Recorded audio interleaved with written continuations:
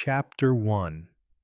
There was a moment between Quai des Orfèvres and Pont Marie when Maigret paused, so briefly that Lapointe, who was walking beside him, paid no attention. And yet, for a few seconds, perhaps only a split second, Maigret had been taken back to when he was his companion's age. It was doubtless something to do with the quality of the air, its luminosity, its smell, its taste. There had been a morning just like this, mornings just like this in the days when, as a young inspector newly appointed to the police judiciaire, which Parisians still called the Sûreté, Maigret worked the beat, tramping the streets of Paris from morning to night.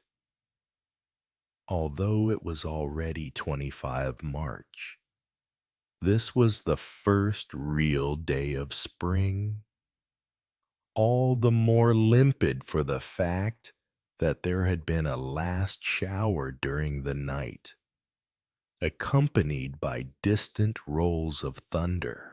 It was also the first time in the year that Maigret had left his overcoat in his office cupboard, and from time to time the breeze caused his unbuttoned jacket to billow. Because of this whiff of the past, he had, without realizing it, adopted his old pace, neither slow nor fast, not quite the pace of someone out for a stroll and stopping to look at the minor sights of the street, nor quite that of someone with a particular purpose in mind, his hands together behind his back. He looked around him, right, left, up in the air, registering images to which he had not paid any attention for a long time. For such a short journey, there had been no question of taking one of the black cars lined up in the courtyard of the police judiciaire, and the two men were walking by the river.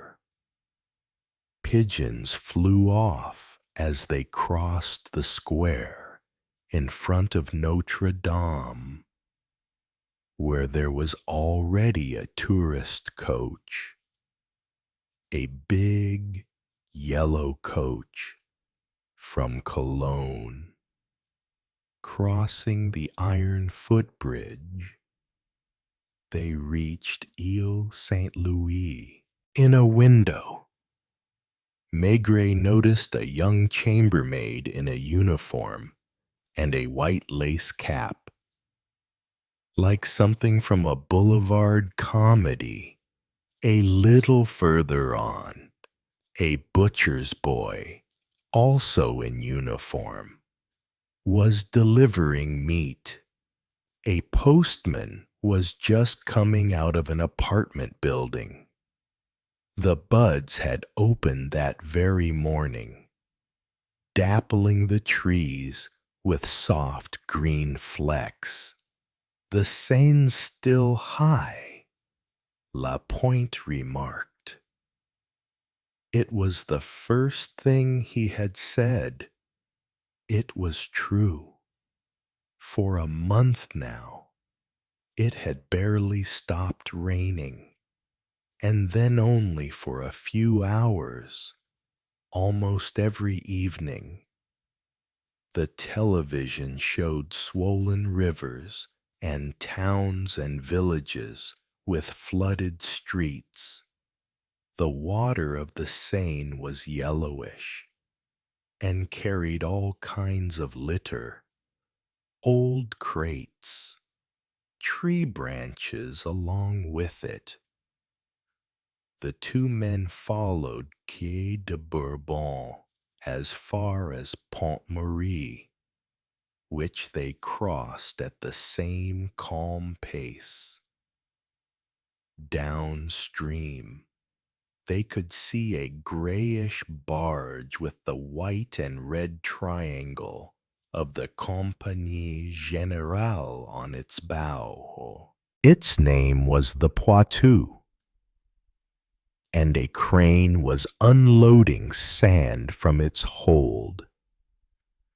With a wheezing and creaking that mingled with the indistinct noises of the city, another barge was moored upstream of the bridge. Some 50 meters from the first, it looked cleaner, as if it had been polished that very morning. A Belgian flag fluttered lazily in the stern, near the white cabin. A baby lay asleep in a hammock-shaped canvas cradle. A very tall man with light blonde hair was looking in the direction of the riverbank, as if waiting for something. The name of the boat, in gold letters, was De Zwarte Zwan, a Flemish name, which neither Maigret nor Lapointe understood. It was 2 or 3 minutes to 10. The two police officers reached Quai des Célestins. As they descended the ramp to the quayside, a car drew up, and 3 men got out, slamming the door. Ah, we've arrived at the same time. They, too, had come from the Palais de Justice, but from the more imposing part reserved for magistrates. There was Deputy Prosecutor Perrine, examining Magistrate Danziger, and an old clerk of the court whose name Maigret could never remember, even though he had met him hundreds of times. It wouldn't have occurred to the passers-by on their way to work, or the children playing on the pavement opposite, that this was an official visit by the prosecutor's office. In the bright morning, there was nothing at all solemn about it.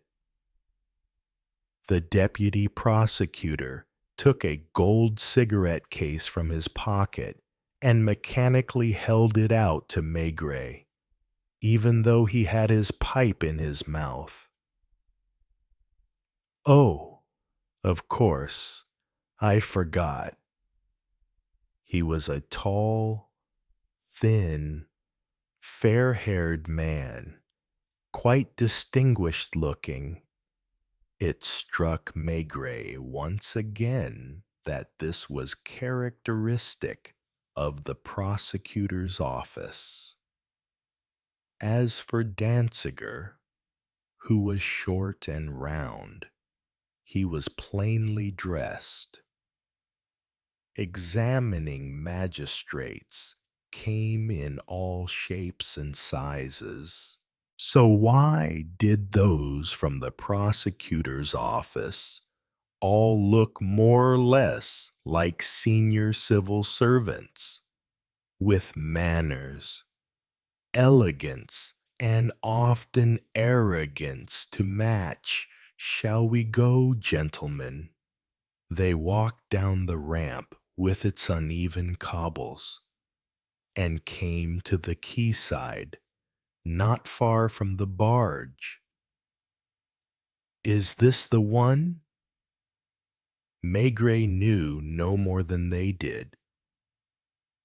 He had read in the daily reports a brief account of what had happened during the night and had received a telephone call half an hour earlier, asking him to be present when the prosecutor's men arrived. He didn't mind. He was back in a world, an atmosphere he had experienced on several occasions.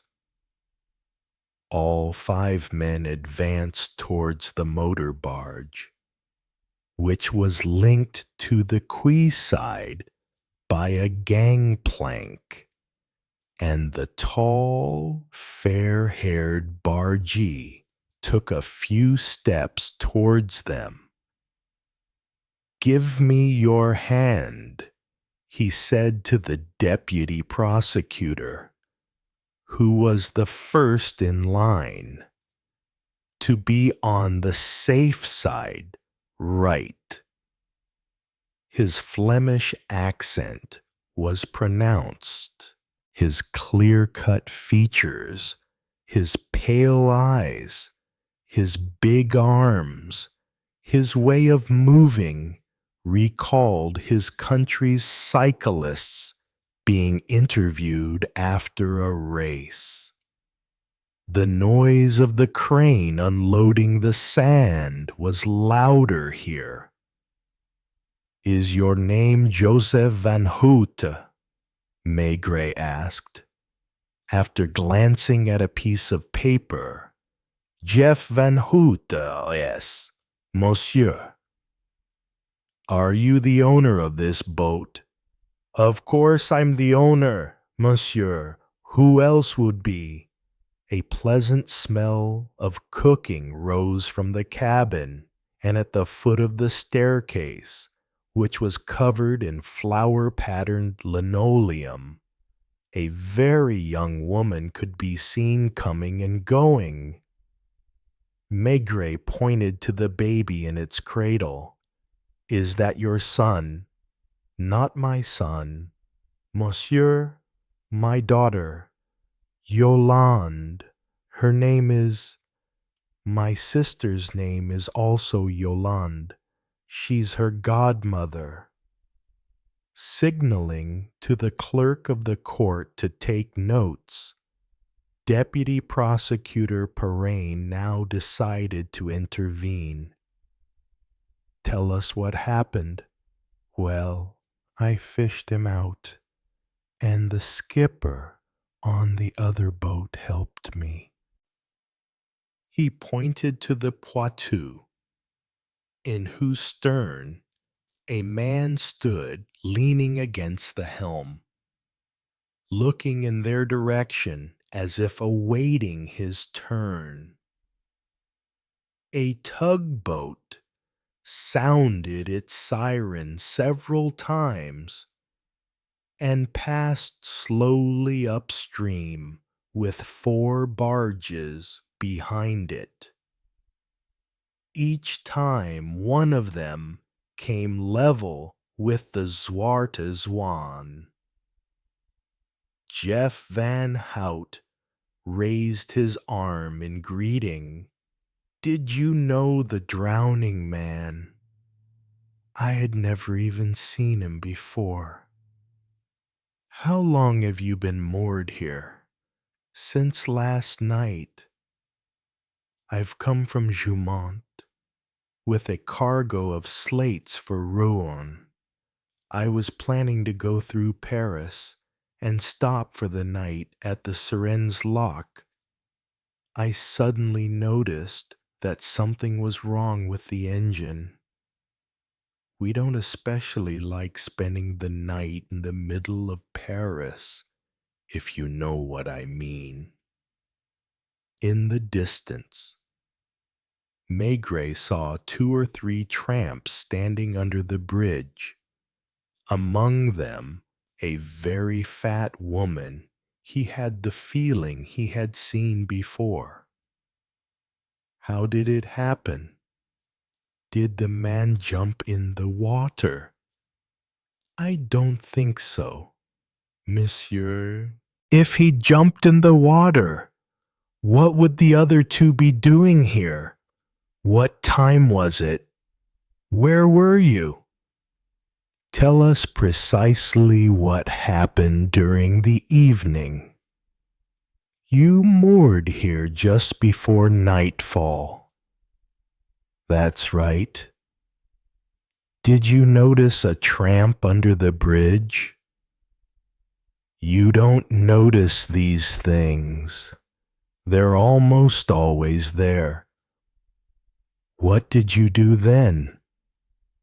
We all had dinner. Hubert, Annika, and me.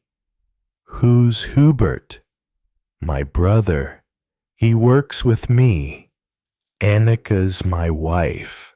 Her name's Anna, but we call her Anneke. And then my brother put on his nice suit and went dancing. At his age, why not? How old is he? 22? Is he here?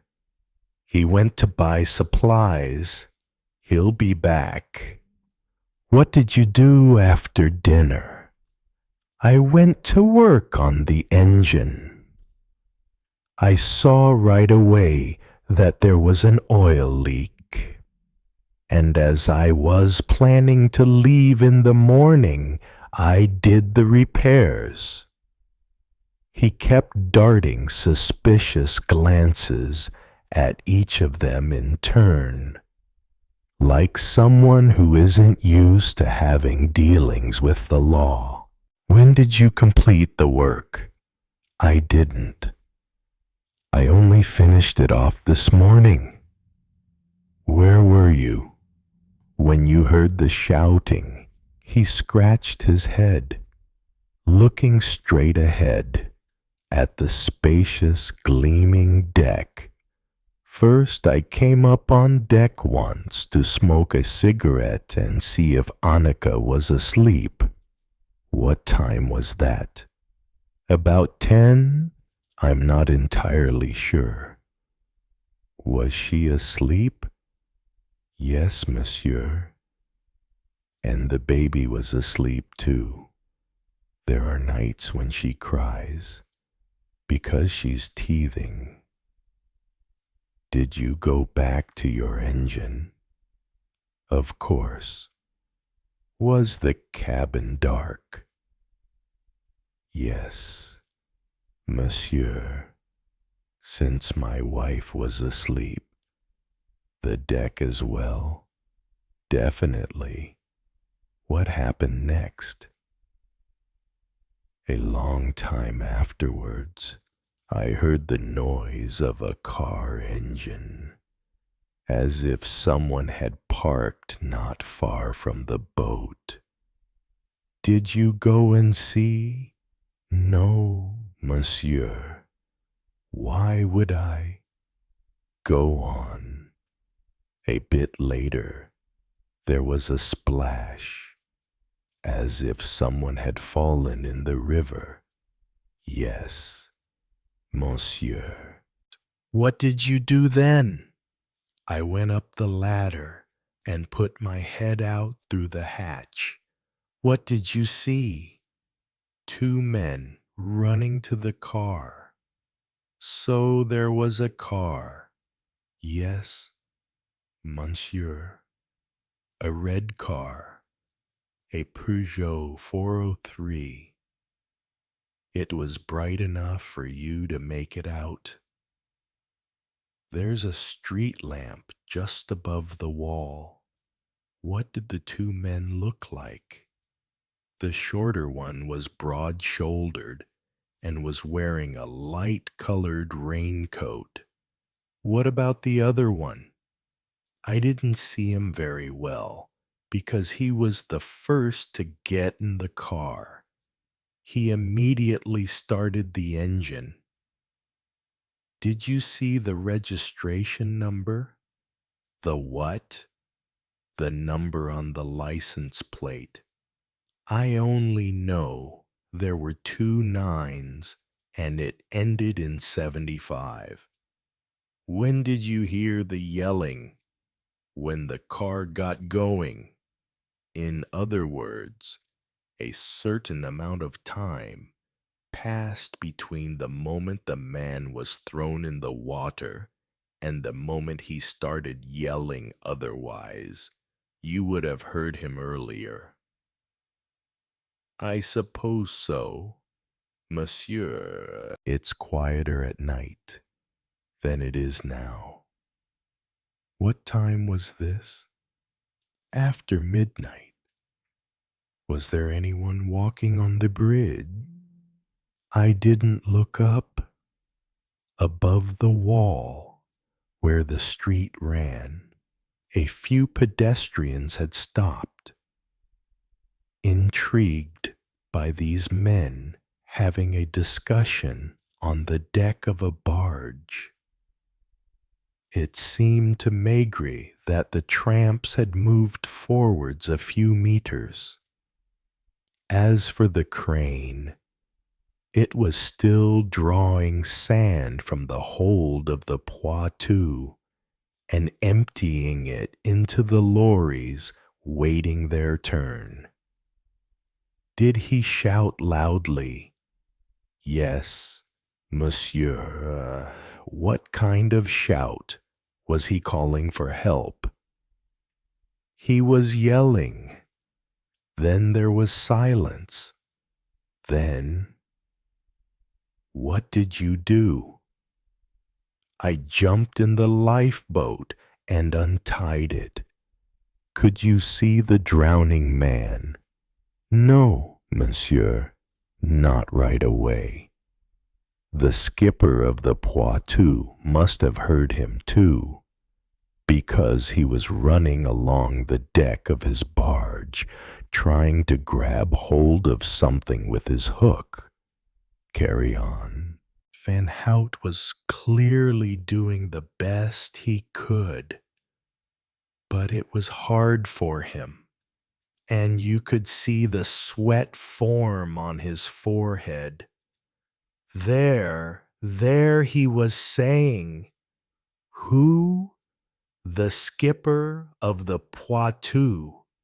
And you saw him. At times I could see him, at other times not, because the body was sinking. Yes, monsieur, and being dragged away by the current. Your lifeboat, too, I suppose. Yes, monsieur." My colleague jumped in. The skipper of the Poitou? Jeff sighed, probably thinking that the people he was talking to were not very clever. As far as he was concerned, it was quite simple. And he must have experienced similar scenes several times in his life. The two of you fished him out. Yes. How was he? He still had his eyes open. When we got him in the lifeboat, he threw up. Did he say anything? No, monsieur. Did he seem scared? No, monsieur. How did he seem? He didn't seem anything. In the end, he stopped moving, and the water kept coming out of his mouth. Did he still have his eyes open? Yes, monsieur. I thought he was dead. Did you go to fetch help? No, monsieur, not me. Your colleague from the Poitou. No, someone called to us from the bridge. So there was someone on Pont Marie at that point. Yes.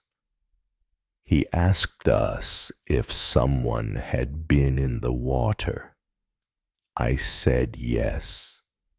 He called out that he was going to inform the police. Did he do that? I suppose so, because a bit later, 2 officers arrived on bicycles. Was it already raining? It started raining and thundering when the man was hoisted onto the deck. The deck of your barge. Yes. Did your wife wake up? There was light in the cabin. Annika had put a coat on and was looking at us.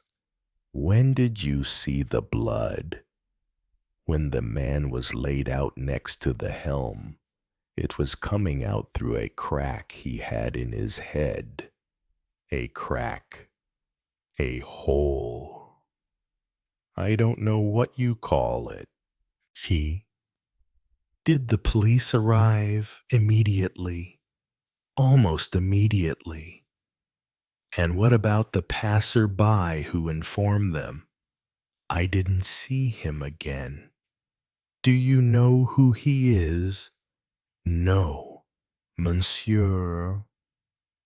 In the morning light, it took something of an effort to imagine that nocturnal scene, which Jeff Van Hout was recounting as best he could, searching for his words, as if having to translate them one by one from Flemish. I assume you know that the tramp was hit on the head before being thrown in the water. That's what the doctor said. One of the policemen had gone to fetch a doctor. Then an ambulance came. Once the wounded man had gone, I had to wash the deck because there was a big pool of blood. What do you think happened? I don't know, monsieur. You told the police officers. I said what I thought, right? Could you repeat it? I assume he was sleeping under the bridge. But you hadn't seen him before. I hadn't paid attention. There are always people sleeping under the bridges. All right. A car came down the ramp. A red car? That I'm sure of. And it stopped not far from your barge. He nodded and held out his arm towards a particular point on the quayside. Was the engine still running? This time he shook his head. But you heard footsteps. Yes, monsieur. The footsteps of 2 people. I saw 2 men going back to the car. You didn't see them walk to the bridge. I was below, working on the engine.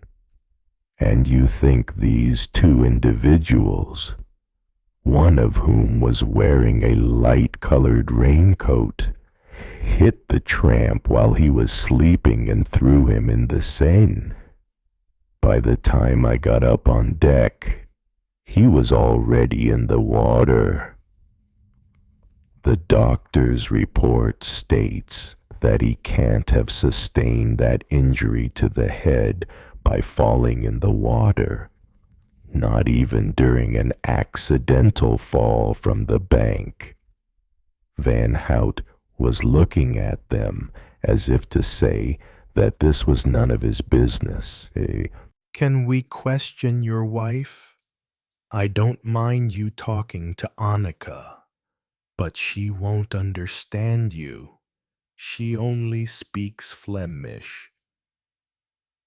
The deputy prosecutor looked at Maigret as if to ask him if he had any questions, and Maigret shook his head.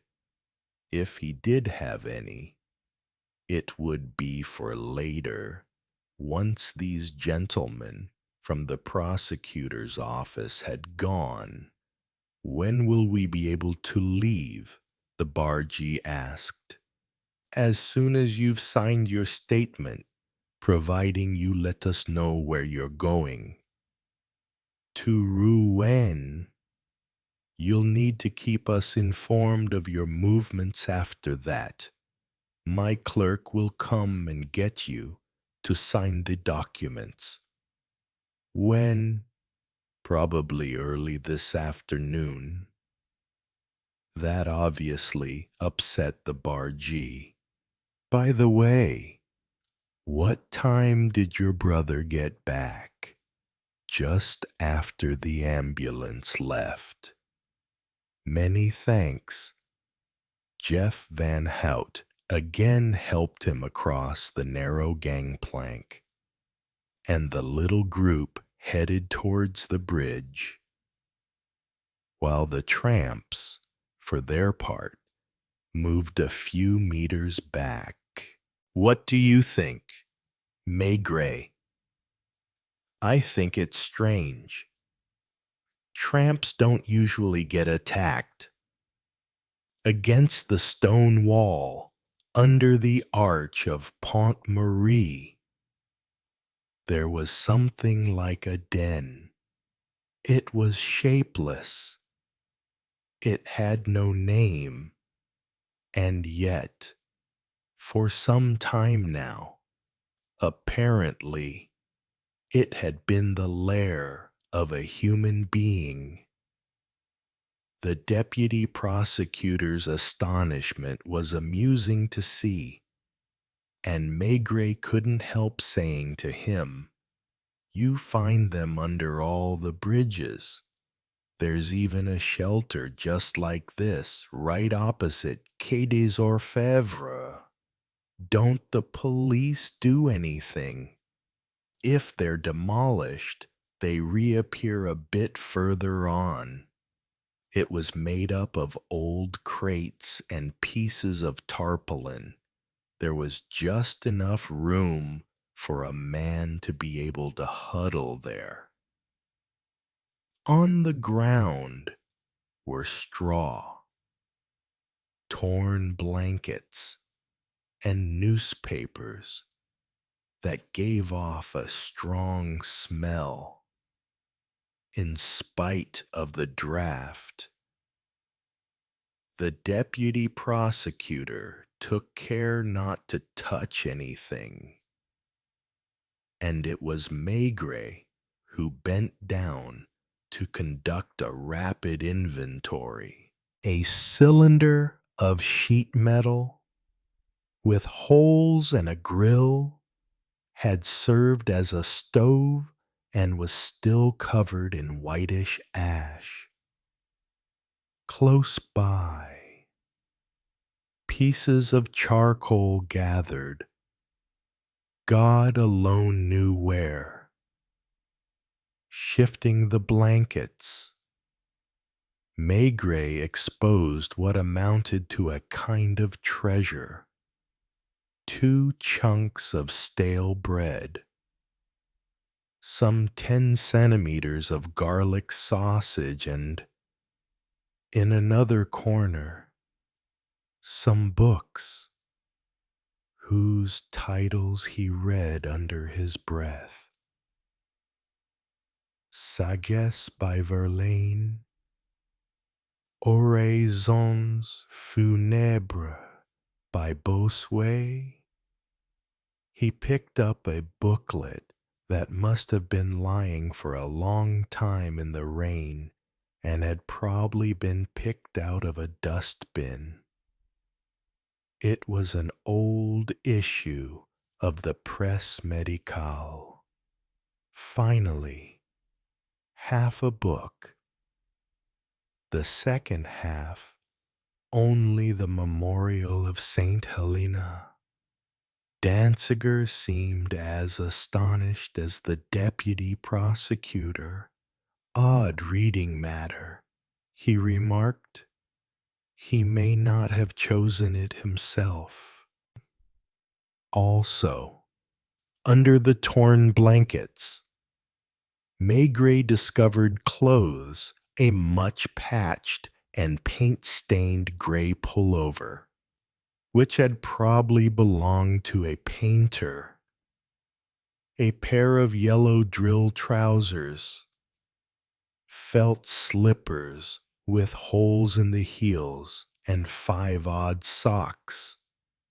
Finally, a pair of scissors with one of its blades broken. "Is the man dead?" Deputy Prosecutor Perrin asked, all the while keeping his distance as if afraid of catching fleas. "He was still alive an hour ago when I phoned the Hotel Dieu. Do they hope to save him?" "They're trying. He has a fractured skull, and they're also afraid he might develop pneumonia." Maigret was fingering a dilapidated pram the Tramp must have used when searching through dust bins. Turning to the little group of tramps who were still watching, he looked at them, one after the other. Some turned away. Others just looked dazed. "You, come here," he said to the woman, pointing a finger at her. If this had happened 30 years earlier, when he was working the beat, he would have been able to put a name to every face in those days. He knew most of the tramps in Paris.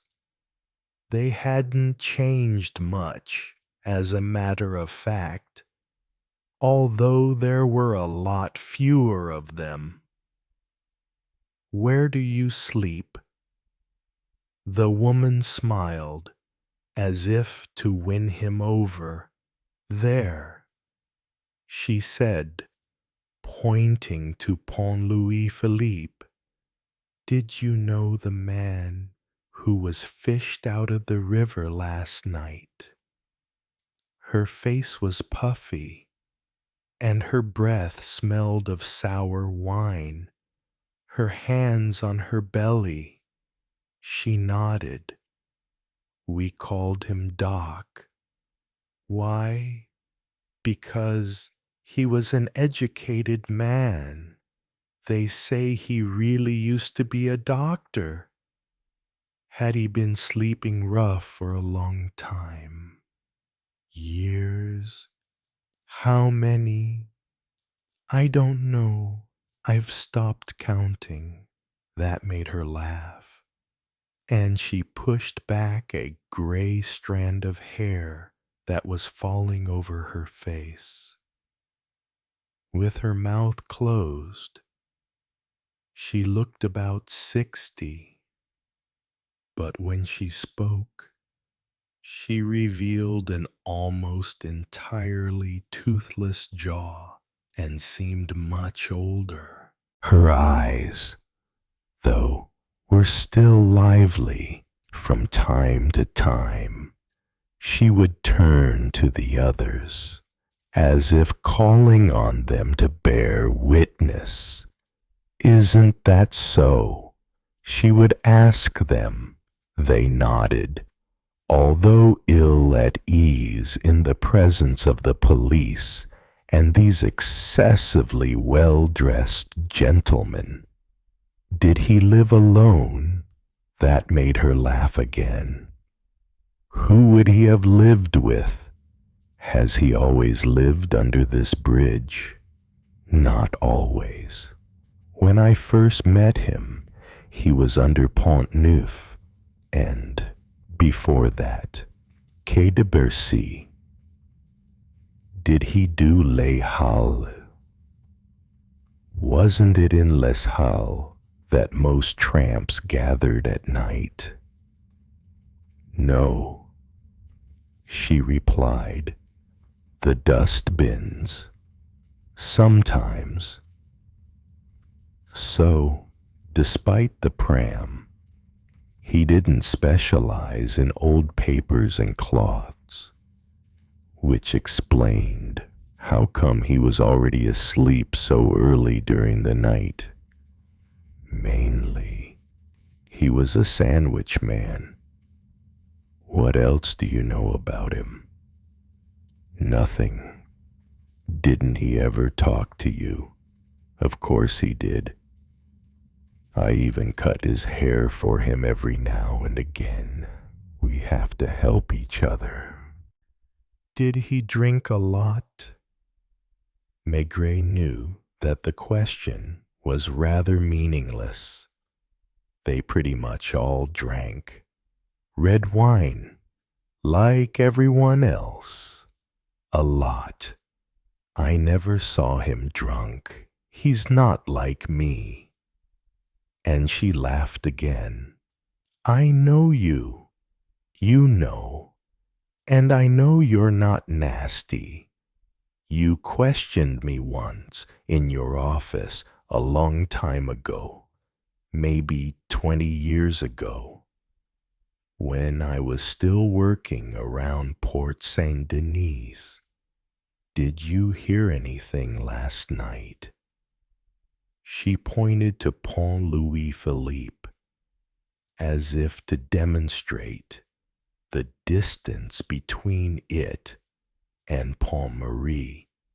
It's too far, so you didn't see anything. Only the lights of the ambulance. I went a bit closer, not too close. I was scared they'd haul me in, and I realized that it was an ambulance. What about you three? Maigret asked, turning to the male tramps. They shook their heads, still nervous. Shall we go and see the skipper of the Poitou? The deputy prosecutor suggested. Ill at ease in these surroundings, the man was waiting for them. He was quite different from Van Houte. He, too, had his wife and children on board, but the barge didn't belong to him, and it almost always made the same journey from the sand pits of the Haute Seine to Paris. His name was Justin Goulet, and he was 45 years old, short-legged, with cunning eyes. An extinguished cigarette hung from his lips. Here, they had to speak loudly because of the noise of the crane, which was still unloading sand very close to them. It's funny, isn't it? What is that people should take the trouble to knock out a tramp and throw him in the river? Did you see them? I didn't see anything at all. Where were you when they hit the man in my bed? What did you hear? I heard someone yelling. No car. I may have heard a car, but there are always cars driving by up there. And I didn't pay attention. Did you go up on deck? Yes, in my pajamas. I didn't bother to put on trousers. What about your wife? She was half asleep. She asked me where I was going. Once you were up on deck, what did you see? Nothing. The Seine was swirling about. As always, I called out, "Ahoy there," hoping he'd answer so I could know which side he was. Where was Jeff Van Hout at this time? The Flemish fellow. I eventually saw him on the deck of his barge. He started untying his lifeboat. When he came level with me, thanks to the current, I jumped in. The other man was still in the water. He'd come to the surface from time to time, then disappear again. The Flemish fellow tried to grab him with my gaff. A pole ending in a big iron hook. Like all gaffs, could he have been hit on the head when you were trying to hook him? Definitely not.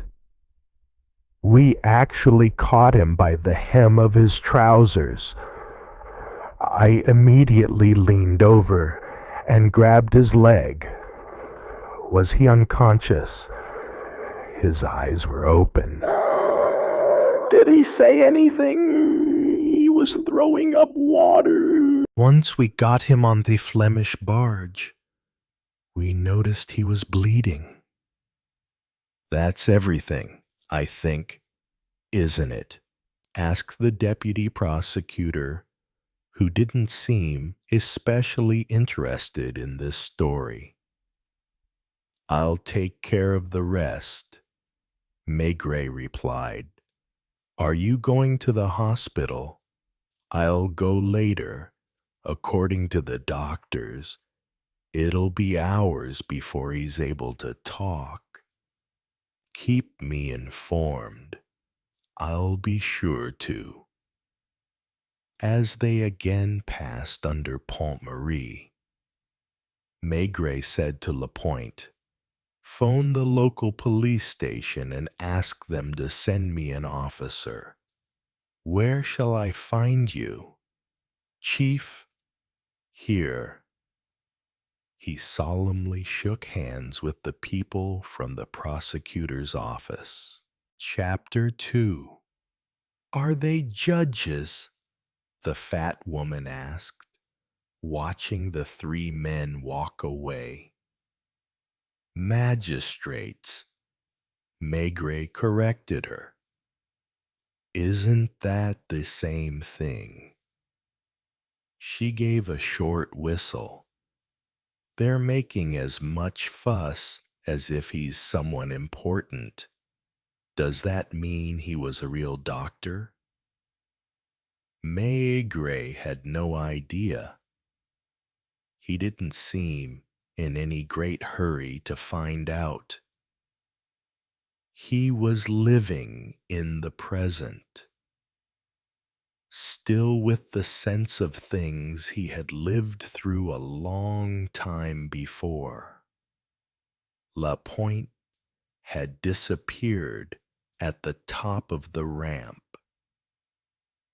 The deputy prosecutor, flanked by the examining magistrate and the clerk of the court, was looking where he was walking for fear of dirtying his shoes, black and white in the sun. The Zwarte Zwan was as clean on the outside as its kitchen must be. Van Houte was standing near the helm, looking in Maigret's direction. A slight, childlike woman with blonde hair that was almost white was bending over the baby's cradle, changing her nappy. There was the constant noise of cars passing along Quai des Célestins, as well as the noise of the crane unloading sand from the Poitou. Neither drowned out the singing of birds or the lapping of the water. The three tramps continued to keep their distance, and only the fat woman followed Maigret under the bridge. Her blouse, which must once have been red, had turned candy pink. "What's your name?" "Leah. They call me Fat Leah." That made her laugh and shook her huge breasts. "Where were you last night?" "I told you." "Was there anyone with you?" "Only Dédé, the shortest one over there, the one with his back to us." "Is he your friend?" "They're all my friends." "Do you always sleep under the same bridge?" "I move sometimes." "What are you looking for?" Maigret had again bent over the disparate objects that constituted Doc's belongings. He felt more at ease now that the magistrates had left. He was taking his time, discovering, beneath the rags, a frying pan, a mess tin, a spoon and a fork. Then he tried on a pair of steel-rimmed glasses with one cracked lens, and everything became blurred in front of his eyes. "He only used them for reading," Fat Leah said. "What surprises me," he began, looking at her insistently, "is not finding," not letting him finish. She moved some 2 meters away and produced a still half-full liter bottle of purplish blue wine from behind a large stone. "Have you been drinking it?" "Yes. I was planning to have the rest. It'll have gone off anyway by the time Doc comes back." "When did you take it?" "Last night, after the ambulance took him away." "Have you touched anything else?" With a serious expression on her face. She spat on the ground. "No, I swear." He believed her. He knew from experience that tramps don't steal from each other. In fact, they rarely steal anything at all, not only because they would immediately be caught, but because of a kind of indifference.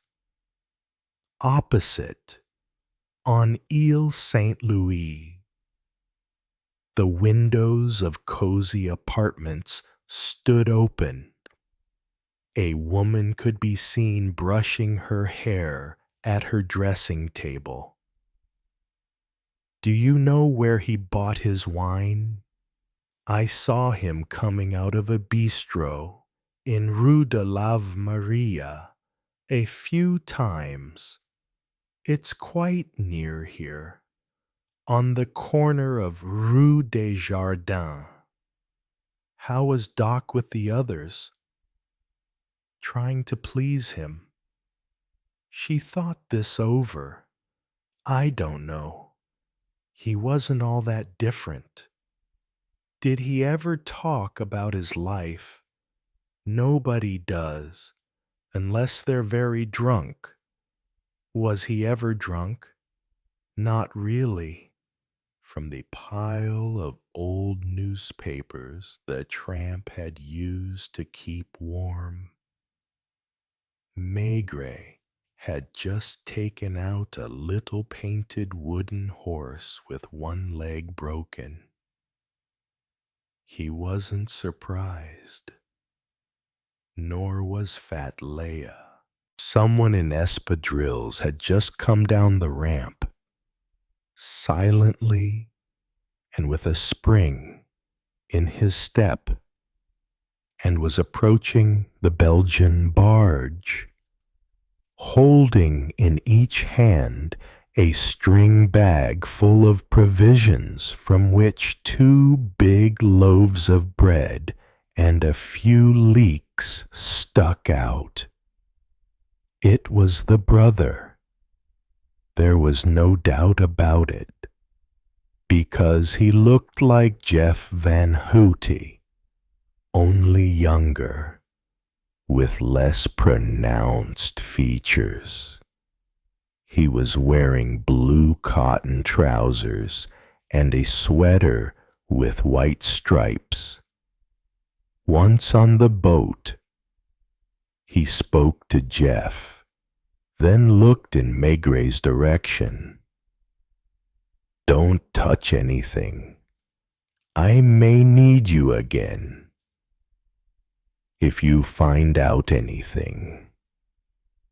Can you see me coming to your office looking like this?"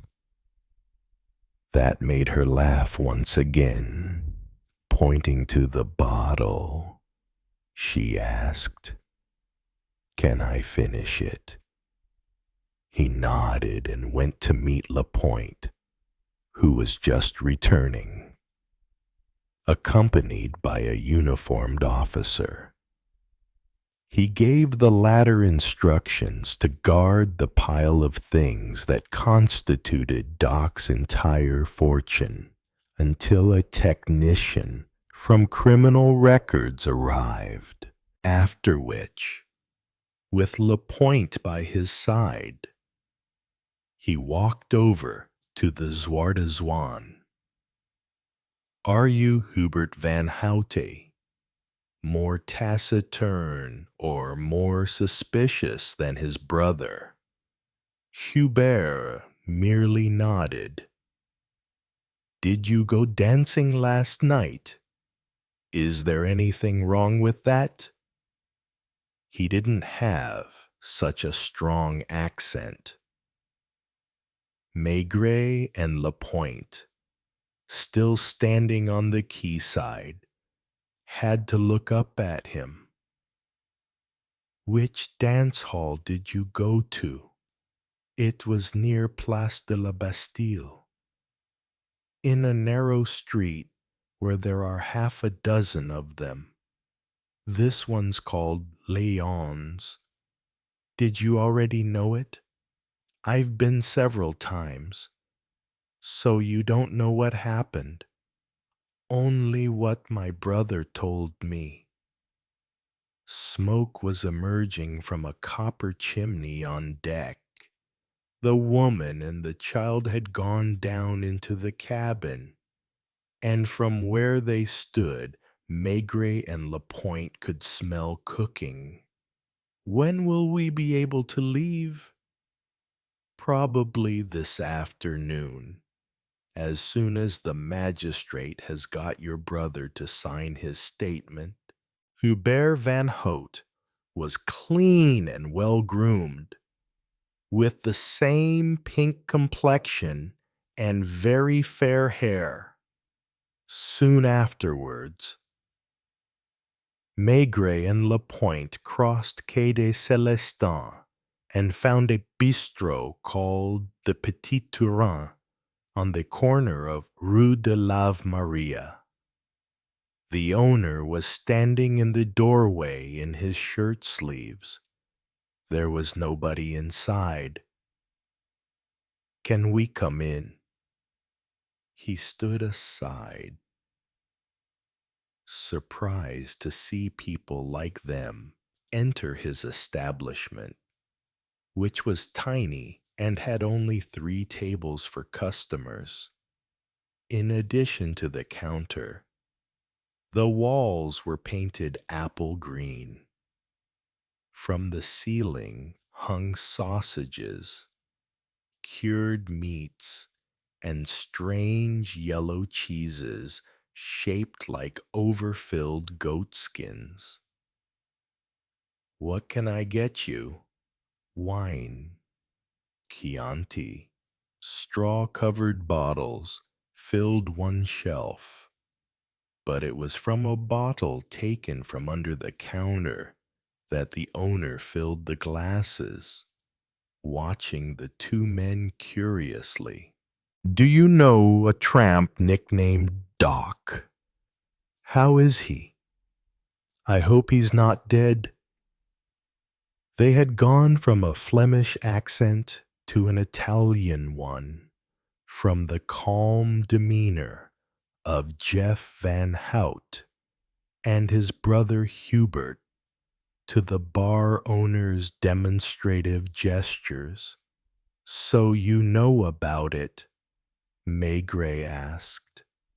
I know something happened last night. Who told you? Another tramp? This morning. What exactly did he tell you? That there was a commotion near Pont Marie, and that an ambulance came for Doc. Is that all? Apparently, some bargees took him out of the water. Is this where Doc bought his wine? Yes, quite often. Did he drink a lot? About 2 liters a day when he had money. How did he earn money? The way they all do. By helping out at Les Halles or in other places. Or else walking with sandwich boards in the street. I was happy to give him credit. Why? Because he wasn't like the other tramps. He saved my wife.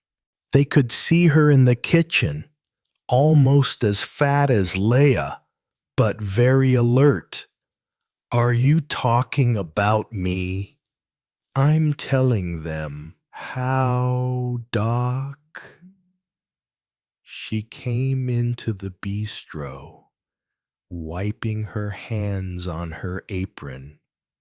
Is it true they tried to kill him? Are you from the police? Do you think he'll pull through? We don't know yet, Maigret replied evasively. In what way did he save you? Well, if you'd seen me only 2 years ago, you wouldn't recognize me now.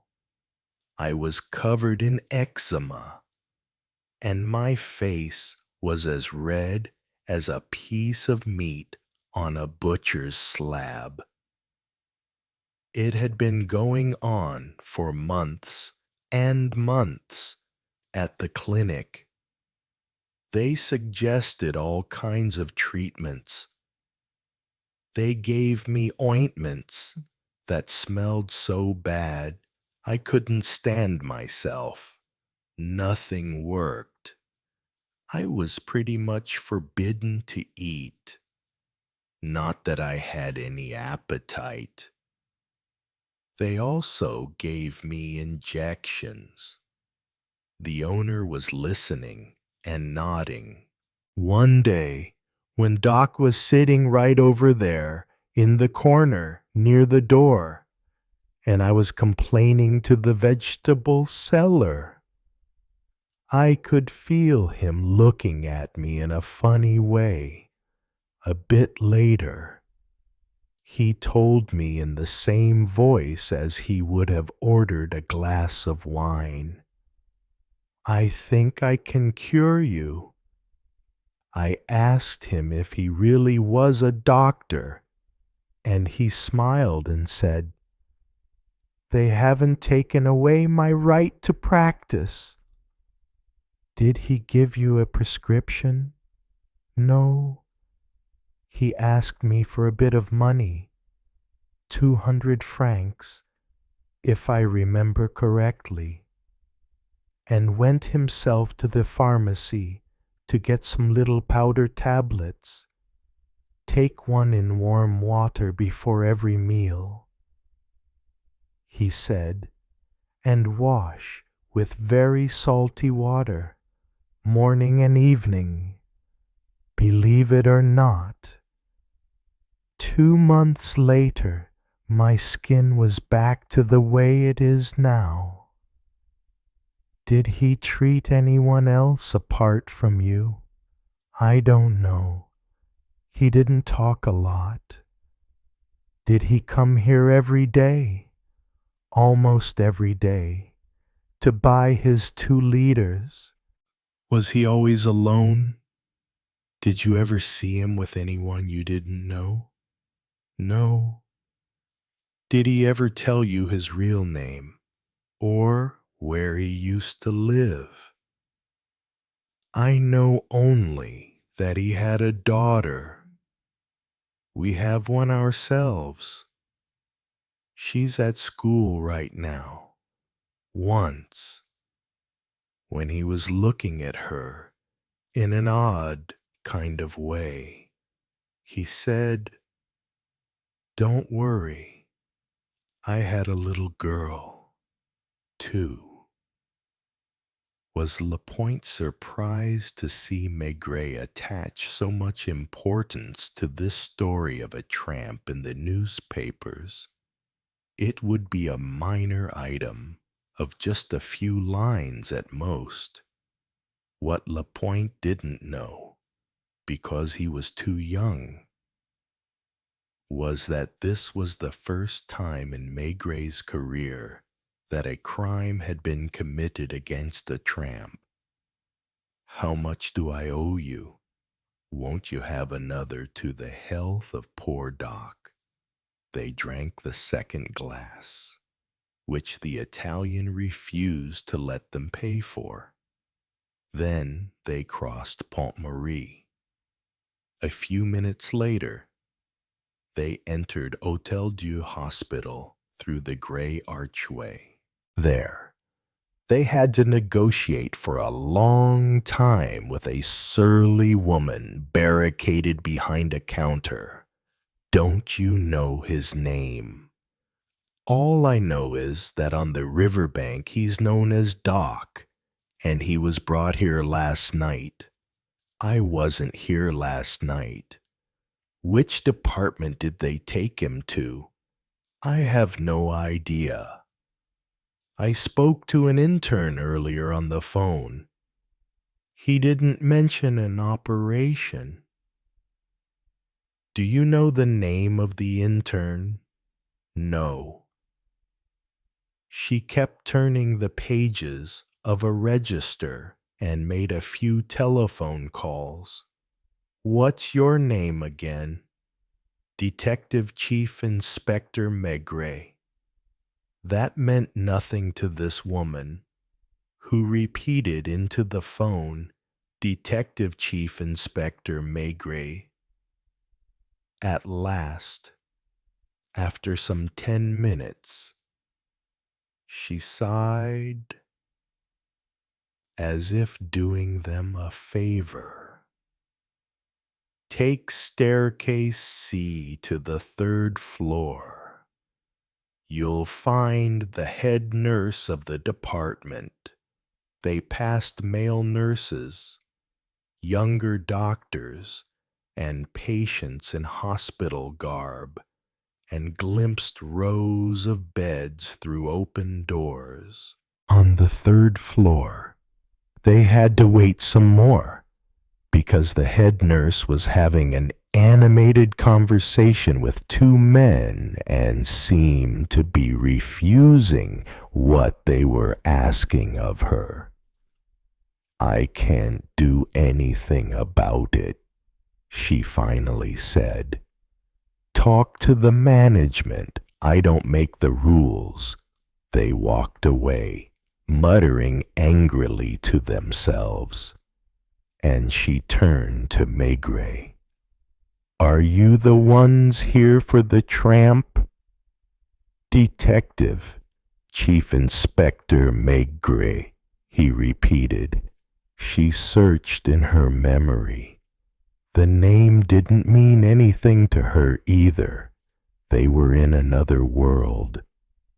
A world of numbered rooms, compartmentalized departments, vast wards lined with beds, with a sheet of paper covered in mysterious signs hanging at the foot of each one. How is he? I think Professor Magnin is dealing with him at the moment. Has he been operated on? Who mentioned an operation? I don't know. I thought Maigret felt out of place here and became hesitant. What name did you admit him under? The name that was on his identity card. Do you have the card? I can show it to you. She went into a little glass-walled office at the end of the corridor and immediately found a grimy identity card still damp with water from the Seine. Surname Keller, Christian names Francois Marie Florentin, profession ragman, born Mulhouse, Bas Rennes.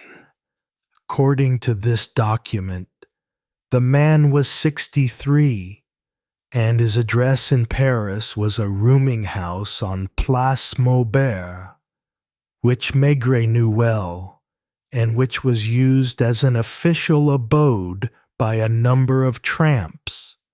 Has he regained consciousness? She tried to take back the identity card, but Maigret slipped it into his pocket. That's not allowed, she grumbled. The regulations. Is Keller in a private room? What now? Take me to him. She hesitated and finally gave in. All right, you can sort it out with the professor.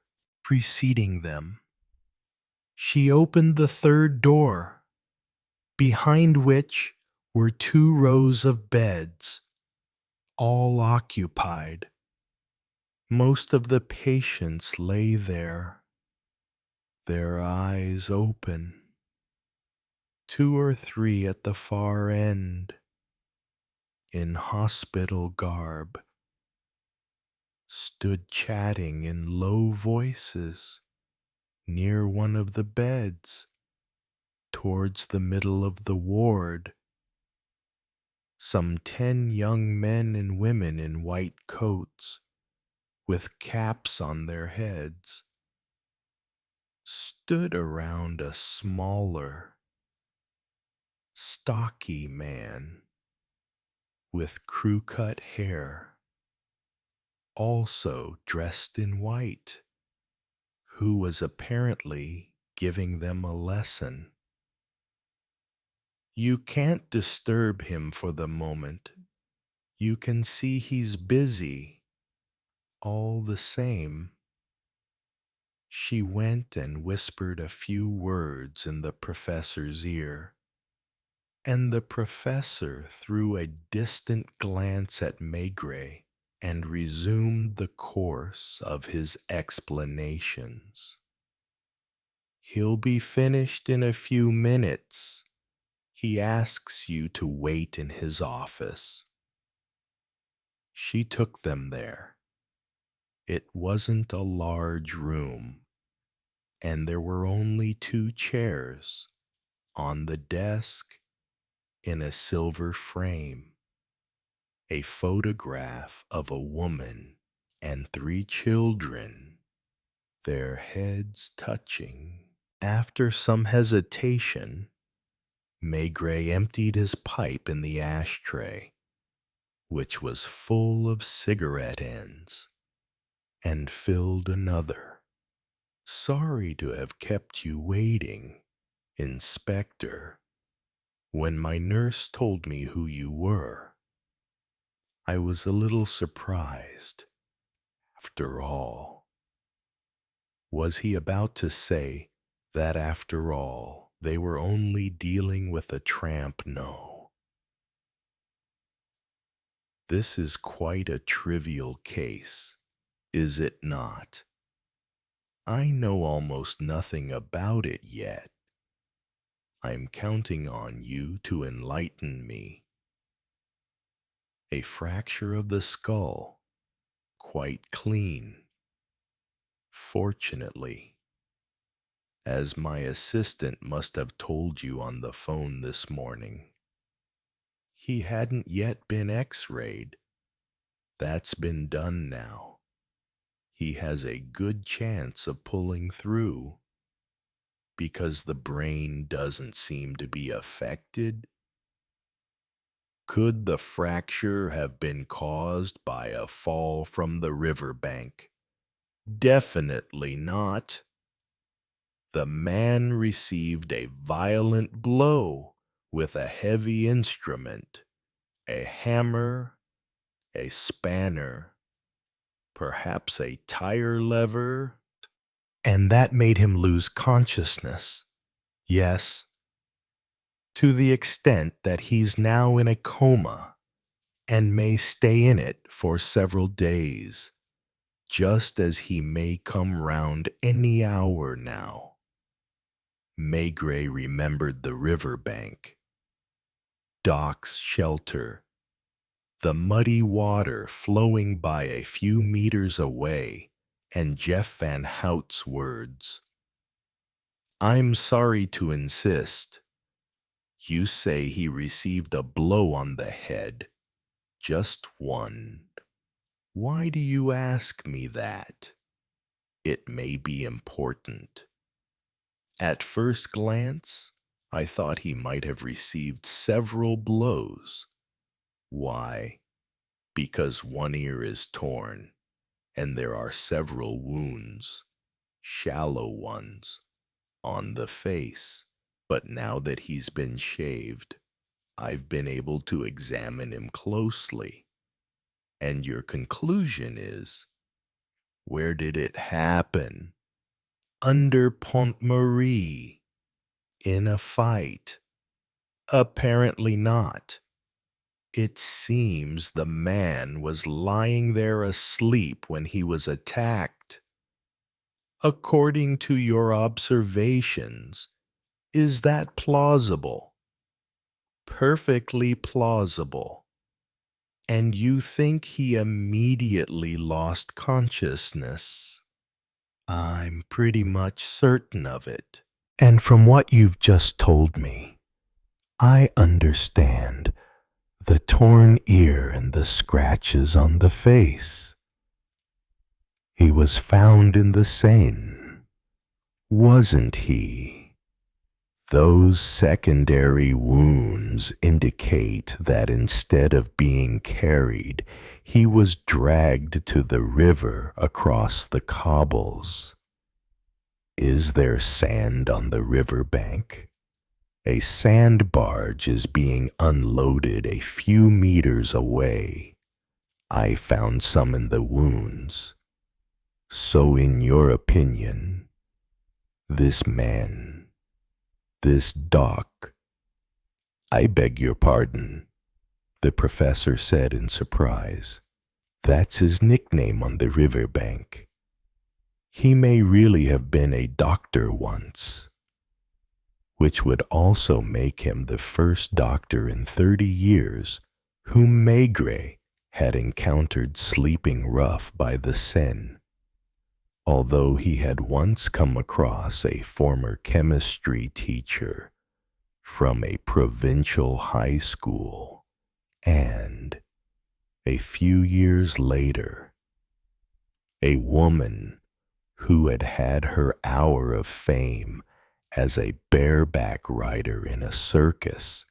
I'm convinced he was lying down, probably asleep, when his assailant or assailants hit him. Just one. since there was only one blow. Precisely. He lost consciousness, so they may have thought he was dead. Perfectly plausible. Instead of carrying him, they dragged him to the edge of the riverbank and tipped him into the water.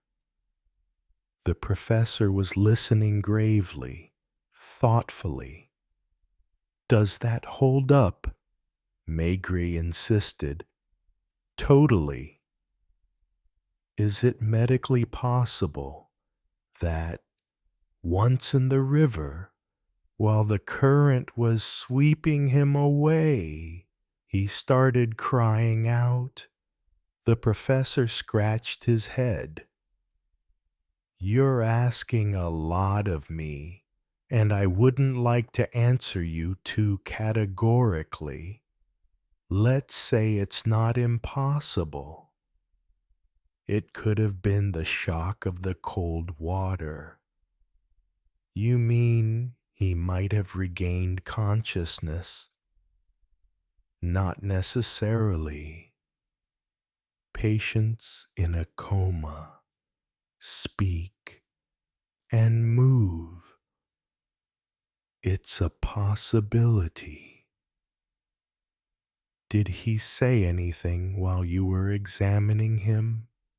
"He moaned several times. Apparently, when he was taken out of the water, his eyes were open. That doesn't mean anything." "I assume you'd like to see him come with me?" He led them to the third floor. The head nurse watched them with some astonishment, and doubtless also a hint of disapproval. The patients in the beds followed the little group with their eyes until it stopped beside one of them. "You can't see much." Indeed, the tramp's head and face were wrapped in bandages, leaving only the eyes, nostrils, and mouth uncovered. "What's the likelihood he'll pull through? 70%. Let's say 80. Given how strong the heart still is, many thanks. You'll be informed as soon as he regains consciousness. Leave your telephone number with the head nurse." It felt good to be outside again, to see the sun, the passers-by, a yellow and red coach disgorging its tourists onto the square in front of Notre Dame. Maigret again walked without saying anything, his hands behind his back, and Lapointe, sensing that he was preoccupied, avoided speaking. They went in through the entrance of the police judiciaire, climbed the grand staircase, made to seem all the dustier by the sunlight, and at last entered Maigret's office.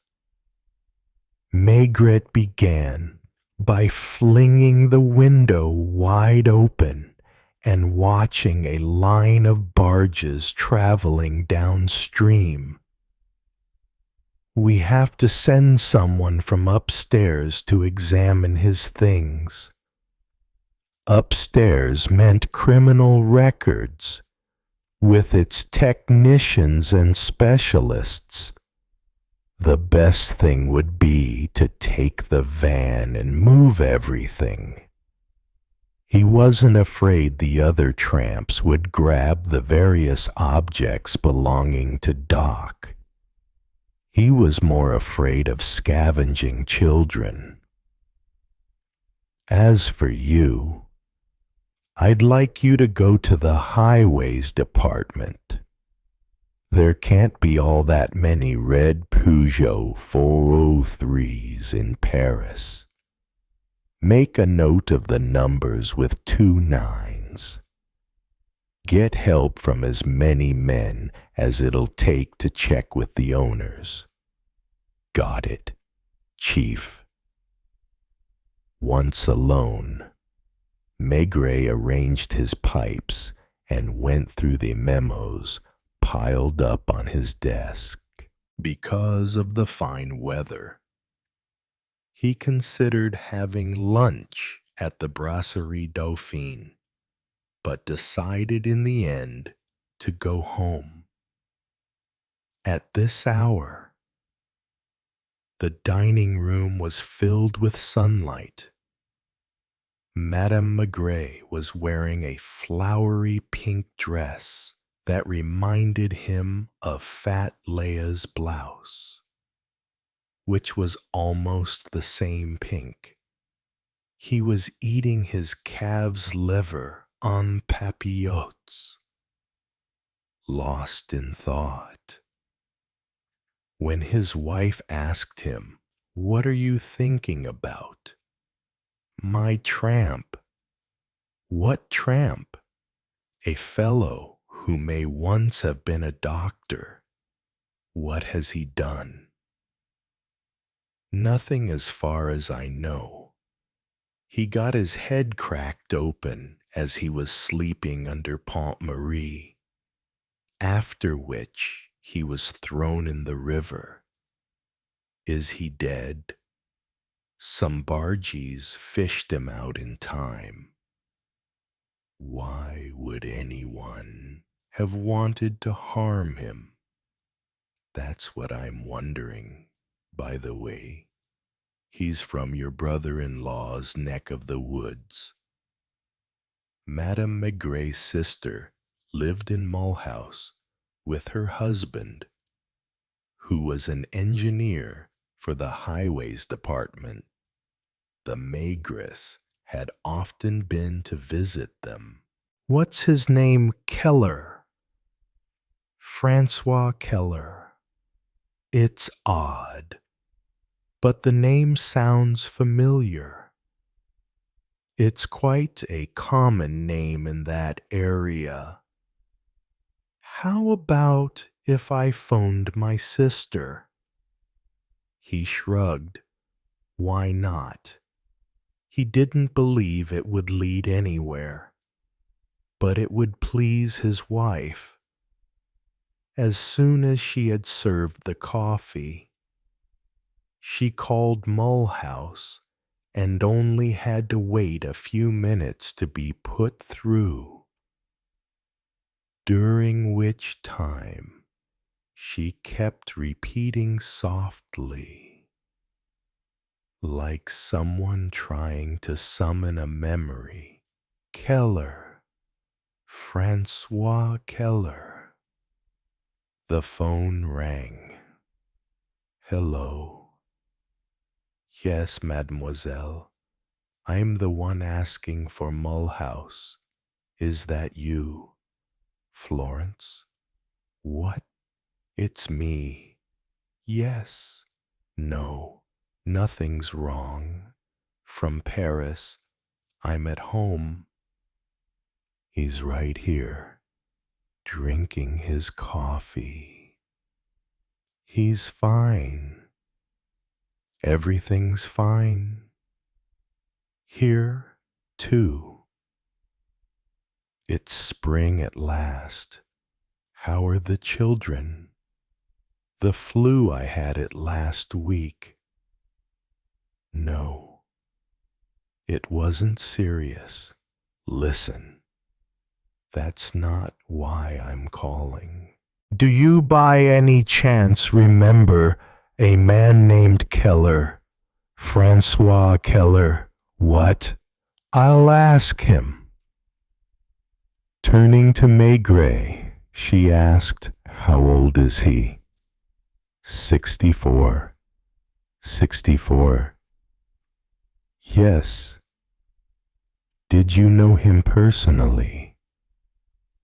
What's that? Don't cut us off, mademoiselle. Hello. Yes. He was a doctor. For the last half hour, I've been trying to remember who I heard it from. Do you think it was your husband?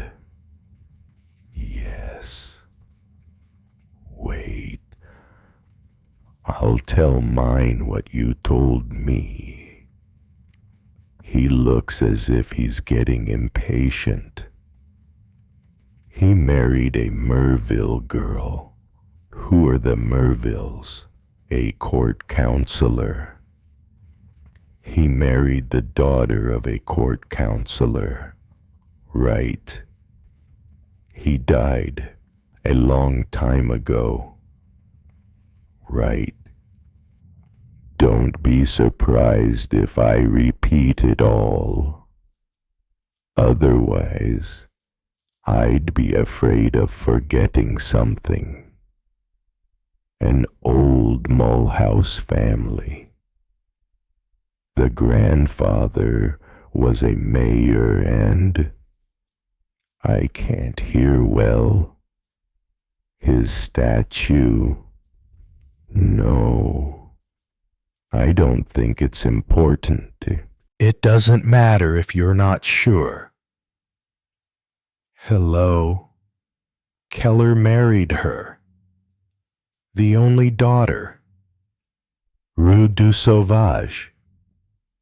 The couple lived in Rue du Sauvage. An eccentric. Why? You're not exactly sure. Oh, yes. I understand uncivilized. You mean a savage, like the street. She looked at Maigret as if to say that she was doing her best. Yes. Yes. It doesn't matter if it's not interesting. With him, you never know. Sometimes, an unimportant detail. Yes, what year? So that was about 20 years ago. She inherited money from an aunt, and he left. Oh, not right away. He lived with her for another year. Did they have children? A daughter? Who to? Rousselet, of the pharmaceutical company. Does she live in Paris?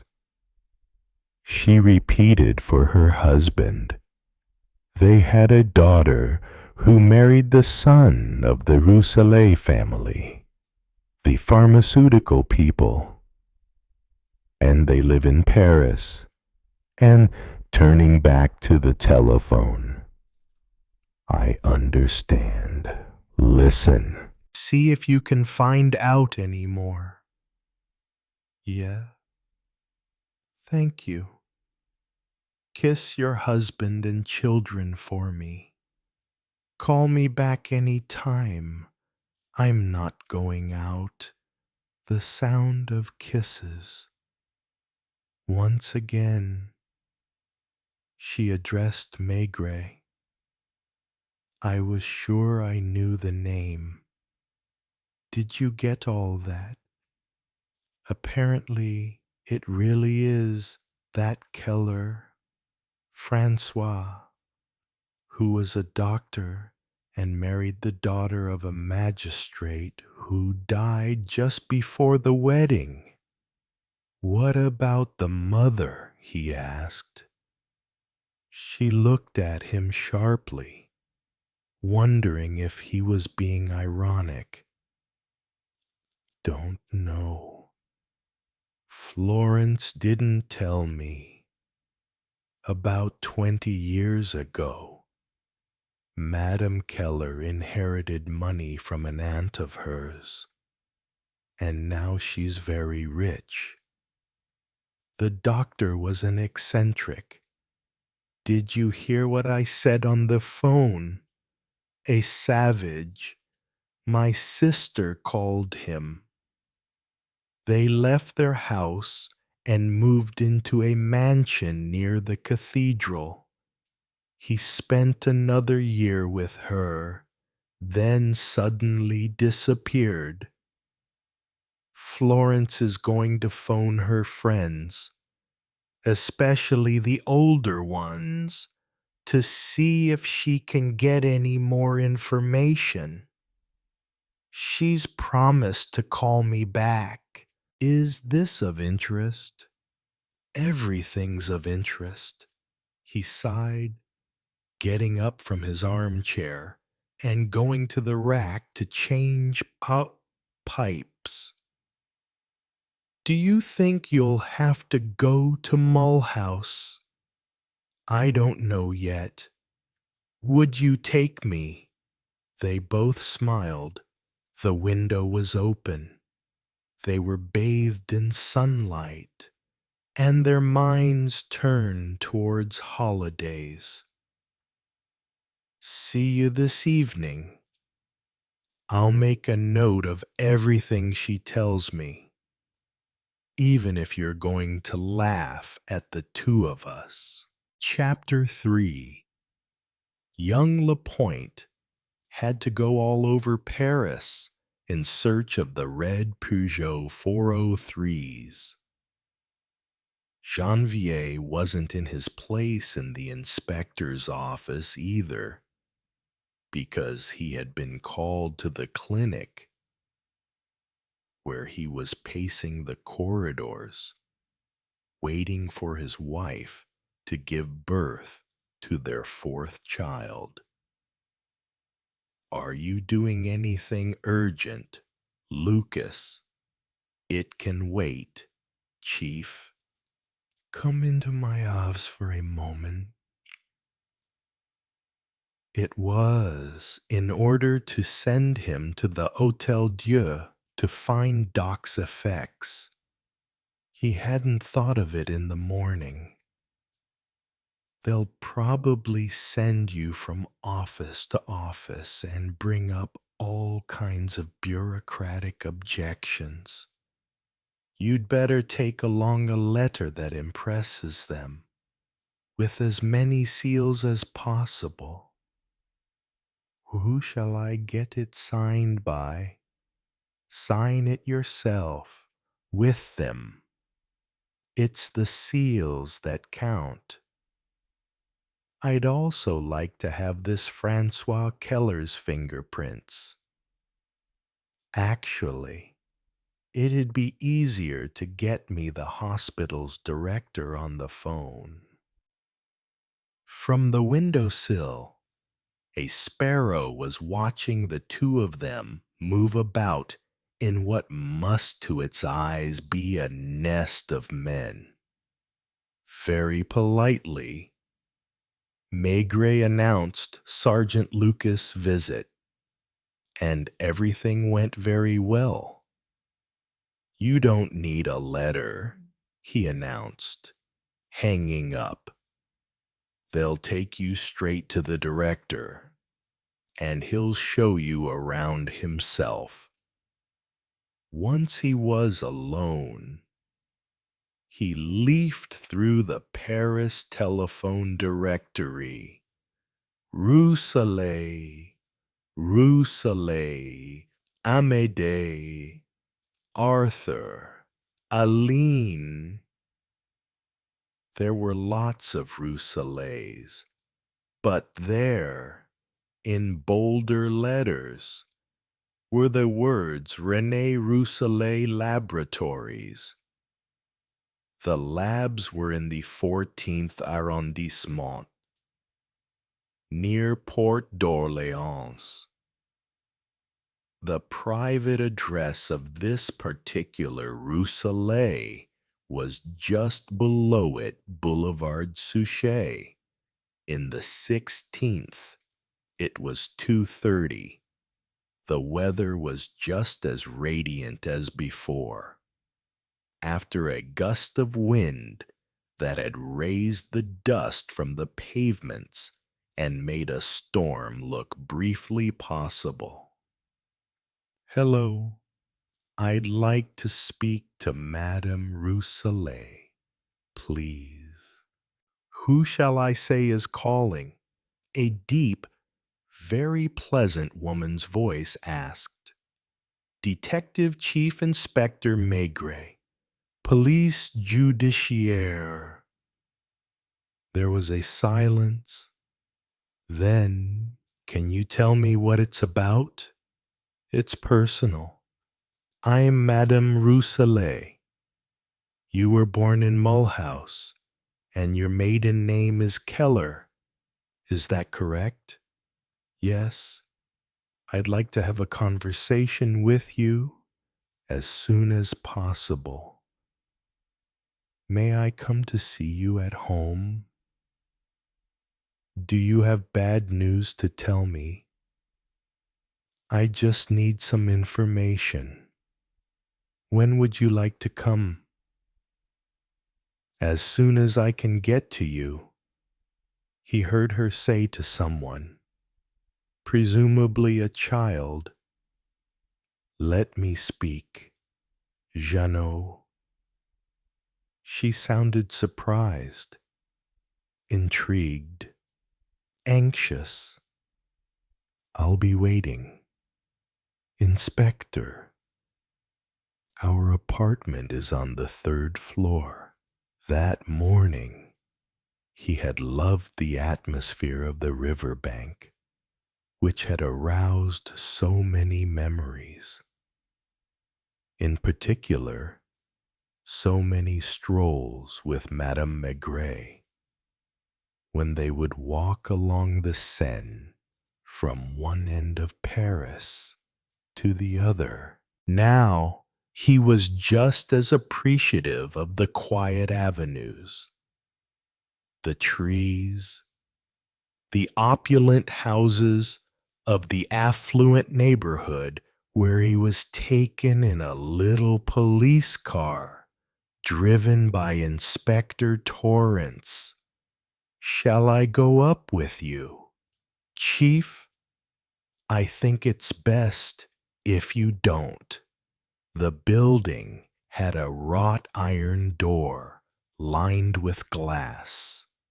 The entrance hall was of white marble, and the spacious lift rose in silence, without any jolting or squeaking.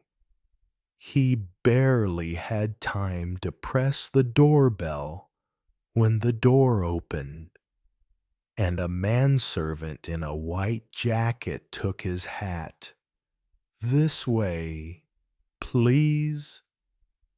There was a red ball in the hall, a doll on the carpet. He glimpsed a nurse pushing a little girl in white towards the far end of a corridor.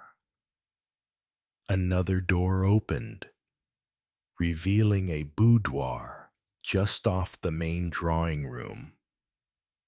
"Come in, Inspector." Maigret had calculated that she must be about 35. She didn't look it. She had brown hair and was dressed in a light-tailored suit. Her eyes, as gentle and mellow as her voice, were already questioning him as the manservant closed the door. "Please sit down. Ever since you phoned me, I've been wondering." Instead of getting to the point, he asked automatically, "Do you have several children?" "4. The oldest one's 11.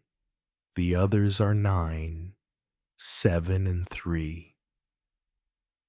This was almost certainly the first time a police officer had been in her apartment, and she kept her eyes fixed on him. The first thing I wondered was whether something had happened to my husband. Is he in Paris? Not right now. He's attending a conference in Brussels, and I phoned him immediately. How well do you remember your father, Madame Rousselet? She seemed to relax very slightly. There were flowers everywhere, and the trees of the Bois de Boulogne could be seen through the tall windows. Quite well, although she seemed reluctant to continue. When did you last see him? Oh, a long time ago. I was 13. Were you still living in Mulhouse? Yes. I didn't come to Paris until after I married. Did you meet your husband in Mulhouse? No, in La Baule, where my mother and I went every year. There came the sound of children's voices, cries, something sliding in the corridors. Excuse me for a moment. She closed the door behind her and spoke in a low but firm voice. Please forgive me. They aren't at school today, and I promised I'd take them out. Would you recognize your father? I suppose so. Yes. He took out Doc's identity card. The photograph, according to the card's date of issue, was about 5 years old. It was one of those photos taken by an automatic camera, the kind found in department stores, railway stations, and even at the prefecture. Francois Keller hadn't shaved for the occasion and had made no effort to clean himself up. His cheeks were overrun with 2 or 3 centimeters of beard, which he probably cut with scissors every now and again. His temples were starting to go bald, and his gaze was neutral, indifferent. Is this him? Holding the card in a hand that shook a little, she leaned forwards to get a better look. She must have been short-sighted. It isn't the way I remember him, but I'm pretty sure it's him. She leaned even more. Perhaps with a magnifying glass. Wait, I'll go and get one. Placing the identity card on a pedestal table, she left the room and came back a few minutes later with a magnifying glass. He had a scar, a small but deep one, above his left eye. There it is. You can't see it very well in this picture, but I think it's there. Look for yourself. He, too, looked through the magnifying glass. The reason I remember it is that it's because of me that he hurt himself. We were out for a walk in the country one Sunday. It was very hot. All along the edge of a cornfield there was a mass of poppies. I wanted to go and pick some. The field was surrounded by barbed wire. I was about 8. My father moved the barbed wire to let me through. He was holding the bottom wire down with his foot and leaning forwards. It's funny how well I remember the scene, even though I've forgotten so many other things. His foot must have slipped, and the barbed wire suddenly sprang back and hit him in the face. My mother was afraid it had caught his eye. He was bleeding a lot. We walked to a farm to find water and something to make a bandage. He was left with a scar. As she spoke, she continued to look anxiously at Maigret, as if delaying the moment when he would tell her the precise reason for his visit. Has something happened to him? He was injured last night, in the head again as it happens. But the doctors don't think his life is in any danger. Did it happen in Paris? Yes. On the banks of the Seine. Whoever attacked him then threw him in the river. He hadn't taken his eyes off her, watching out for her reactions, and she made no attempt to evade this examination. Do you know how your father has been living? Not exactly. What do you mean? When he left us. You were 13. You said, do you remember his leaving? No. One morning, I didn't see him in the house. And when I said I was surprised, my mother told me he'd gone on a long journey. When did you find out where he was? A few months later. My mother told me he was in Africa, in the middle of nowhere, treating the natives. Was it true? I suppose it was.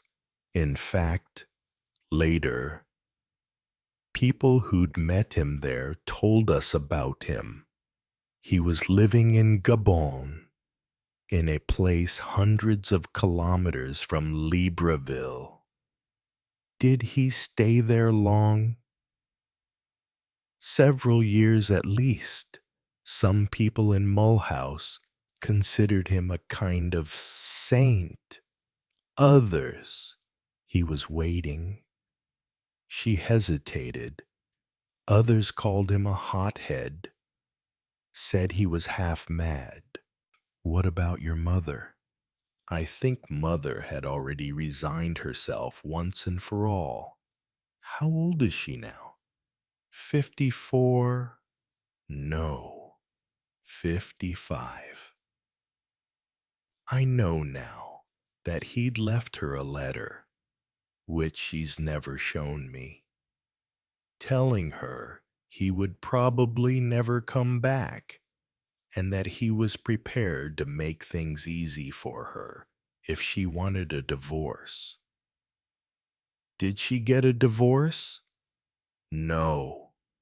Mother's a devout Catholic. Does your husband know about all this? Of course, we didn't hide anything from him.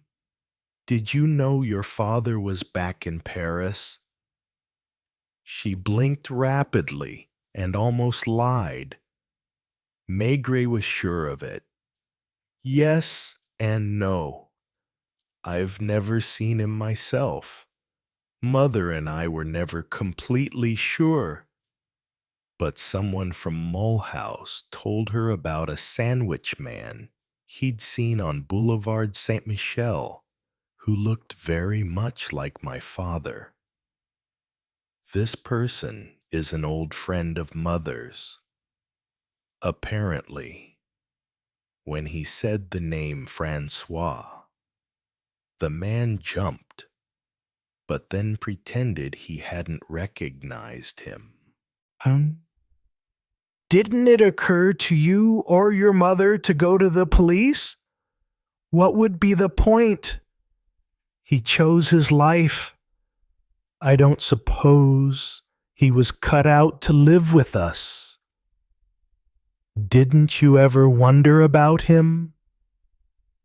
I talked about him several times with my husband and with your mother. I asked her questions, obviously, before and after I married. What's her point of view? It's hard to sum it up, really. She feels sorry for him. So do I. Although I sometimes wonder if he isn't happier this way. In a lower voice, with some embarrassment, she added, there are people who can't adapt to the kind of life we lead. And then, Mother, nervously, she stood up, walked over to the window, and looked outside for a moment before turning to face him again. I don't have anything bad to say about her. She has her way of looking at things. I suppose we all do. The word domineering is too strong. But all the same, she likes things to be the way she wants them. After your father left, did you get on well with her? Well enough. All the same, I was pleased to get married and escape her domination. That's partly it. She smiled. It's not very original. There are lots of young girls who are in the same boat. My mother likes going out, receiving visitors, meeting important people. In Mulhouse, it was in her house that everyone who mattered in town gathered. Even when your father was there, the last 2 years, yes. Why the last 2? He remembered Madame Maigret's long telephone conversation with her sister and felt a little upset that he was going to learn more here than his wife was likely to, because Mother inherited money from her aunt. Before, we lived quite poorly in a modest house. We didn't even live in a nice neighborhood, and my father's patients were mainly workers. Nobody had been expecting that inheritance.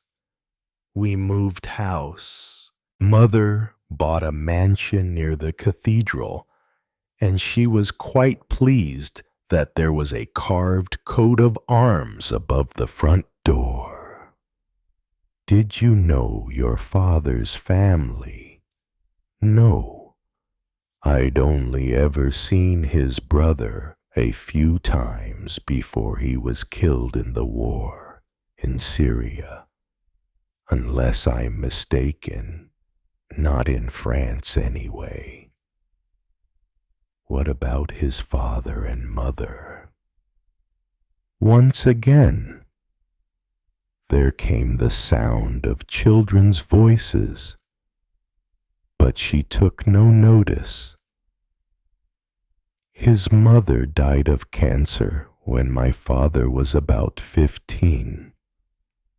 His father had a carpentry business, according to mother. He had a dozen people working for him. One fine morning, when my father was still at university, he was found hanging in the workshop, and it emerged that he was about to go bankrupt. But your father still managed to finish his studies by working in a pharmacy. What was he like? Very gentle. I know that's not much of an answer to your question, but it's the main impression I've kept of him. Very gentle and a little sad. Did he and your mother quarrel? I never heard him raise his voice. Admittedly, when he wasn't in his surgery, he spent most of his time visiting his patients. I remember my mother telling him off for not taking any care of his appearance, always wearing the same suit that hadn't been ironed, sometimes going for 3 days without shaving. I used to tell him that he tickled me with his beard when he kissed me. I don't suppose you know anything about your father's relations with his colleagues. What I know through mother, only with her. It's hard to tell what's true from what's more or less true. Not that she lies. She arranges the truth to make it the way she'd like it to be. Seeing that she'd married my father, he had to be someone extraordinary. Your father's the best doctor in the city. She would tell me, probably one of the best in the whole of France. Unfortunately, she was smiling again. You can guess the rest. He couldn't adapt. He refused to be like everyone else. She implied that the reason my grandfather hanged himself wasn't because of his impending bankruptcy, but because he suffered from depression. He had a daughter who spent some time in an asylum. What became of her? I don't know. I don't think my mother knows either. In any case, she left Mulhouse. Does your mother still live there? She's been in Paris for a long time now. Could you let me have her address? 29B Quai d'Orléans? Maigret had given a start, but she didn't notice. It's on Ile Saint-Louis. Since the island became one of the most sought-after places in Paris. Do you know where your father was assaulted last night? Of course not. Under Pont Marie, 300 meters from where your mother lives. She frowned anxiously. That's on the other branch of the Seine.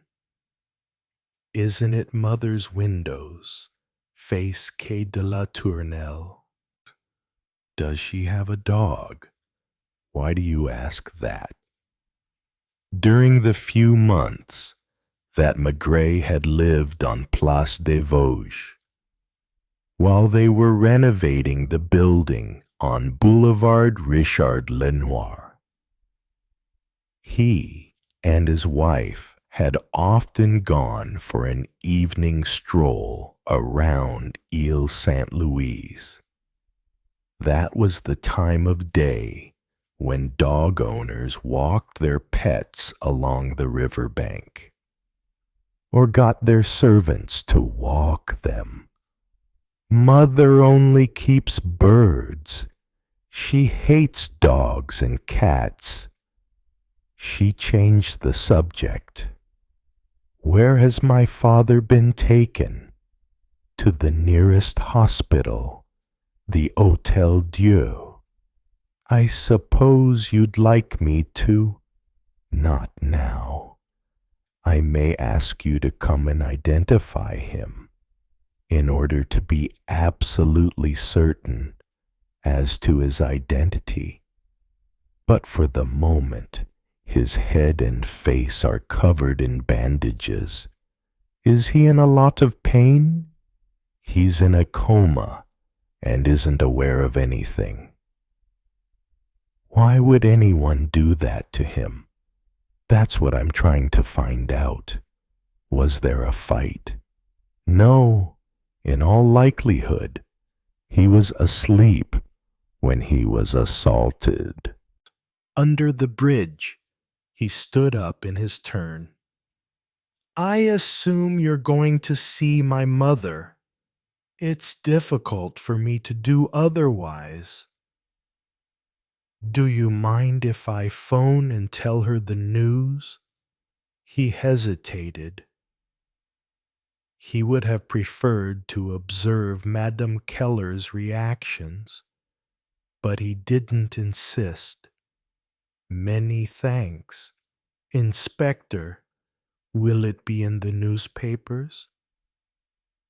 There's probably already a small item about the assault by now. But your father's name certainly won't be in it. I didn't discover it myself until mid-morning. Mother will insist on it not being talked about. I'll do what I can. She walked him to the door while a little girl clung to her skirt. We're going out soon, darling. Go and ask Nana to dress you. Torrance was pacing the pavement outside the house.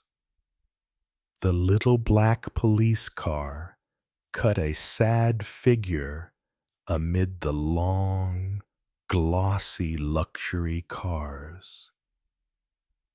Quai des Orfèvres. No, Ile Saint Louis. Quai d'Orléans. The building was an old one, with a huge carriage entrance, but it was maintained like a valuable piece of furniture. The brasses, the banisters, the stairs, the walls were sparkling clean, without a speck of dust. Even the concierge wore a black dress and a white apron, like a maid in an upper-class household. Do you have an appointment? No. Madame Keller is expecting me. One moment, please.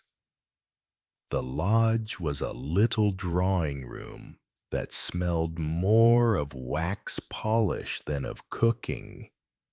The concierge picked up the telephone. What's your name?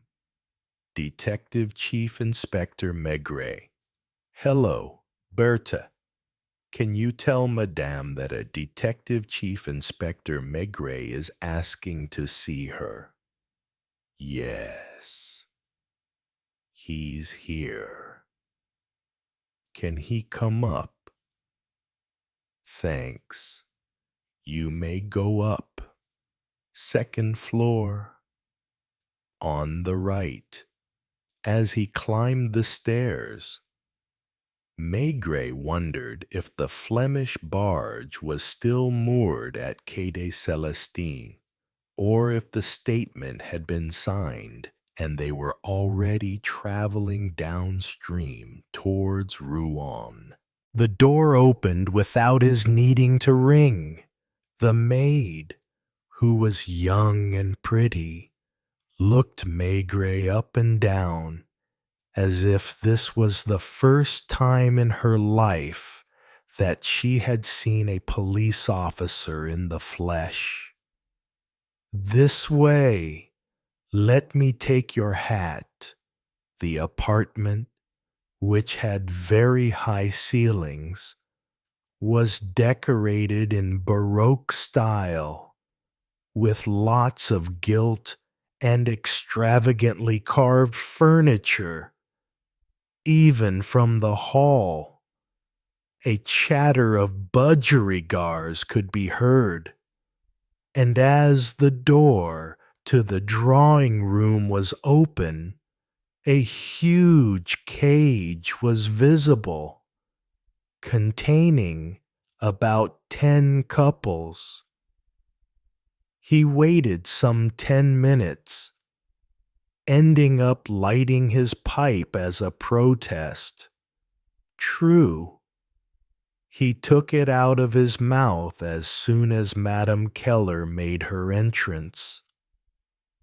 It was a shock to him to find her so slight, so frail, and yet so young. She seemed barely 10 years older than her daughter.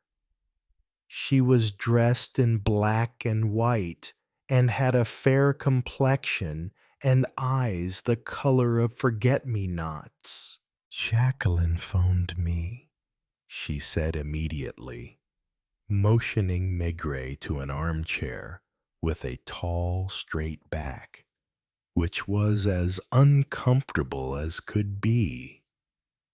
She herself sat down on a stool, holstered in old tapestry, holding herself erect, as she must have been taught at convent school.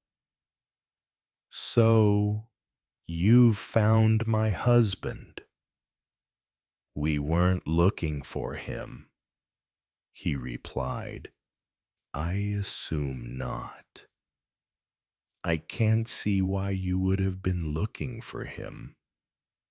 Every person is free to live his own life. Is it true that his life is in no danger?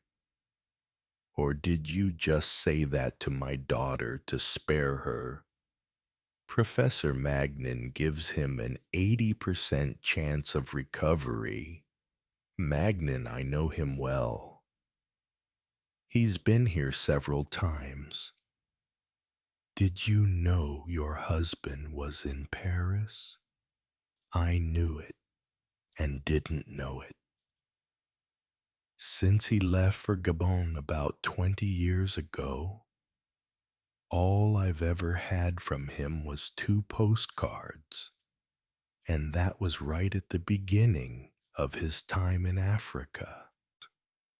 She was making no pretense at being upset, looking him full in the face like a woman who is accustomed to all kinds of situations. "Are you at least sure it's him? Your daughter recognized him." He held out the identity card with the photograph. She went to fetch her glasses from a chest of drawers and looked closely at the photograph without any emotion being visible on her face. "Jacqueline's right. Obviously, he's changed. But I, too, would swear it was Francois." She looked up. Is it true he was living very near here, under Pont Marie? And to think I cross that bridge several times a week. Have a friend who lives just on the other side of the Seine, Madame Lambois. You probably know the name, her husband. Maigret didn't wait to find out what important position Madame Lambois' husband occupied. Have you seen your husband since he left Mulhouse? No, never. Has he ever written or telephoned? Apart from those 2 postcards, I've never had any news of him. Not directly. Anyway, what about indirectly?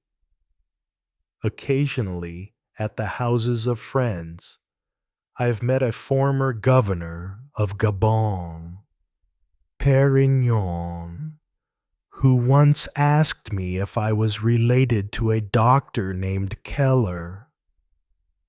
What did you reply? I told him the truth. He seemed embarrassed.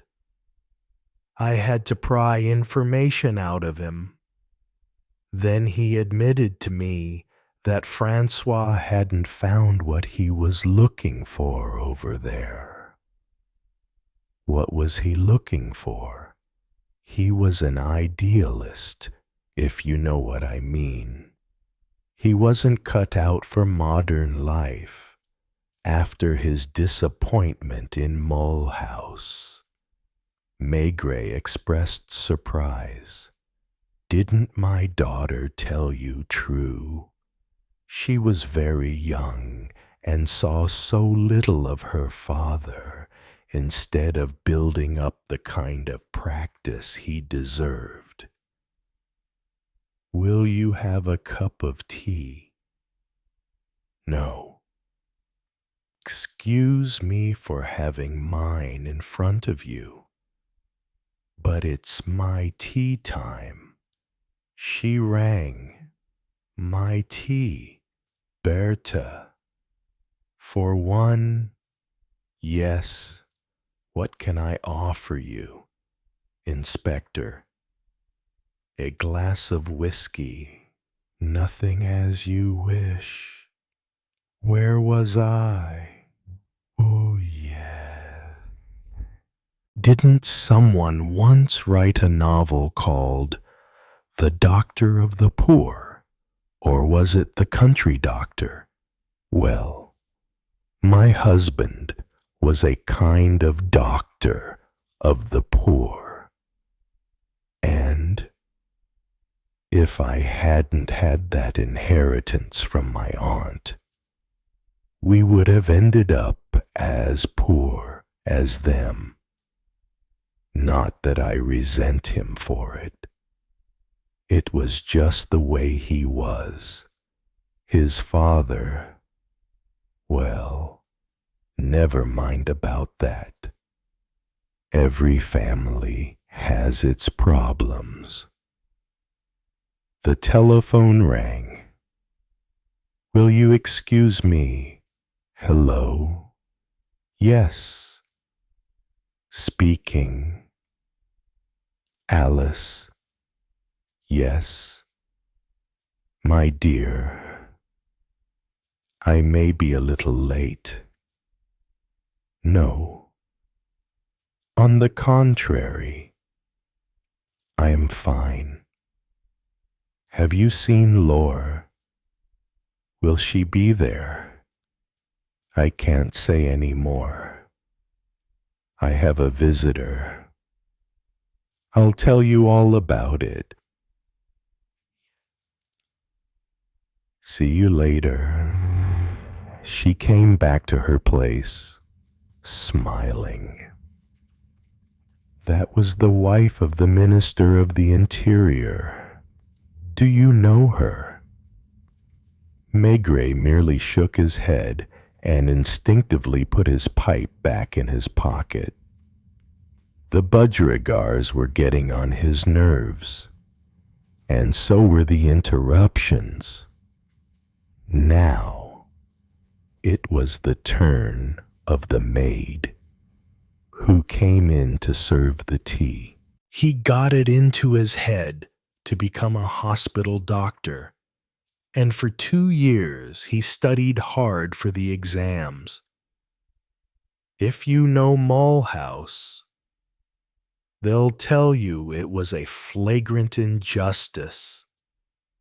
Francois was definitely the best, the cleverest, and I think he would have felt at home there. As always, it was the protege of a bigwig who was appointed. Not that that was any reason to give it all up. So it was because of that disappointment. I assume so. I saw so little of him when he was at home.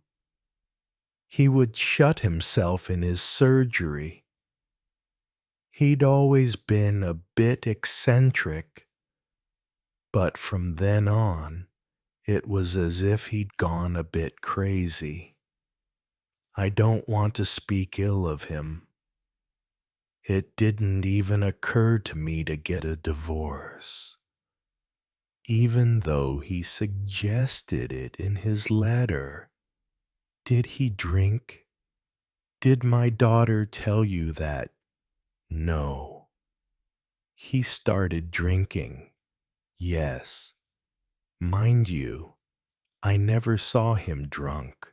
But he always had a bottle in his surgery, and he was quite often seen coming out of the kind of little bistros that a man in his position doesn't usually frequent.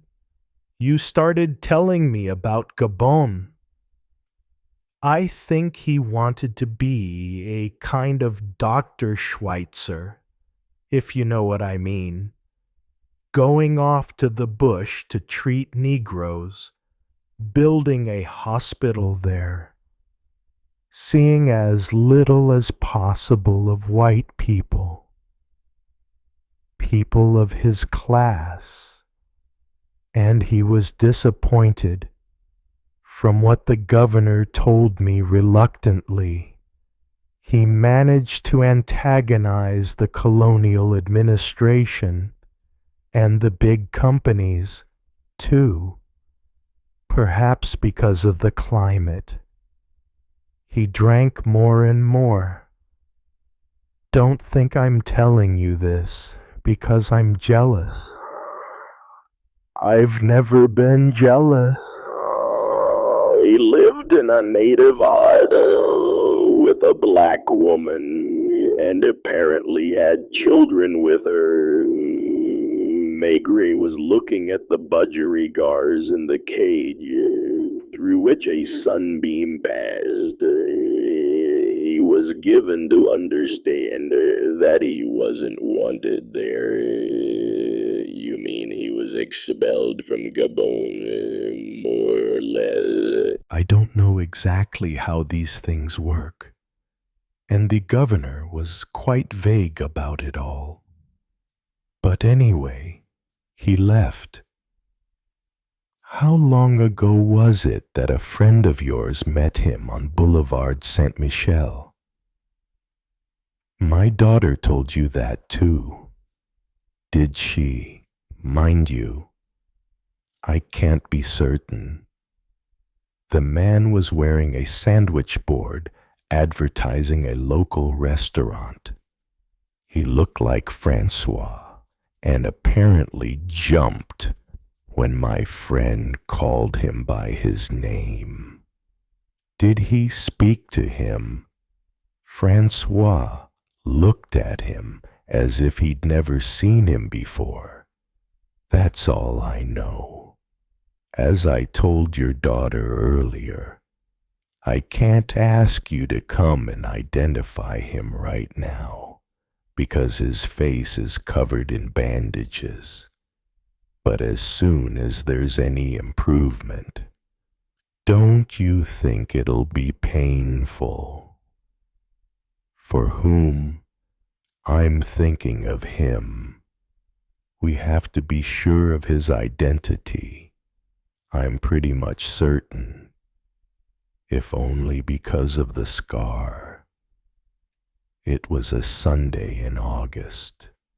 I know, in that case. I don't see what else I could possibly tell you. He stood up, anxious to be outside and no longer have to hear the chatter of the budgerigars. I suppose the newspapers will say as little about it as possible. I promise.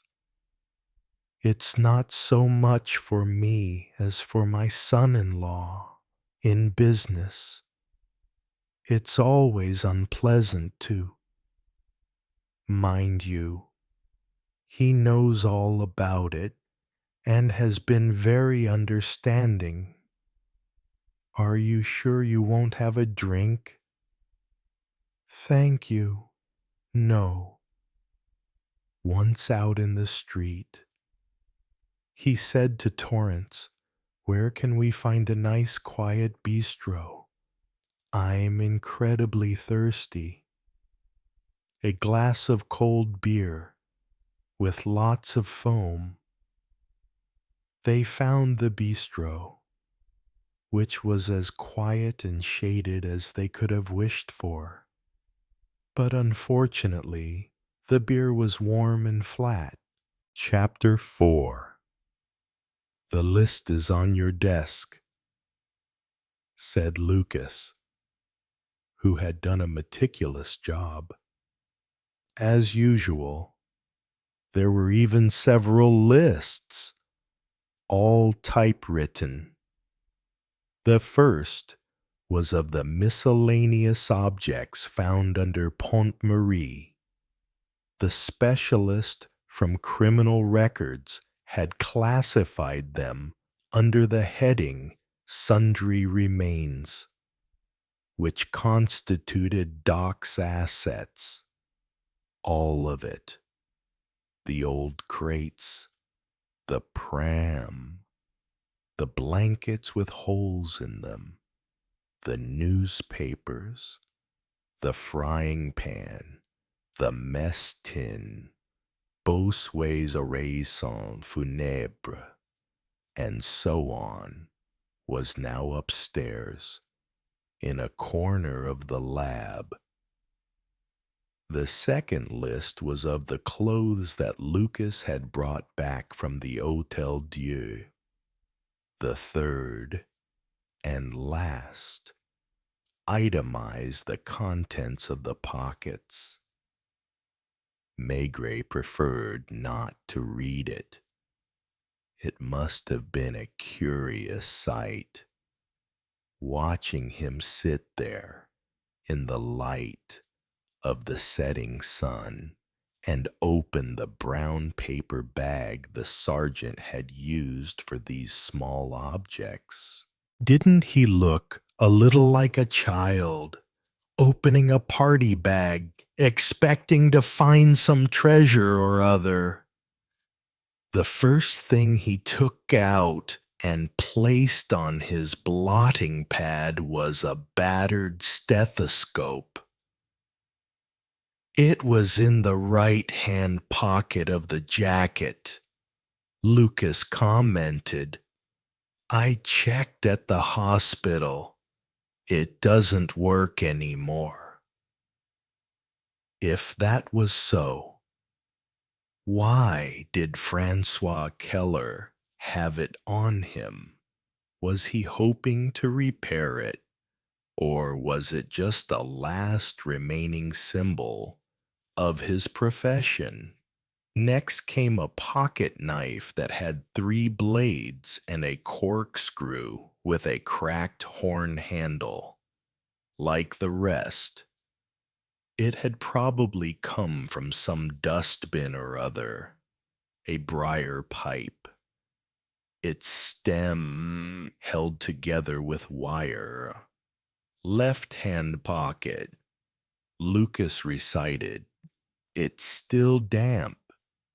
Maigret sniffed it mechanically. No tobacco? He asked. There are a few cigarette ends at the bottom of the bag. They were so soaked, they're only mush. It was easy to imagine the man stopping on the pavement, bending down to pick up a cigarette end, removing the paper and stuffing the tobacco in his pipe. Maigret didn't show it, but deep down he was pleased that Doc was a pipe smoker. Neither his daughter nor his wife had mentioned that. Nails and screws.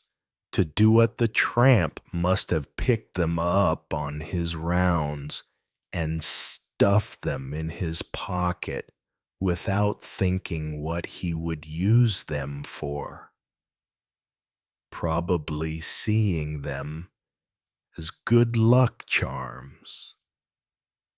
The proof of that was that there were 3 more objects that would have been even less useful to someone who sleeps on the riverbank and wraps his chest in newspaper to protect himself from the cold 3 marbles. The kind of glass marbles with yellow, red, blue, and green filaments in them that you exchange as a child for 5 or 6 ordinary marbles and like to see glimmering in the sun. That was almost everything. Apart from a few coins and a leather pouch containing 2 50-franc notes that the water of the Seine had stuck together. Maigret kept one of the marbles in his hand, rolling it between his fingers during the rest of the conversation. Did you take his prints? The other patients really took an interest when I did that. I've been upstairs and tried to find a match. Anything. No. Keller has never had any dealings with the law. Has he regained consciousness? No. When I was there, his eyes were half open, but he didn't seem to see anything. He wheezes a bit when he breathes. Occasionally, he moans. Before going home, Maigret signed the mail. In spite of his anxious air, there was nevertheless a carefree quality in his mood to match the Paris sky that day. Was it inadvertently that he slipped one of the marbles in his pocket as he left his office? It was Tuesday, which was the day for macaroni cheese. Apart from the beef stew on Thursdays, the menu of the other days varied from week to week, but for years now, for no particular reason. Tuesday dinner had been given over to macaroni cheese with finely chopped ham and, occasionally, an even more finely cut truffle. Madame Maigret was also in a cheerful mood, and from the gleam in her eyes, he knew that she had something to tell him. He didn't immediately let her know that he had seen Jacqueline Rousselet and Madame Keller. I'm hungry. She was waiting for his questions. He refrained from asking them until they were both sitting at the table by the open window. The air was bluish, with still a few red streaks low in the sky. "Did your sister call you back?" "I think she did quite well. She must have spent the afternoon phoning round all her friends. She had a small sheet of paper with notes beside her place setting. Shall I tell you what she told me?" The noises of the city formed a background to their conversation, and the beginning of the television news could be heard from their neighbor's apartment. "Don't you want to catch the news? I'd rather listen to you." 2 or 3 times, as she spoke, he put his hand in his pocket and played with the marble. "Why are you smiling?" "No reason. I'm listening. First of all, I know where the fortune Madame Keller's aunt left her comes from. It's quite a long story. Do you want me to tell you the whole thing?" He nodded as he ate the crunchy macaroni. She was a nurse, still unmarried at the age of 40. "Did she live in Mulhouse?" "No, Strasbourg. She was Madame Keller's mother's sister. Are you following this?" "Yes." She worked in a hospital where each of the consultants had a few rooms for his private patients. One day, just before the war, she had to take care of a man who later became quite notorious in Alsace. A man named Lemke. He was a scrap metal merchant, and he was already rich, with quite a bad reputation. It was said that he was a moneylender on the side. Did he marry her? How did you know? He regretted spoiling her story. I can tell it from your face. He married her, yes. Wait for the rest. During the war, he continued as a scrap metal merchant. Inevitably, he worked with the Germans and amassed quite a fortune. Am I going on too long? Am I boring you? On the contrary, what happened at the liberation? The resistance went. They wanted to force him to pay back his ill-gotten gains, then shoot him. But they couldn't find him. Nobody knows where he and his wife were hiding. Somehow, they managed to get to Spain, and from there, they were able to set sail for Argentina.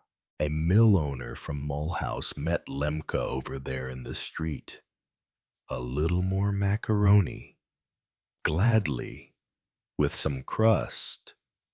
I don't know if he was still working, or if both of them were traveling for pleasure. One day, they took a plane for Brazil, and the plane crashed in the mountains. The crew and all the passengers died. And it's precisely because Lemke and his wife died in a crash that the inheritance went to Madame Keller. who wasn't expecting it. Normally, the money should have gone to the husband's family. Do you know why the Lemkes got nothing and the wife's niece got everything? Cheating. He shook his head. Actually, he did know why. Apparently, when a man and his wife are victims of the same accident, and it's not possible to establish which of the two died first, the law assumes that the wife survived, even if only for a few moments. Doctors say that women are tougher and take longer to die, so the aunt inherited first. And then the fortune went to her niece. Phew. She was pleased with herself. Quite proud, in fact. When it comes down to it, it's partly because a nurse met a scrap metal merchant in a hospital in Strasbourg, and a plane crashed in the mountains in South America that Dr. Keller became a tramp. If his wife hadn't become rich overnight, if they'd continued to live in Rue du Sauvage, and if, you see what I mean, don't you think he would have stayed in Mulhouse? It's possible. I also have information about her, but I warn you, it's just gossip, and my sister can't vouch for any of it. Tell me anyway. She's an active little woman, always on the move, who loves social events and is constantly seeking out important people. With her husband gone, she had a field day, organizing dinner parties several times a week. That's how she caught the eye of Prefect Baudet, who had a disabled wife who's since died. According to the gossips, she was his mistress, and she's had other lovers too, including a general whose name I've forgotten. I've met her. Was Madame Maigret disappointed if she was? She didn't let it show. What's she like? Just as you've described her, a bright, energetic little woman, very well groomed, who doesn't look her age and loves budgerigars. What have budgerigars got to do with it? Her apartment is full of them, and she lives in Paris, on Ile Saint-Louis, 300 meters from Pont-Marie, where her husband slept. By the way, he smoked a pipe between the macaroni and the salad. He had taken the marble from his pocket and let it roll across the tablecloth. What's that? A marble. Doc had 3 of them. She was looking closely at her husband. You like him, don't you? I think I'm beginning to understand him. You understand how a man like him can become a tramp. Perhaps. He lived in Africa, the only white man in a place a long way from any city or main road. There, too, he was disappointed. Why? How easy would it have been to explain this to Madame Maigret, who had spent her life surrounded by order and cleanliness. What I'm trying to figure out. He continued in a light tone, is what he could have been guilty of. She frowned. What do you mean? He's the one who was attacked and thrown in the Seine, isn't he? He's the victim. That's true. So, why do you say criminologists, especially American criminologists, have a theory about it? One that's not as far-fetched as it seems. What theory? That out of every 10 crimes, there are at least 8 where the victim shares a good deal of responsibility with the perpetrator. I don't understand. He was looking at the marble as if spellbound. Let's take a woman and a jealous man having an argument. The man reprimands the woman, and she responds by taunting him.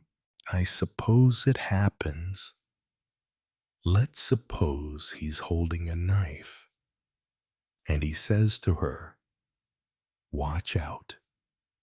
Next time, I'll kill you." I suppose that happens, too. Not in her world. Suppose, now, that she replies, "You wouldn't dare. You're not capable of something like that." I get the idea. Well, in a lot of crimes of passion, there's something of that. You were just talking about Lemke, who made his fortune, half by money lending, putting the screws on his customers, half by wheeling and dealing with the Germans. Would you have been surprised to learn he'd been murdered? But this doctor didn't seem to be hurting anyone. He lived under the bridges, drank red wine from the bottle, and walked the streets with a sandwich board.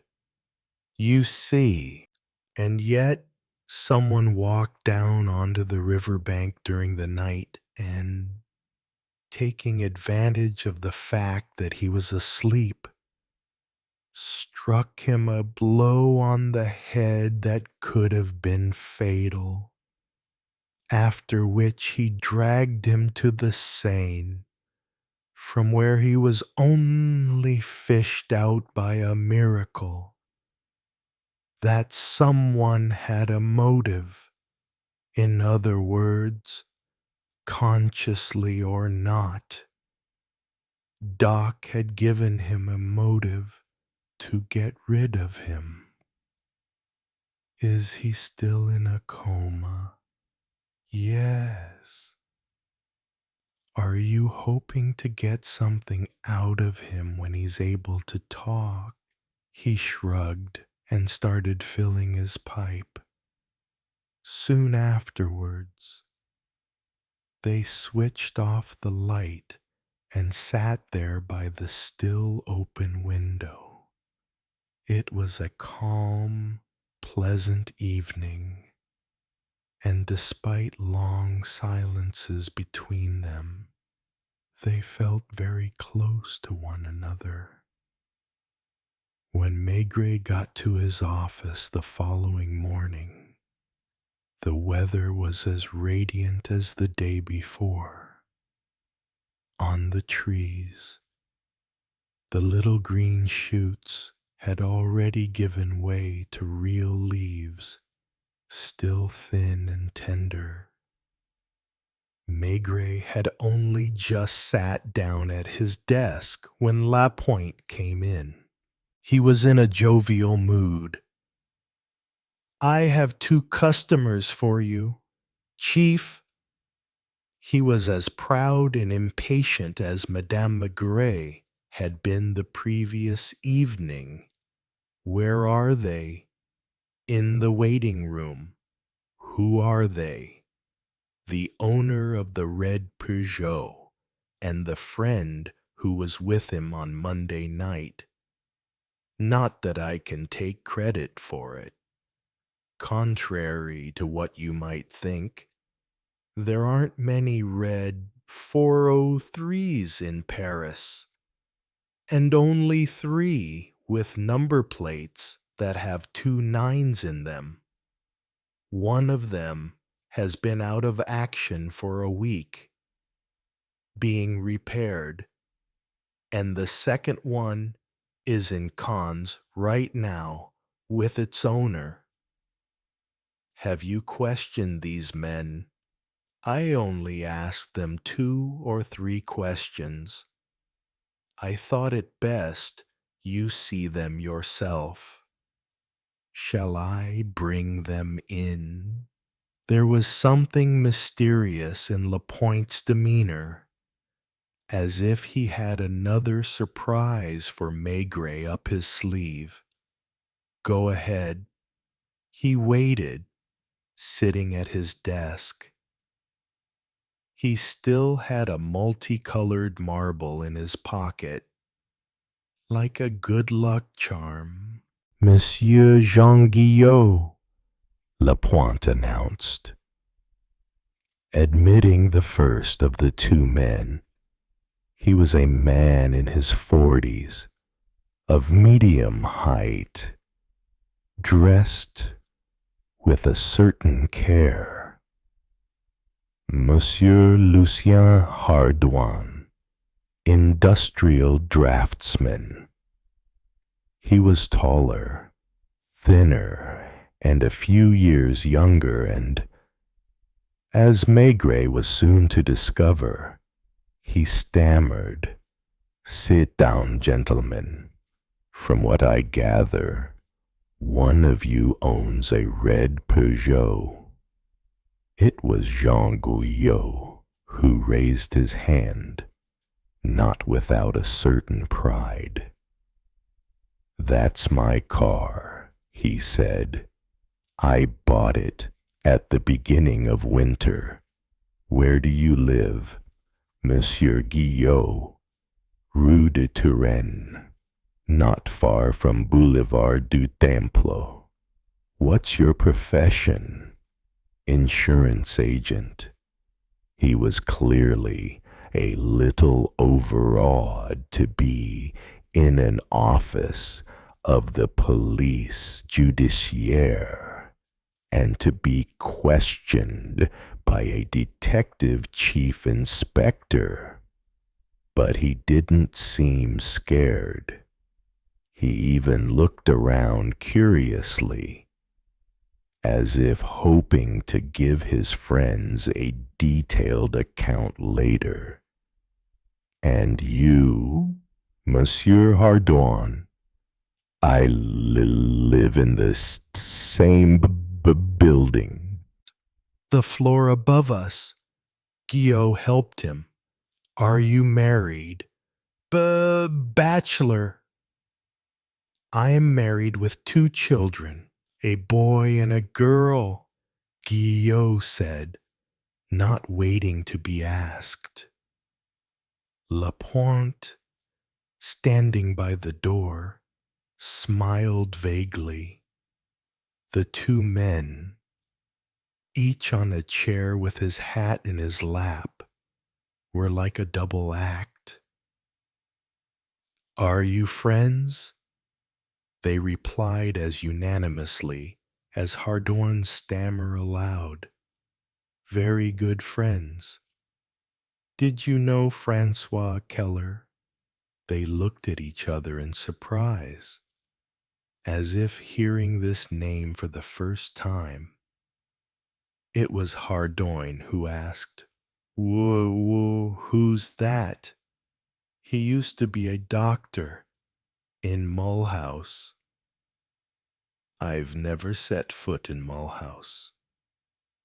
Guillot said, Does he claim he knows me?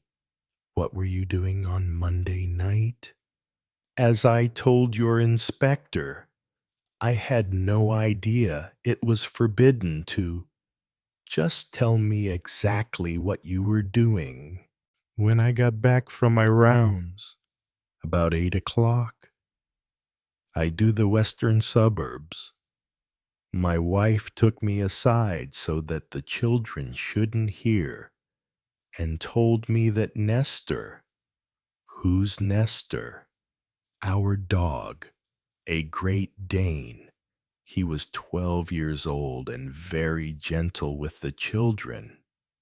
He'd been with them since they were born, more or less.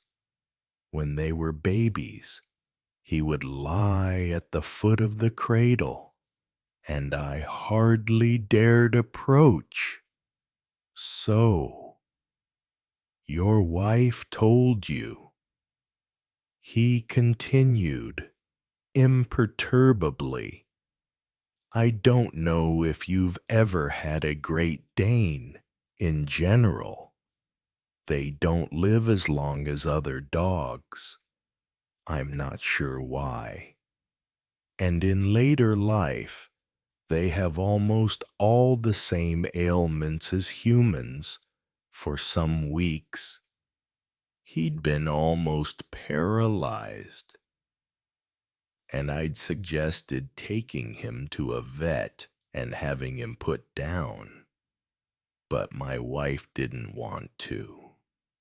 When I got back on Monday, he was dying, and because my wife didn't want the children to see, she'd been to fetch our friend Lucien, who helped her take him to his apartment. Mussy? Maigret looked at Lapointe, who winked at him. I immediately went upstairs to Lucien's to see how the animal was. Poor Nestor was on his last legs. I phoned the vets and was told he was at the theater and wouldn't be back until midnight. We spent more than 2 hours watching the dog die. I sat down on the floor, and he put his head in my lap. He kept getting these terrible convulsions. Hardon nodded and tried to intervene. He died at 10:30. Guillot cut in. I went downstairs to tell my wife I stayed in the apartment where the children were asleep, while she went up to see Nestor one last time. I had a bite to eat because I hadn't had dinner. I confess that after that, I drank 2 glasses of cognac to buck me up. When my wife came back down, I took the bottle upstairs and offered some to Lucien, who was as upset as I was. Tragedy, in other words, on the fringes of another tragedy. That was when we asked ourselves what we were going to do with the body. I've heard there's such a thing as a dog's cemetery, but I suppose it must be expensive. And apart from that, I can't afford to lose a day's work to sort it all out. And my wife doesn't have time. Anyway, Maigret said, anyway. The word hung there. Guillot, having lost the thread of his thoughts, we We, we, we didn't want to dump him on a piece of waste ground either.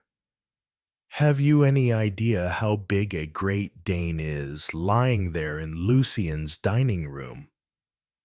He looked even bigger and more impressive. Anyway, he was pleased to get back to that point. Anyway, we decided to throw him in the Seine. I went back to our apartment to look for a potato sack. It wasn't big enough, and the paws stuck out. It wasn't easy taking him downstairs and putting him in the boot of the car. What time was this? 11:10. How do you know it was 11:10?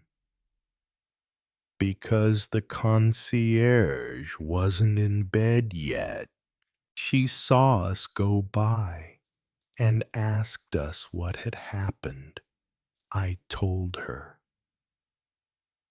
The door to the lodge was open, and I automatically looked at the clock. It said 11:10. You told her you were going to throw the dog in the Seine. Did you go straight to Quai des Célestins? It was the nearest place. It couldn't have taken you more than a few minutes to get there. I don't suppose you stopped on the way. Not on the way there. We took the shortest route.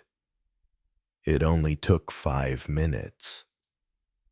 I wasn't sure about driving the car down the ramp, but as nobody was about, I took the risk. So it wasn't yet 11:30. Definitely not. You'll see. We both took hold of the sack and tipped it over into the river. Still, without seeing anyone. Yes. Was there a barge nearby? Yes, there was. We even saw a light on inside. But you didn't see the bargee. No, you didn't go as far as Pont Marie. We had no reason to go any further. We threw Nestor into the river, as close to the car as possible.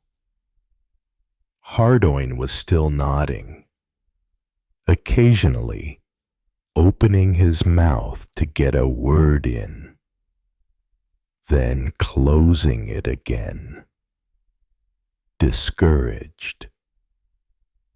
What happened next?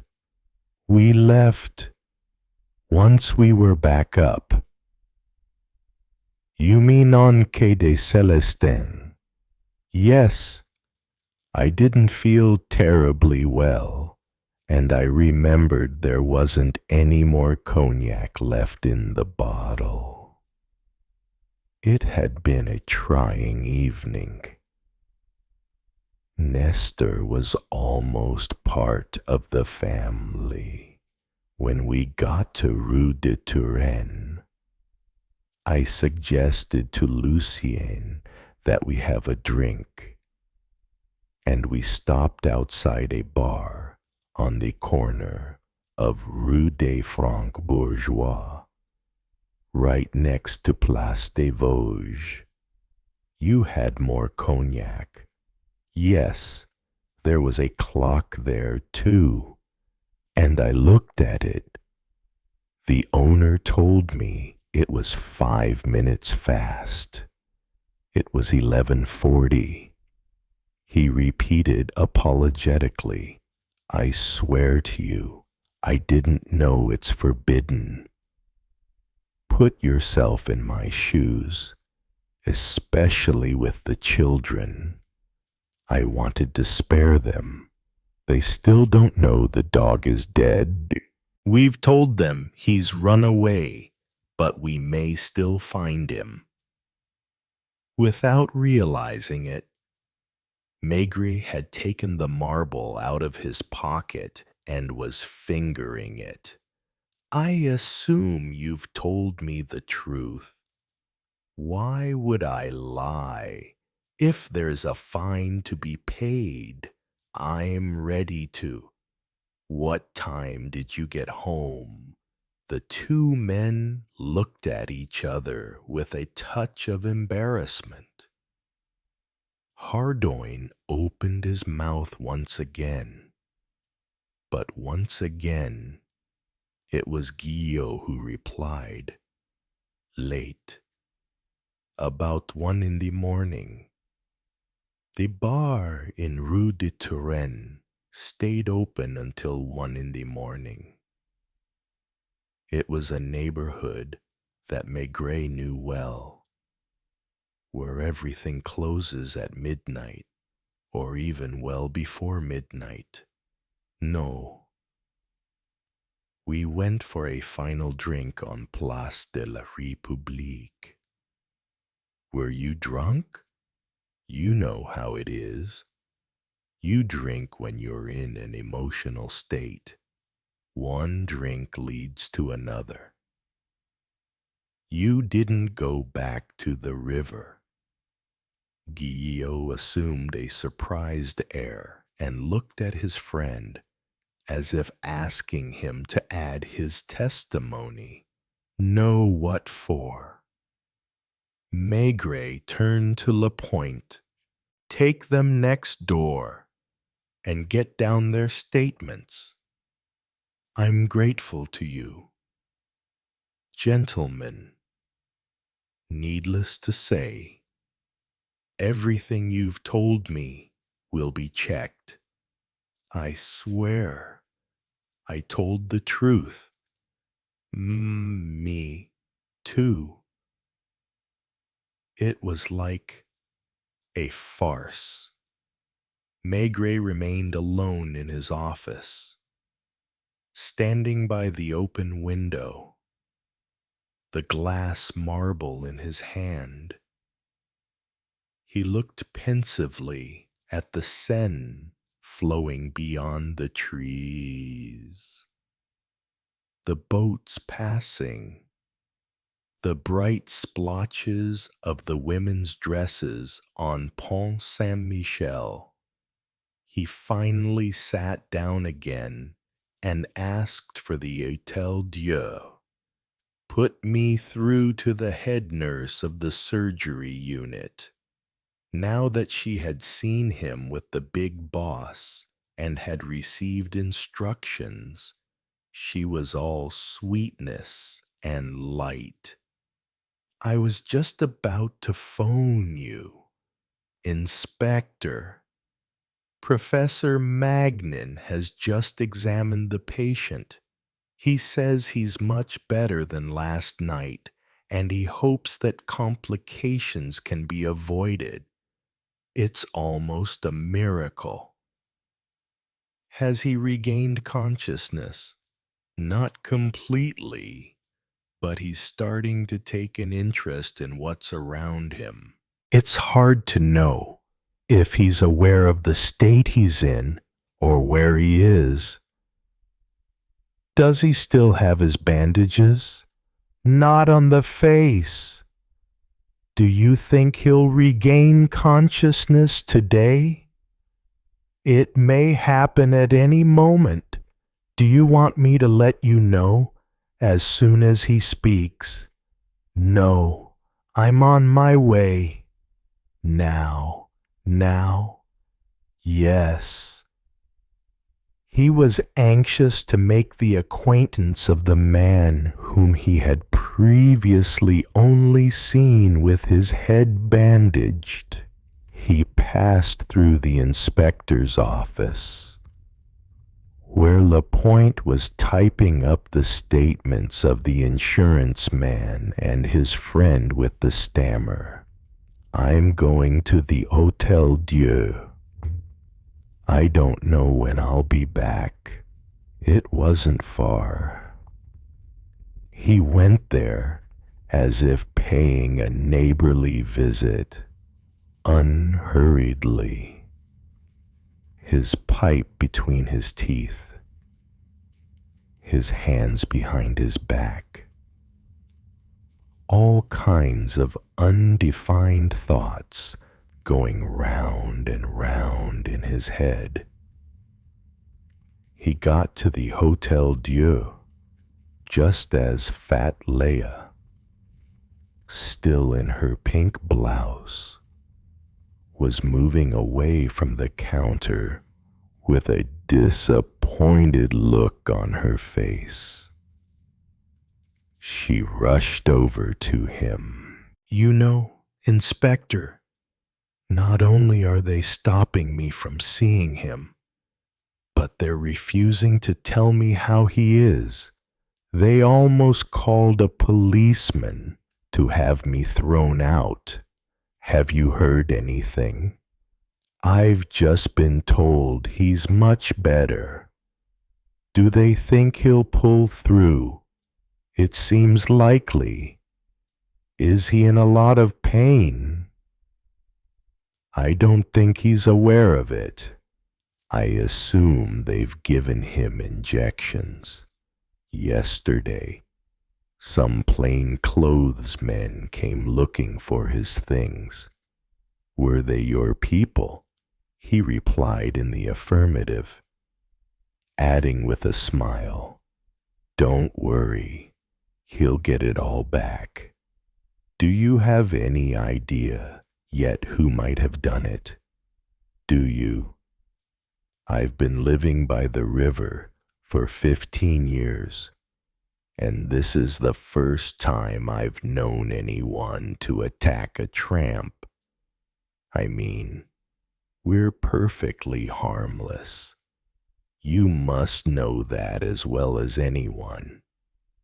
She liked the word so much that she repeated it. Harmless. There are never even any fights.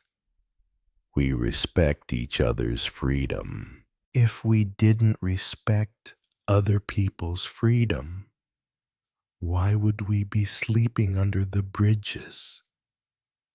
He looked at her more closely now and noticed that her eyes were a little red, her complexion brighter than the day before. Have you been drinking? Just enough to pick me up. What do your friends say? They don't say anything when you've seen it all. There's no enjoyment in gossip. As Maigret was about to walk through the front door, she asked him, Can I wait for you to come out? I'd like to know how he is. I may be a long time. It doesn't matter. I might as well be here as anywhere else. She had regained her good humor and childlike smile. I don't suppose you have a cigarette. He showed her his pipe. A pinch of tobacco. Then, if I can't smoke, I can chew. He took the lift at the same time as a patient lying on a stretcher and 2 nurses. On the 3rd floor, he ran into the head nurse just as she was coming out of one of the wards. You know where it is. I'll be with you in a moment. I'm wanted in emergency. The patients in their beds turned to look at him, as they had the previous day. They seemed to recognize him already. He headed for Dr. Keller's bed, his hat in his hand. and at last discovered a face with only a few plasters left on it. The man had been shaved the day before and looked almost nothing like his photograph. His features were hollow, his complexion lackluster, his lips thin and pale. What struck Maigret most was being suddenly confronted with his gaze.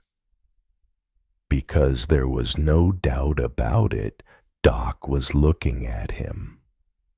And it wasn't the look of a man who is unaware of things. It embarrassed him to remain silent. But on the other hand, he didn't know what to say. There was a chair beside the bed, and he sat down on it and asked awkwardly, "Are you feeling better?" He was sure that the words were not going to be lost in the fog, that they were registered and understood. But the eyes, still fixed on him, did not move and expressed nothing but complete indifference. "Can you hear me, Dr. Keller?" It was the beginning of a long and dispiriting battle. Chapter 5. Maigret rarely talked to his wife about a case while it was in progress. In fact, most of the time he didn't even discuss it with his closest colleagues, content merely to give his instructions. It was all part of the way he worked, trying to understand, to gradually immerse himself in the lives of people he hadn't known the day before. What do you think? Maigret. He had often been asked by an examining magistrate when the prosecutor's office visited a crime scene or staged a reconstruction. His invariable reply was well known at the Palais de Justice: "I never think." And someone had retorted one day, "He soaks it all in." It was true in a way. Words were too precise for him, which was why he preferred to keep quiet. It was different this time, at least where Madame Maigret was concerned. Perhaps because she had given him a hand, thanks to her sister who lived in Mulhouse. Sitting down at the table for lunch, he announced, "I made Keller's acquaintance this morning." She was quite surprised, not only because he was the first to speak of it, but because of his cheerful tone. Cheerful wasn't quite the right word, nor was jolly. All the same, there was a touch of lightness, a kind of good humor in his voice and his eyes. For once, the newspapers weren't harassing him, and the deputy prosecutor and the examining magistrate were leaving him in peace. A tramp had been assaulted under Pont Marie and thrown into the rising Seine, but he had miraculously survived, and Professor Magnan couldn't get over his powers of recovery. In short, it was a crime without a victim. almost without a perpetrator. And nobody really cared about Doc, apart from Fat Leia and perhaps 2 or 3 other tramps. Yet Maigret was devoting as much of his time to this case as he would to a drama keeping the whole of France agog. He seemed to be making it a personal matter, and from the way he had just announced his encounter with Keller, it was almost as if he was talking about someone he and his wife had been anxious to meet for a long time. "Has he regained consciousness?" Madame Maigret asked, taking care not to show too much interest. "Yes and no. He didn't say a word. He just looked at me. But I'm convinced he understood everything I said to him. The head nurse doesn't agree. She says he's still dazed by the drugs he's been given, and that he's in the same state as a boxer getting up after a knockout. As he ate, he looked through the window and listened to the birds. Do you get the feeling he knows the person who attacked him?" Maigret sighed and finally gave a slight smile that was unlike him, a mocking smile whose mockery was aimed at himself. "I have no idea. I'd find it hard to explain the feeling I got." He had seldom been as disorientated in his life as he had been that morning at the Hotel Dieu, or quite as fascinated by a problem. The conditions of the interview were already quite unfavorable. It had taken place in a ward with a dozen patients lying in their beds and 3 or 4 seated or standing by the window. Some were in pain, in a serious condition. Bells rang constantly, and a nurse came and went, bending over this bed or that, with a greater or lesser degree of insistence. Everyone was watching Maigret sitting beside Keller, and they were all ears. Last but not least, the head nurse would appear at the door from time to time and watch them with an uneasy, discontented air. "You mustn't stay too long," she had advised him. "Avoid tiring him." Bent over the tramp, Maigret spoke in a low, gentle voice, in a kind of murmur. "Can you hear me? Monsieur Keller, do you remember what happened to you on Monday night when you were lying under Pont Marie?" Not a feature on the wounded man's face moved, but Maigret was only interested in his eyes, which expressed neither fear nor anxiety. They were faded gray eyes, eyes that had seen a lot and appeared worn out. "Were you asleep when you were assaulted?" Doc made no attempt to take his eyes off him, and a curious thing was happening. It wasn't Maigret who seemed to be studying Keller, but Keller who was studying Maigret. This impression was so disturbing that Maigret felt the need to introduce himself. My name is Maigret. I'm in charge of the crime squad at the police judiciaire. I'm trying to understand what happened to you.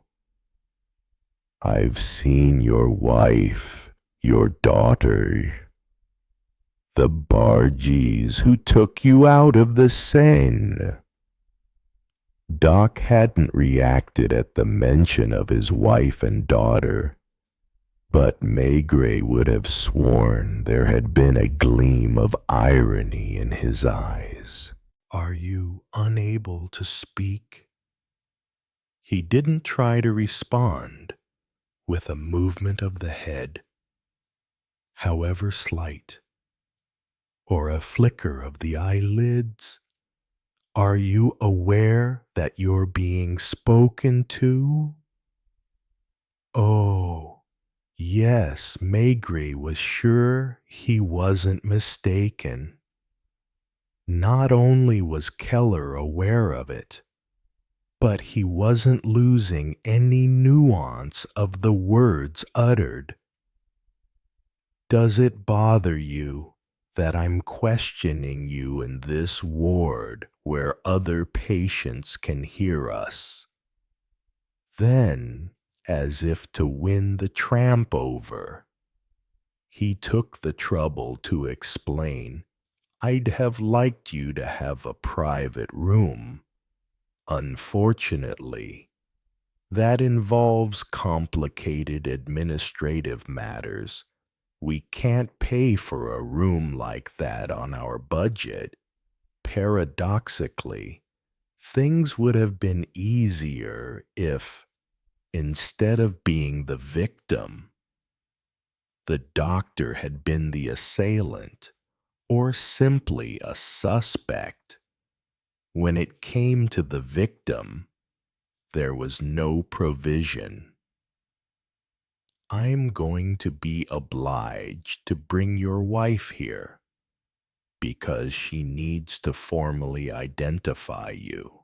Would it upset you to see her again? Keller's lips moved a little, but emitted no sound, and there was neither a grimace nor a smile. Do you feel well enough for me to ask her to come by this morning? The man made no objection, and Maigret took the opportunity to pause.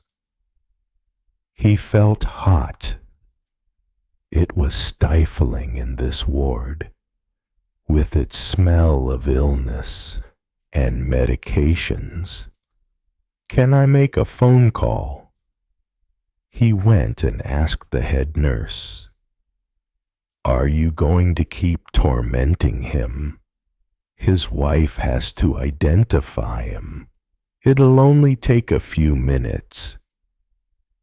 All this he recounted as best he could to Madame Maigret, as they had lunch by the window. She was at home, he went on.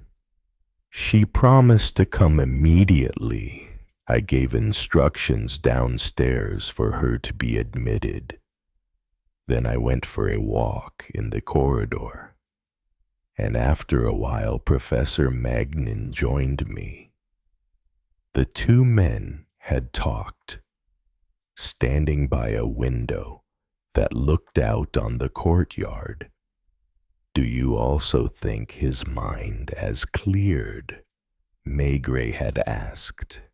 It's possible. When I examined him earlier, I had the impression he knew what was going on around him. But medically, I can't yet give you a categorical answer.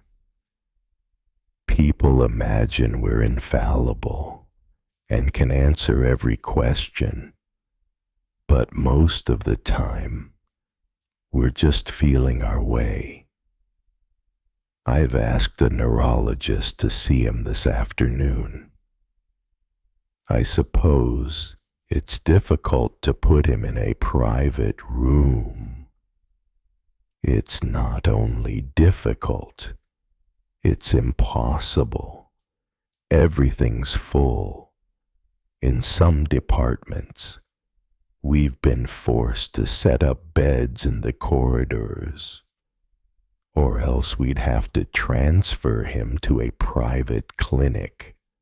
What if his wife suggested that? Do you think he'd like it? It was highly unlikely. Keller hadn't chosen to leave home and live rough in order to again be dependent on his wife, all because of an assault. Madame Keller emerged from the lift and looked around her, disorientated. Maigret went over to greet her. "How is he?" She wasn't too anxious or upset. The most obvious impression was that she felt out of place and was in a hurry to get back to her apartment on Ile Saint Louis and her budgerigars. He's calm. Has he regained consciousness? I think so, but I can't prove it. Should I talk to him? He let her walk ahead of him, and all the patients watched her as she advanced across the polished wooden floor of the ward. For her part, she was searching for her husband, and of her own accord she headed for the 5th bed, then stopped 2 or 3 meters from it, as if she didn't know what attitude to adopt. Keller had seen her and was looking at her, still indifferent. She was very well dressed in a beige shantung tailored suit, with a matching hat, and her perfume mingled with the smells of the ward. Do you recognize him? It's him. Yes, he's changed, but it's him. There was another silence, which was painful for all of them. She finally summoned up her courage and went closer, nervously fingering the clasp of her handbag. With her gloved hands, she said, "It's me, Francois. I always thought I'd find you in such an unfortunate condition one of these days. Apparently, you're going to make a speedy recovery. I'd like to help you." What was he thinking? Looking at her like that. For 17 or 18 years, he had been living in another world. It was rather as if he had resurfaced, only to find himself face to face with the past he had fled. There was no bitterness visible on his face. He merely looked at the woman who for a long time had been his wife, then turned his head slightly to make sure that Maigret was still there. As Maigret put it now to his wife, "I'd swear he was asking me to put an end to this confrontation.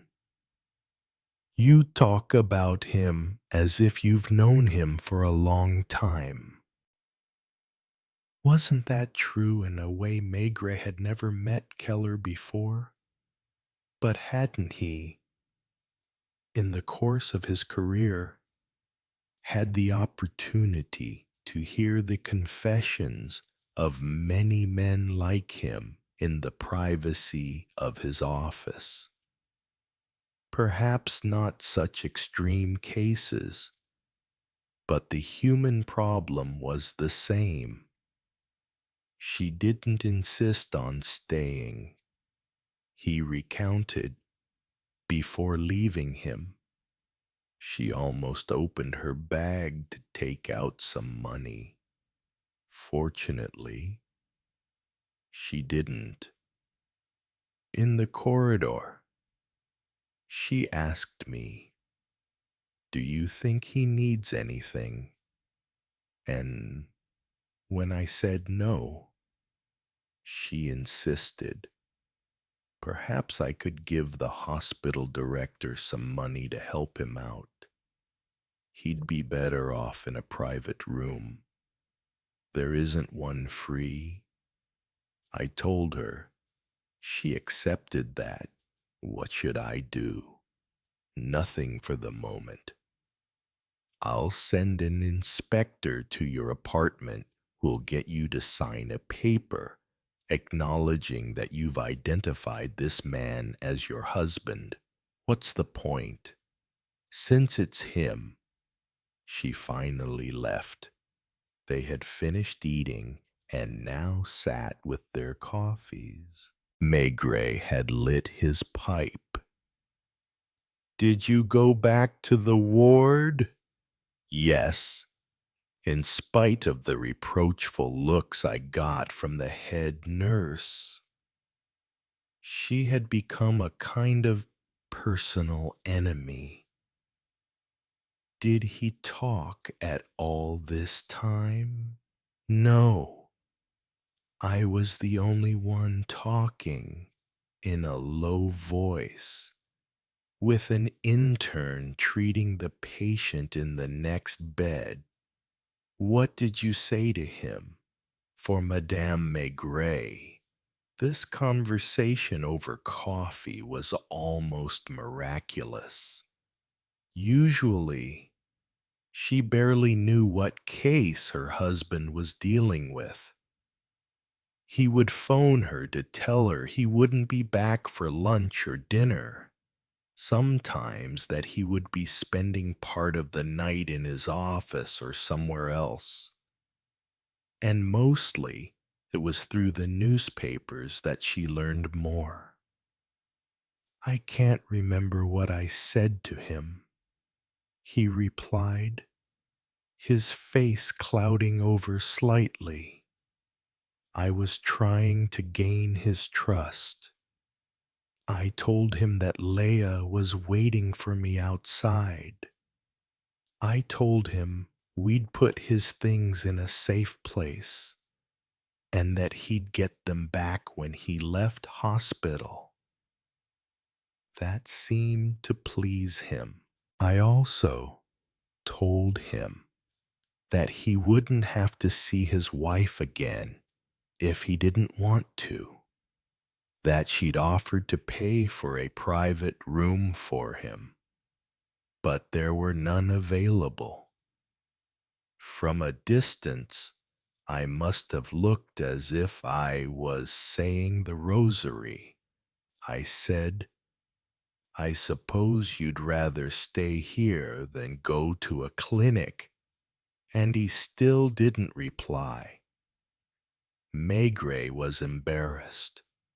I know it's stupid, but I'm sure he agreed with me, that we understood each other. I tried to get back to the night of the assault. I asked him, "Were you asleep?" It was a bit like a cat and mouse game. I'm convinced he's decided once and for all not to say anything.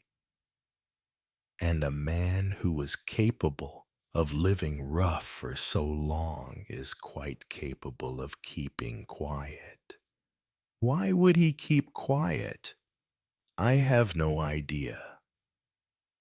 To avoid accusing someone, perhaps. Who? shrugging his broad shoulders. Maigret stood up. If I knew that, I'd be God the Father. I feel like answering you the way Professor Magnin answered me. I can't perform miracles either. So in the end, you didn't learn anything new. No, that wasn't quite accurate. He was convinced that he had learned a lot about Doc, although he hadn't yet started to really know him. There had nevertheless been some fleeting and somewhat mysterious contacts between them. There was one moment he hesitated, as if afraid of being accused of childishness. Too bad he needed to speak. There was one moment when I took the marble from my pocket. To tell the truth, I didn't do it consciously.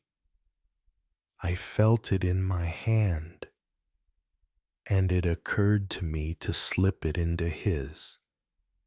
I probably looked a bit ridiculous, but in fact, he didn't need to look at it. He recognized it from the touch. Whatever the nurse says, I'm sure his face lit up, and there was a wicked, happy gleam in his eyes. But he still didn't say anything. That's another matter. He's not going to help me. He's made up his mind not to help me, not to say anything. And I'll have to discover the truth for myself. Was it the challenge that excited him? His wife had seldom seen him so lively, so fascinated by a case. Downstairs, I ran into Leia again. She was waiting for me outside, chewing my tobacco. I gave her the contents of my pouch. You don't think she knows anything. If she did, she'd tell me. There's more solidarity among these people than there is among normal people who live in houses. I'm sure they're questioning each other right now, conducting their little investigation on the fringes of mine. She did tell me one thing that might be interesting, that Keller hasn't always slept under Pont Marie and has only been a local, if I can put it that way, for the past 2 years. Where did he live before? Still on the banks of the Seine, but further upstream, on Quai de la Râpée, under Pont de Bercy. Do they often change location like that? No, it's as big a thing for them as moving houses for us. They each have their own corner and get quite attached to it in the end, as if by way of reward, or to keep up his good mood.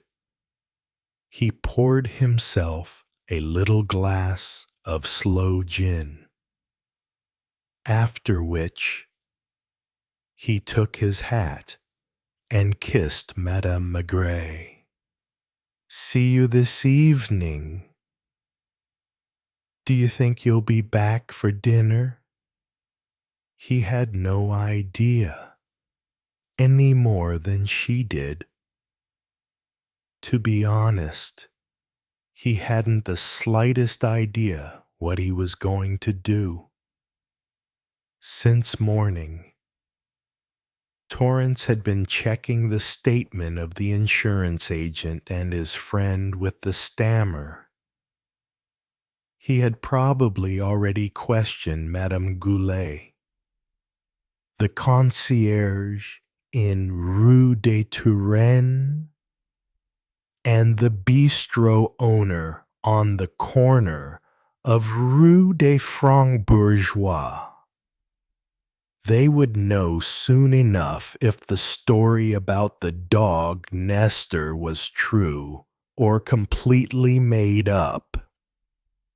Even if it was true, it still wouldn't prove that the two men hadn't assaulted Doc. For what reason? Though at this stage, Maigret couldn't see any. But what reason would Madame Keller, for example, have had to have her husband thrown in the Seine, and by whom? One day, when an unremarkable, penniless man had been murdered in similarly mysterious circumstances. He had said to the examining magistrate, "Losers don't get killed, nor do tramps." And yet someone had definitely tried to get rid of Francois Keller. Maigret was on the platform of the bus, listening distractedly to the phrases whispered by a pair of lovers standing next to him, when a hypothesis occurred to him. It was the expression "loser" that had made him think of it. No sooner was he in his office than he asked to be put through to Madame Keller. She wasn't at home. The maid informed him that she was having lunch in town with a friend, but had no idea in which restaurant. He next called Jacqueline Rousselet. "I gather you've seen Mother. She phoned me last night after your visit." She just called me again, less than an hour ago. So it really is my father. There seems to be no doubt about his identity. Do you still have no idea why he was assaulted? Are you sure it wasn't a fight? Did your father get into fights? He was the gentlest man in the world, at least in the days when I lived with him, and I think he would have let himself be beaten without retaliating. Are you familiar with your mother's business affairs?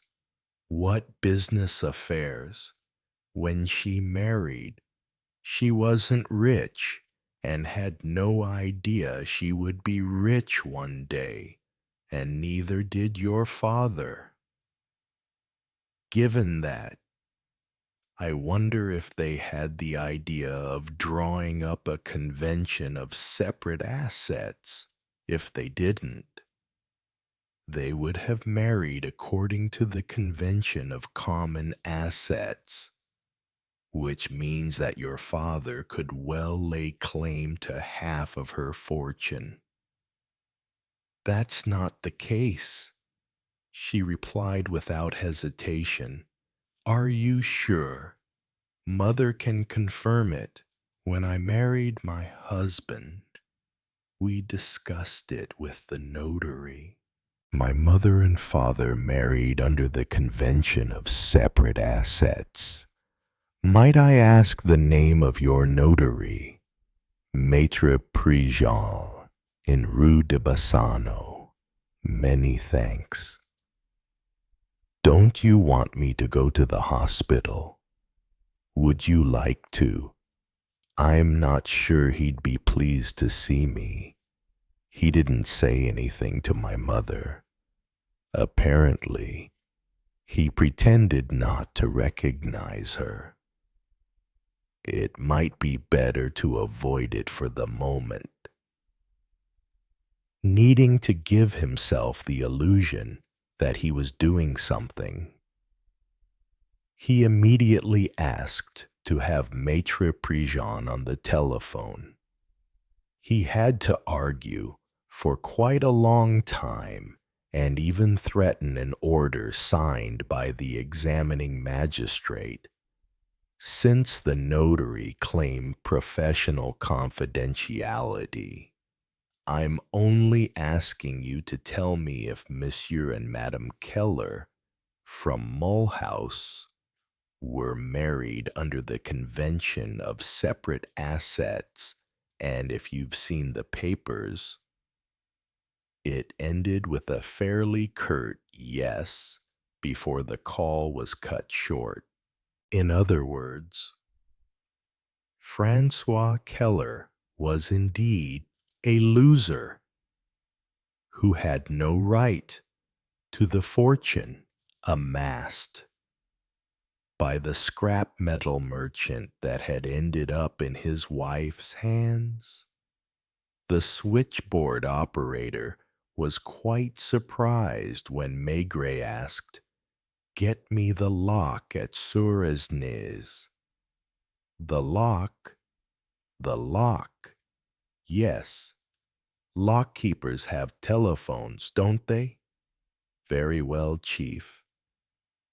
He was eventually put through to the chief lock keeper and introduced himself. "I assume you keep a note of the boats that pass from one reach to another. I'd like to locate motor barge, which must have passed through your lock late yesterday afternoon. It has a Flemish name. De Zwarte Zwan. I know it. Yes. 2 brothers. A little blonde woman and a baby. They passed the last sluice and spent the night below the gates. Do you have any idea where they are right now? Wait, they have a good diesel engine, and they're taking advantage of the fact that the current is still quite strong." He could be heard making calculations, muttering to himself the names of towns and villages. Unless I'm very much mistaken, they must be 100 kilometers further on by now, which would put them near Jussier anyway. There's a good chance they've passed Poissy.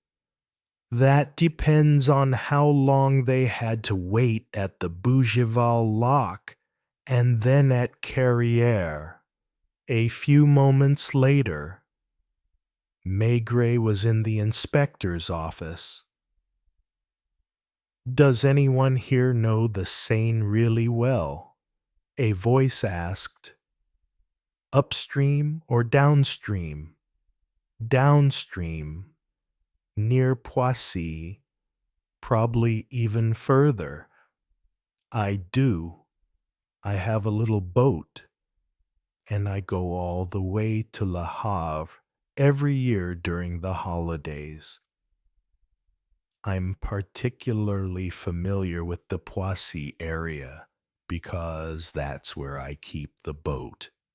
It was Neveu who had spoken, a nondescript, conventional-looking inspector. Maigret had no idea he was such an outdoor person. "Get a car from the courtyard. You can drive me there." Maigret had to keep him waiting, because just then Torrance returned and communicated the result of his inquiries. The dog did die on Monday night, he confirmed. Madame Guillot still cries when she talks about it. The two men put the body in the boot of the car and went to throw it in the Seine. The owner of the bar in Rue de Turenne remembers them. They arrived just before closing time. What time was that? Just after 11:30. Some customers playing below were just finishing their game, and the owner was waiting to lower the shutters. Madame Guillot also confirmed that her husband got back late. She doesn't know exactly when, because she'd fallen asleep, and that he was half drunk. She was quite embarrassed and felt she had to swear to me that he wasn't in the habit, that you had to put it down to the emotion. Maigret finally got in the car next to Neveu, and they set off in the direction of Port d'Asnières. We can't follow the Seine all the way, Neveu said. Are you sure the barge has passed Poissy? According to the chief lockkeeper, on the road, they started seeing cars with their tops down, and some drivers had their companions' arms around their waists. People were planting flowers in their gardens. At one point, a woman in a light blue dress was feeding her hens. Eyes half closed, Maigret dozed, apparently indifferent to the landscape. Each time they caught a glimpse of the Seine, Neveu would say the name of the place where they were. They passed several boats peacefully going up and down the river. Here, a woman was washing her linen on deck. There, another was holding the helm. A child of 3 or 4 sitting at her feet. The car stopped at Moulin, where several barges were moored. What name did you say? Chief de Zwarte Zwan. It means black swan. Neveu got out of the car, crossed the quayside, and started up a conversation with some bargees. From a distance, Maigret saw them gesticulating.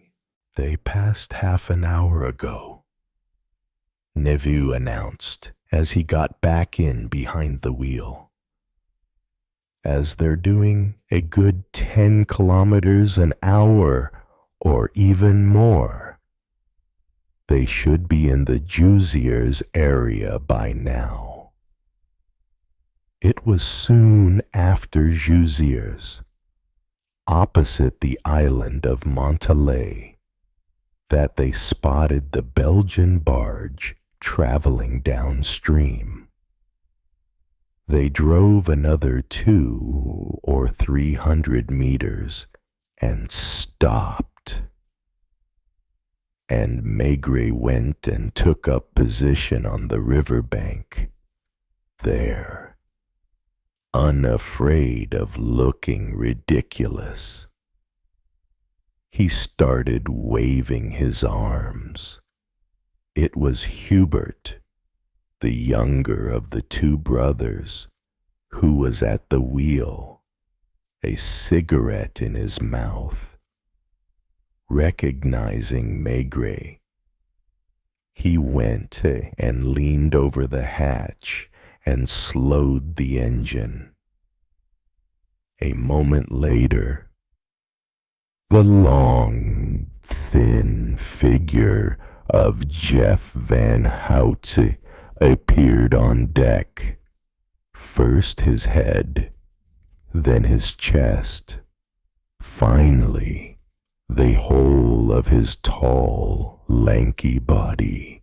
"I have to talk to you," Maigret shouted to them, his hands cupped round his mouth.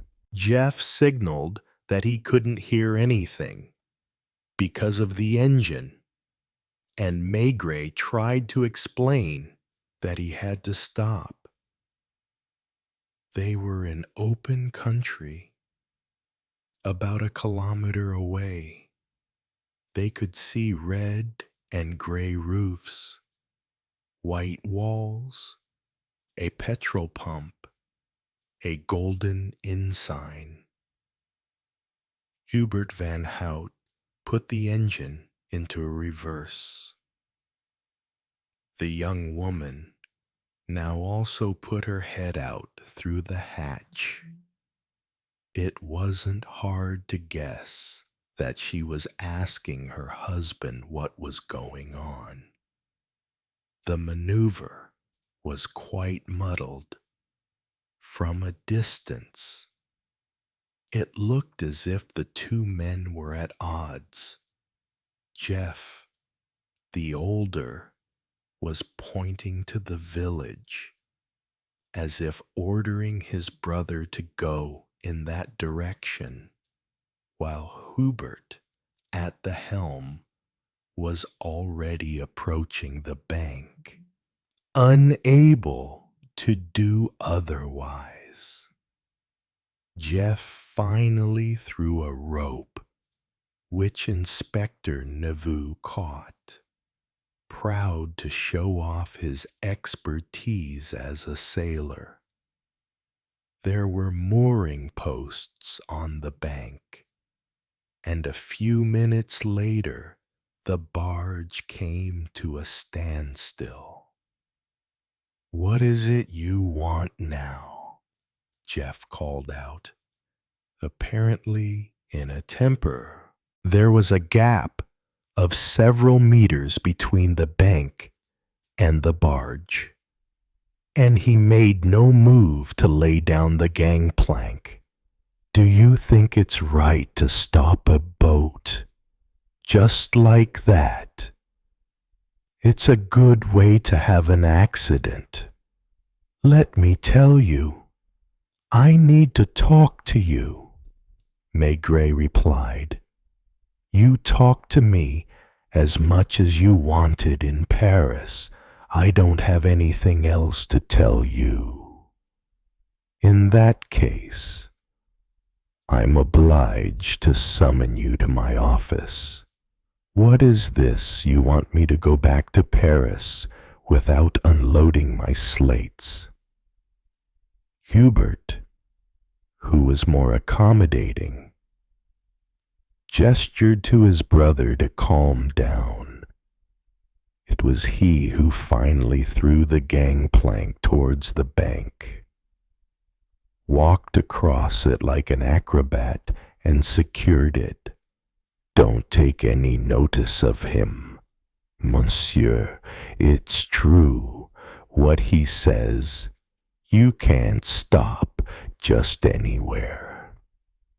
Maigret climbed on board. Deep down, he felt quite embarrassed, not knowing exactly what questions he was going to ask.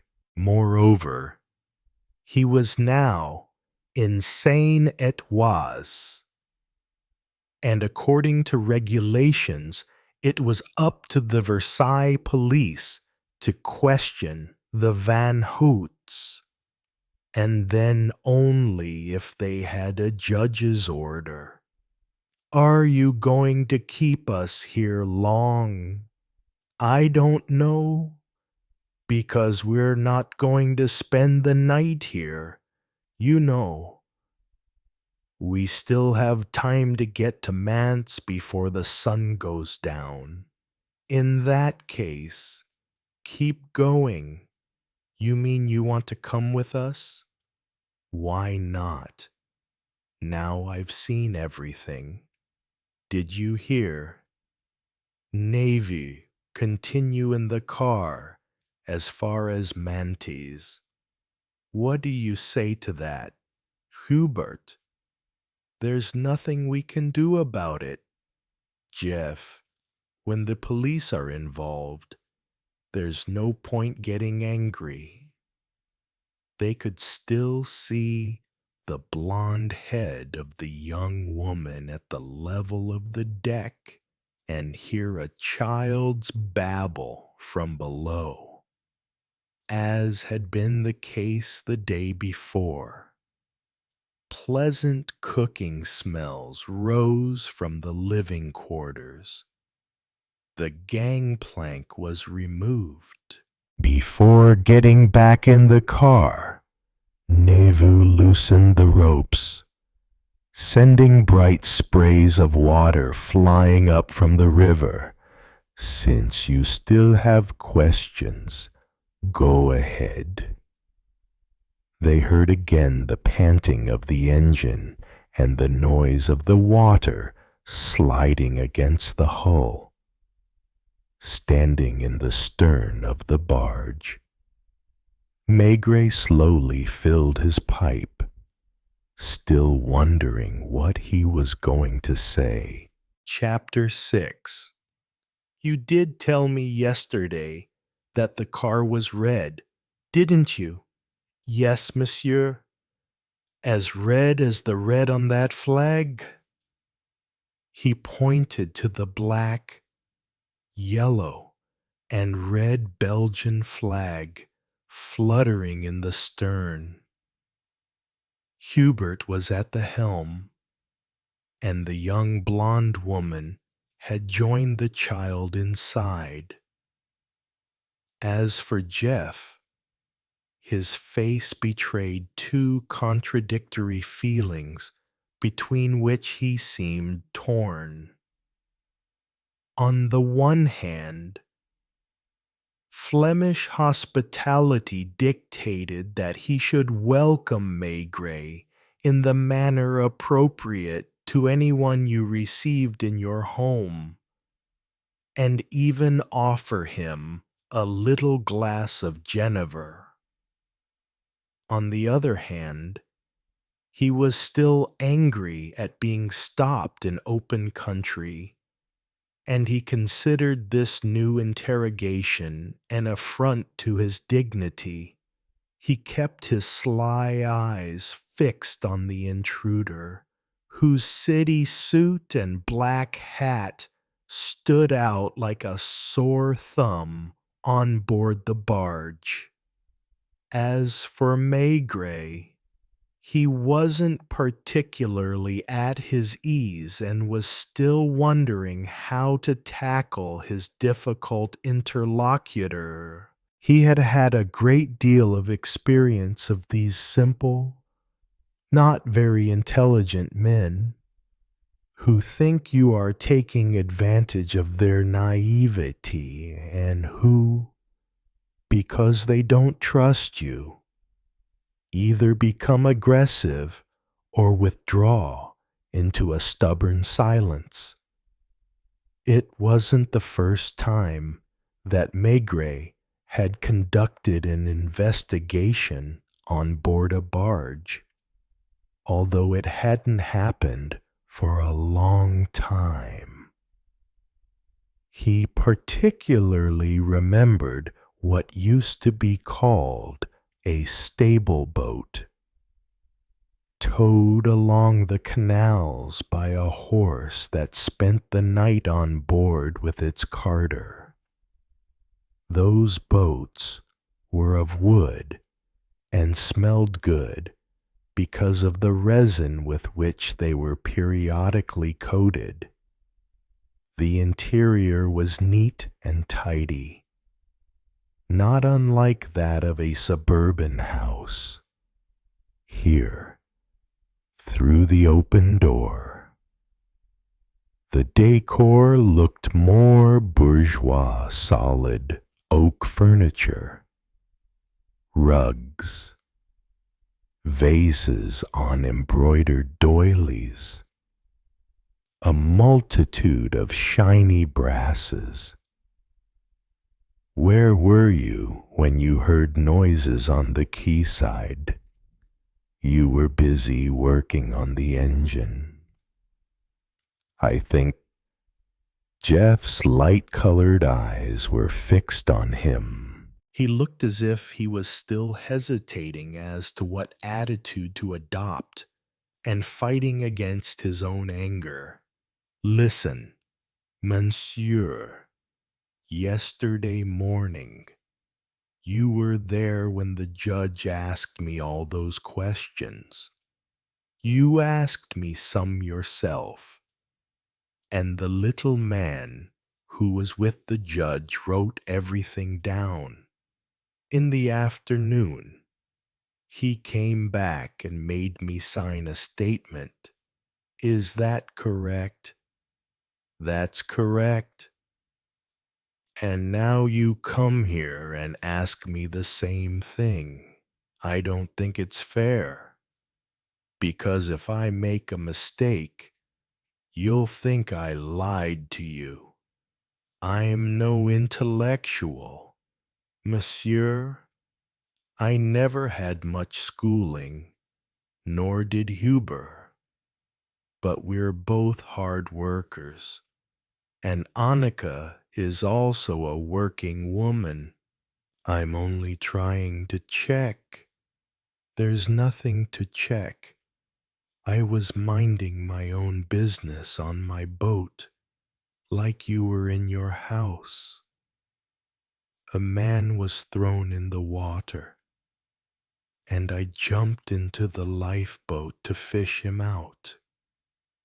I'm not asking for a reward or congratulations, but that's no reason for you to come and pester me with questions.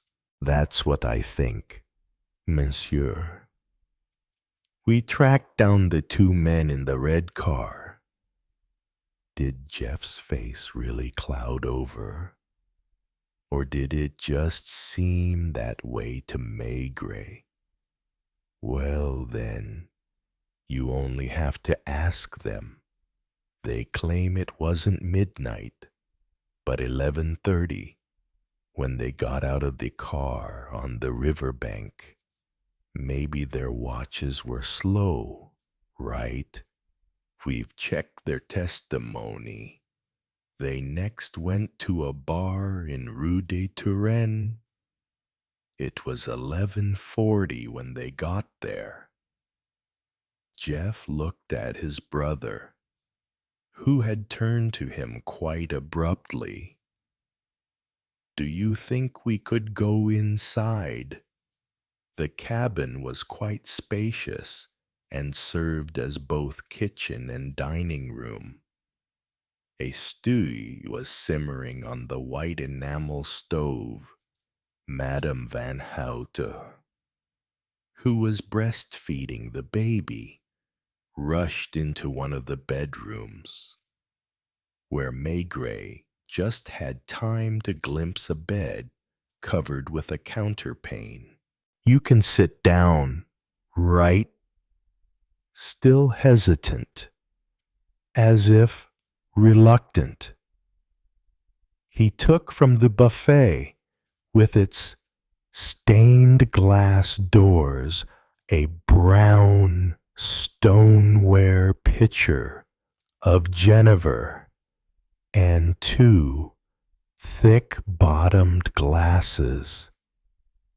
Through the square windows, the trees on the riverbank could be seen, and occasionally the red roof of a villa. There was a fairly long silence, during which Jeff remained standing, his glass in his hand. He finally took a swig, keeping it in his mouth for a time before swallowing it. "Is he dead?" he asked at last. "No, he's regained consciousness. What does he say?" It was Maigret's turn not to reply. He was looking at the embroidered curtains at the windows, the house plants in their copper flower pot holder, the photograph on the wall in a gilded frame, showing a large middle-aged man in a thick sweater and a sailor's cap. He was the kind of character you see often on boats, thick-set, with huge shoulders and a walrus mustache. "Is that your father?" "No, monsieur, that's Annika's father." Was your father also a bargee? My father, monsieur, was a docker in Antwerp, and that isn't a job for a respectable man, if you know what I mean. Is that why you became a bargee? I started working on the barges at the age of 13, and nobody has ever complained about me.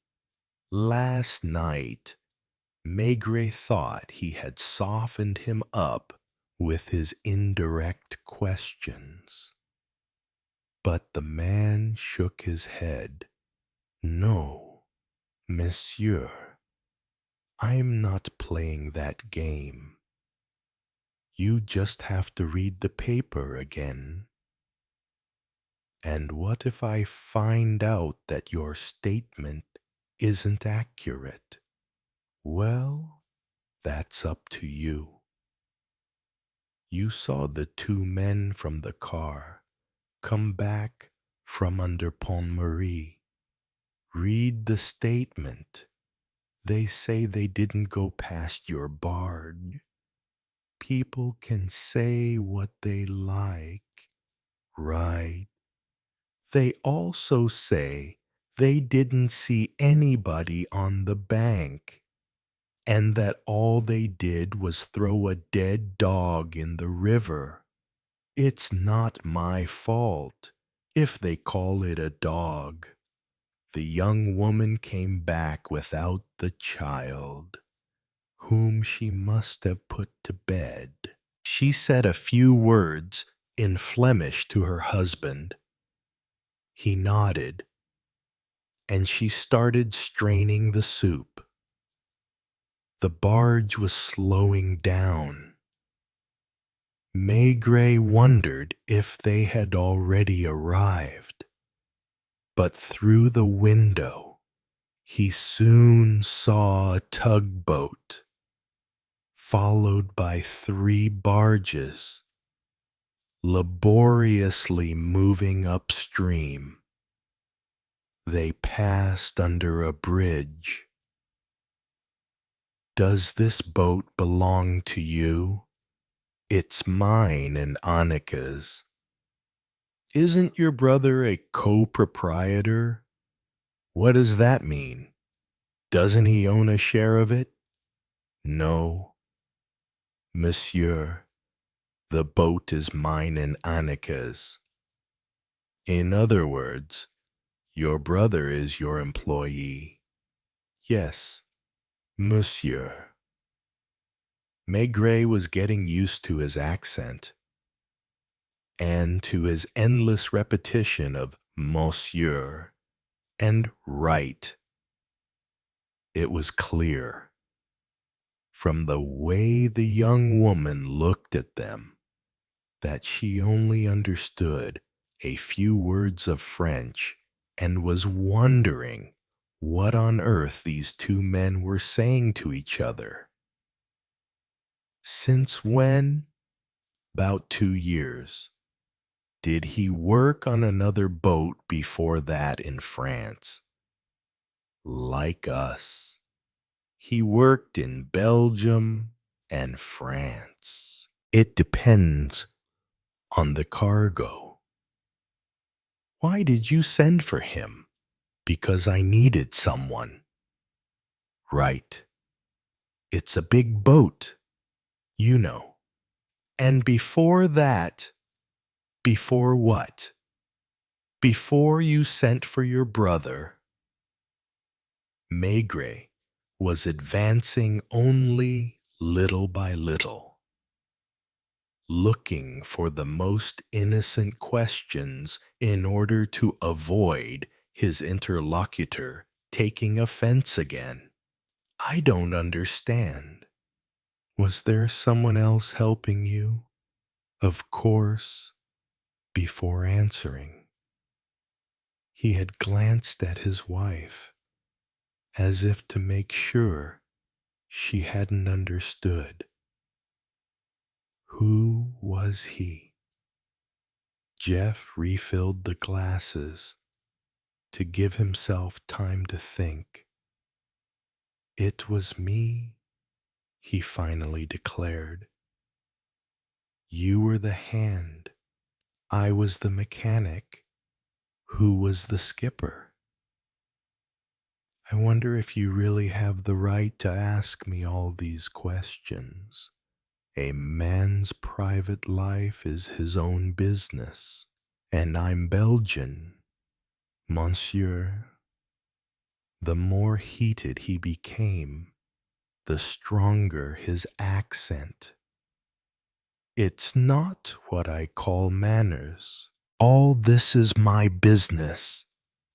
And just because I'm Flemish doesn't mean you can play about with my things.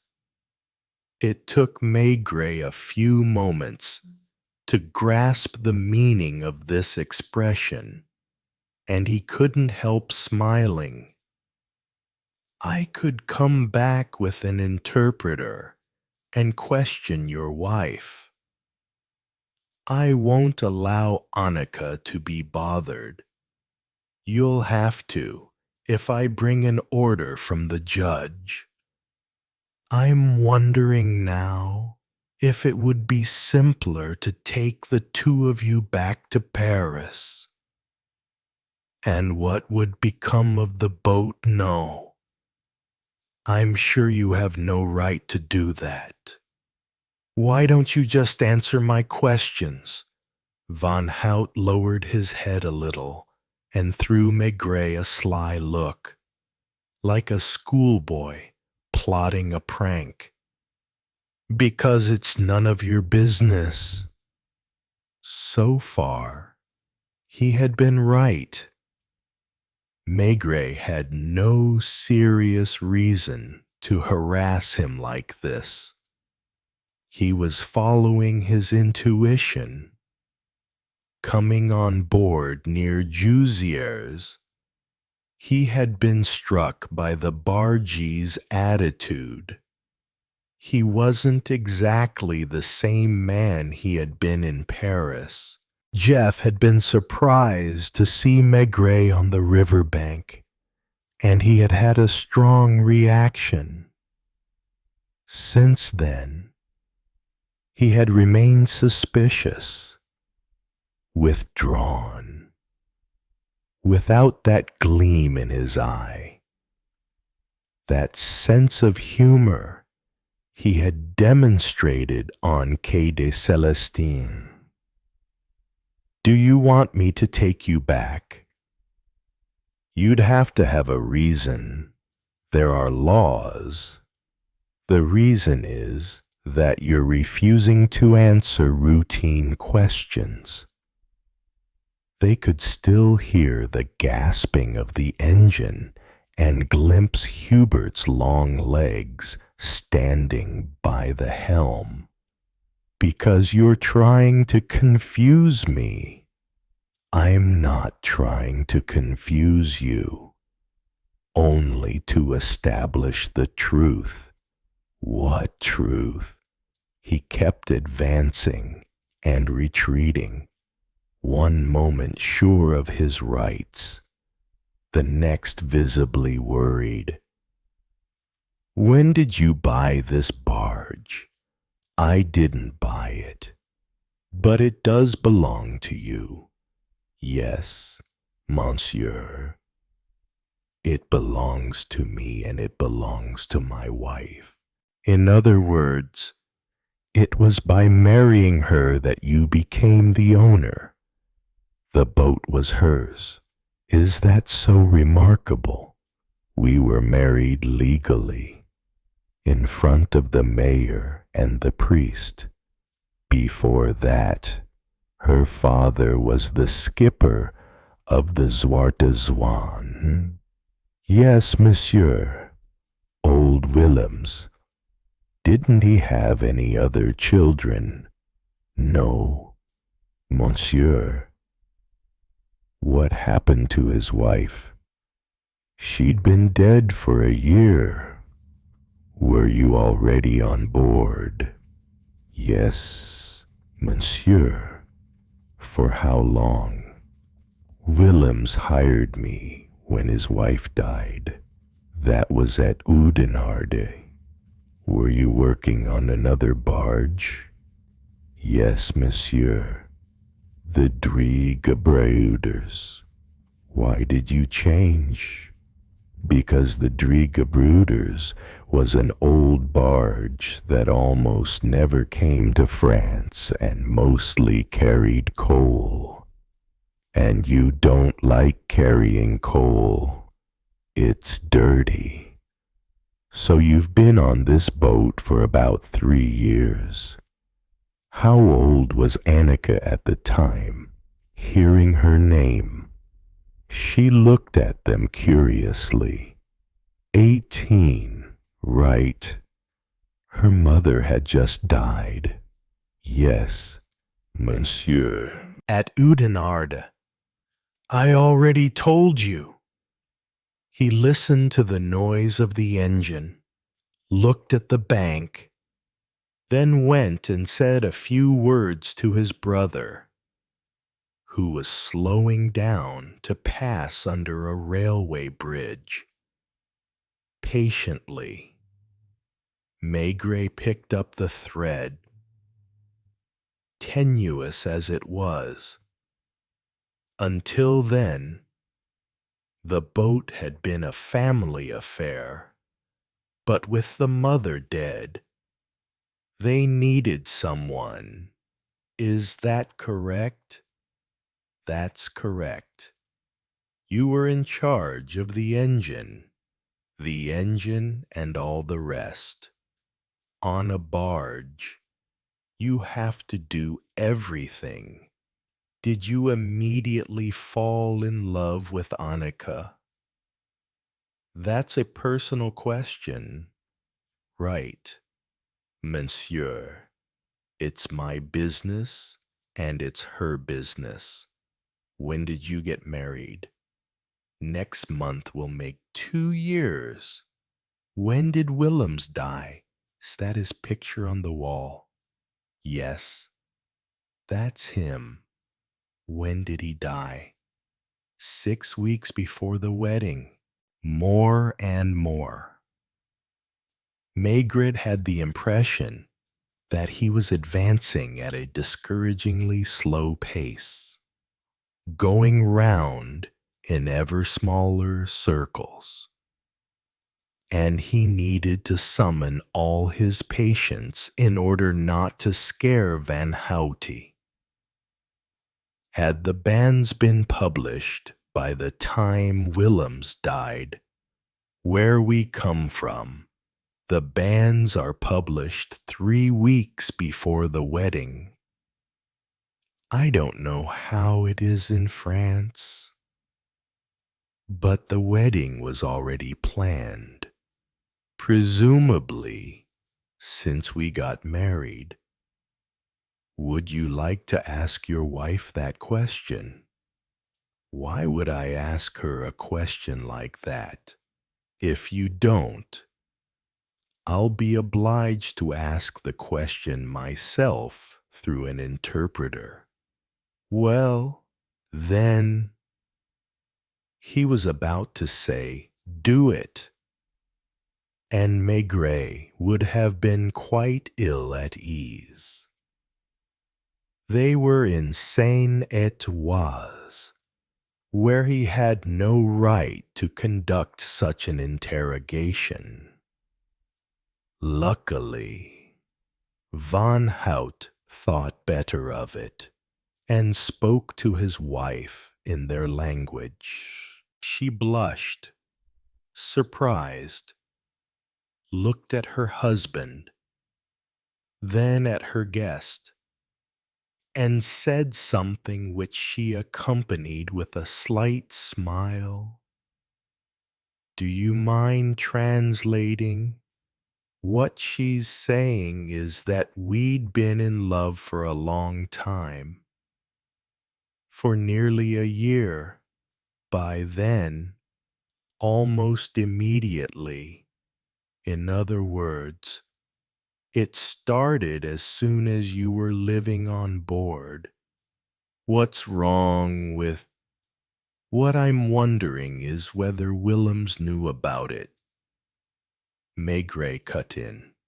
Jeff didn't reply.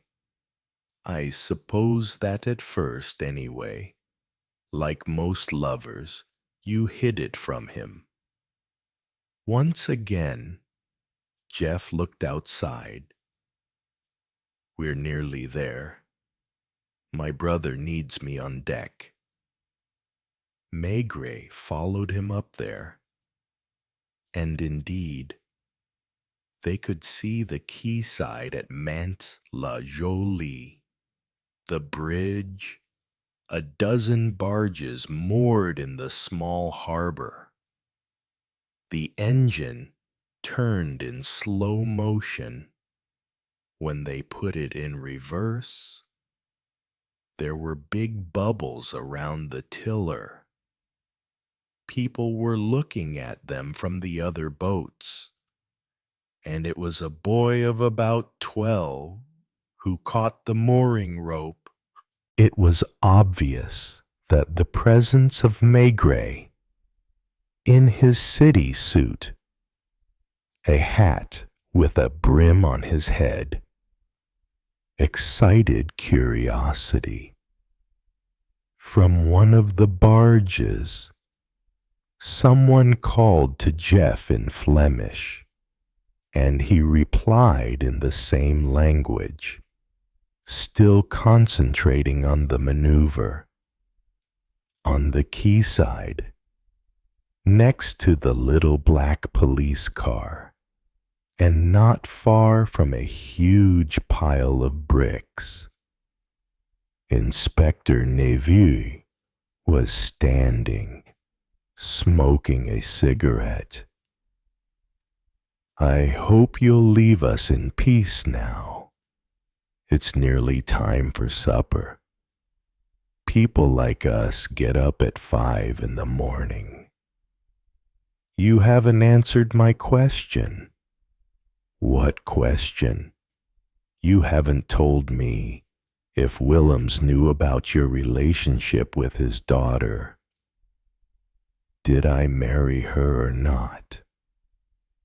You married her once he died. Is it my fault he died? Was he ill for a long time? They were again standing in the stern of the boat, and Hubert was listening to them with a frown on his face. He was never ill in his life, unless it's an illness to be drunk every night.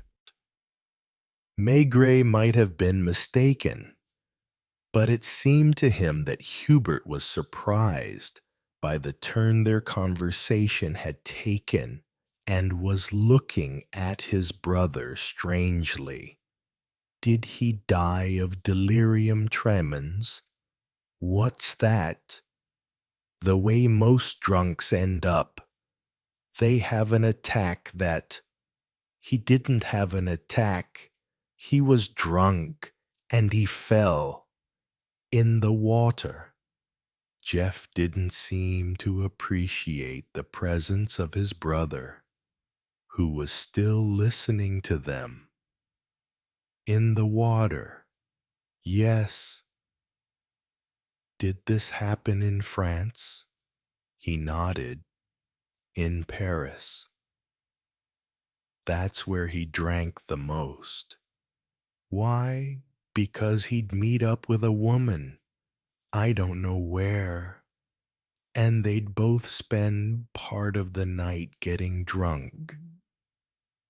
Do you know this woman? I don't know her name or where she lives. No, but you saw her with him. I met them, and once I saw them go into a hotel. There's no point telling Anneke. Doesn't she know how her father died? She knows how he died, but she's never been told about the woman. Would you recognize her? I might. I'm not sure. Was she with him when he had his accident? I don't know.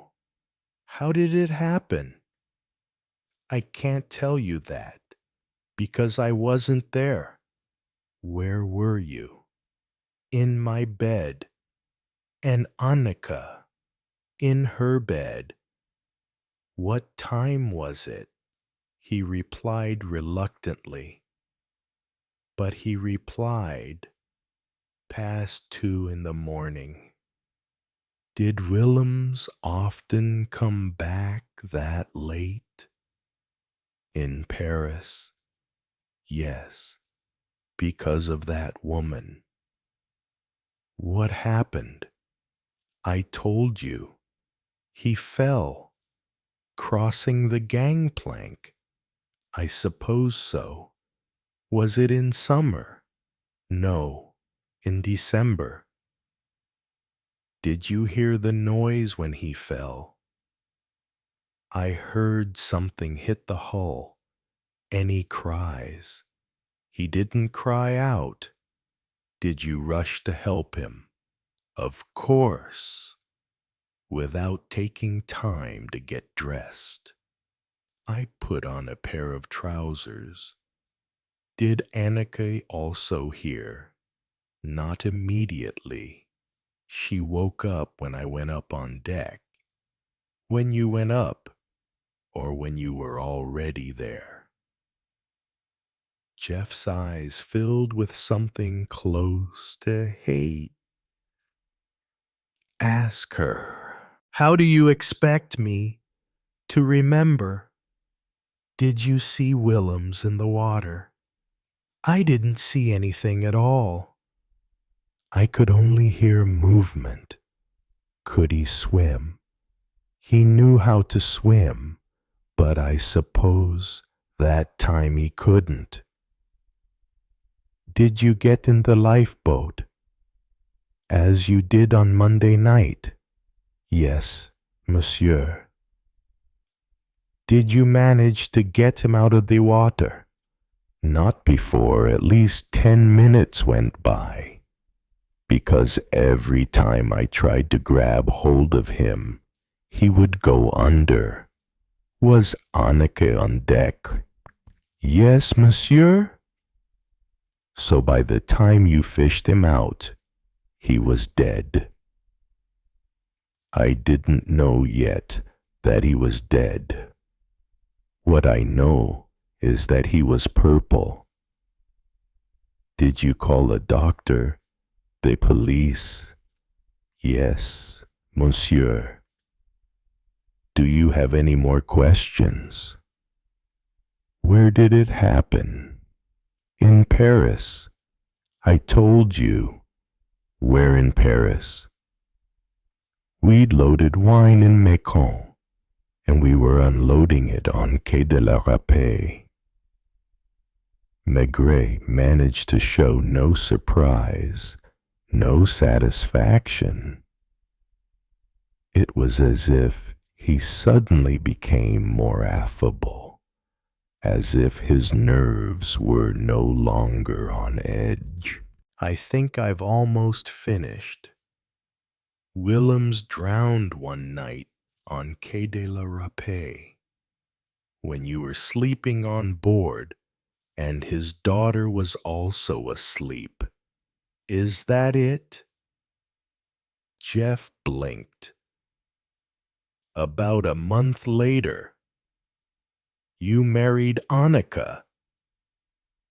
It wouldn't have been decent to live together on board without getting married. When did you send for your brother? Immediately, 3 or 4 days after. After your wedding? No, after the accident. Although the sun had disappeared behind the pink roofs, it was still light, with a slightly unreal, almost disturbing brightness. Hubert was still standing motionless by the helm, seemingly lost in thought. I don't suppose you know anything. About what? About what happened on Monday evening. I was busy dancing in Rue de la Paix. What about the death of Willems? I was in Belgium when I got the telegram. Have we finished yet? Jeff Van Hout asked impatiently, Can we go and have our supper? To which Maigret replied very calmly, in a detached tone, I am afraid not. That caused a shock. Hubert quickly raised his head and looked, not at Maigret, but at his brother. As for Jeff, he asked, more aggressively than ever, And do you mind telling me why I can't have my supper? Because I'm planning to take you back to Paris. You have no right to do that. I could send for a summons. It'd be here in an hour, signed by the examining magistrate. Why, may I ask? So that we can continue this interrogation elsewhere. I've said what I had to say, and also so that I can bring you face to face with the tramp you pulled out of the Seine on Monday night. Jeff turned to his brother as if appealing to him for help. Hubert, do you think the inspector has the right? But Hubert said nothing. Are you going to take me in your car? He had spotted it on the quayside, with Neveu next to it, and he pointed. And when will I be allowed to get back to my boat? Maybe tomorrow? And if not tomorrow, in that case, there's a good chance you'll never come back. What are you saying? He clenched his fists, and for a moment Maigret thought he was going to throw himself on him. What about my wife and my child? What are all these stories you're making up? I'll inform my consul. That's your privilege. This is a joke, right? He still couldn't believe it. You can't just come to a man's boat and arrest him when he's done nothing. I'm not arresting you. What else do you call it? I'm taking you to Paris to confront you with a witness who can't be moved. I don't even know the man. I pulled him out of the water because he was calling for help. If I'd known. His wife appeared and asked him a question in Flemish. He replied volubly. She looked at the three men in turn, then spoke again. Maigret would have sworn that she was advising her husband to follow him. Where are you planning to let me sleep? We'll give you a bed at Quai des Orfèvres. In prison. No, at the police judiciaire. Can I at least change my clothes? Maigret let him do so, and he disappeared below deck with his wife, left alone with Maigret. Hubert still said nothing, just looked vaguely at the passers-by and the cars on the river bank. Maigret said nothing either. He felt exhausted after this meandering interrogation, during which, discouraged, he had constantly thought he would get nowhere. It was Hubert who spoke first, in a conciliatory tone. Don't take any notice. He's a hothead, but he's not a bad man. Did Willems know about his relationship with his daughter? On board a boat, it isn't easy to hide. Do you think he liked the idea of their getting married?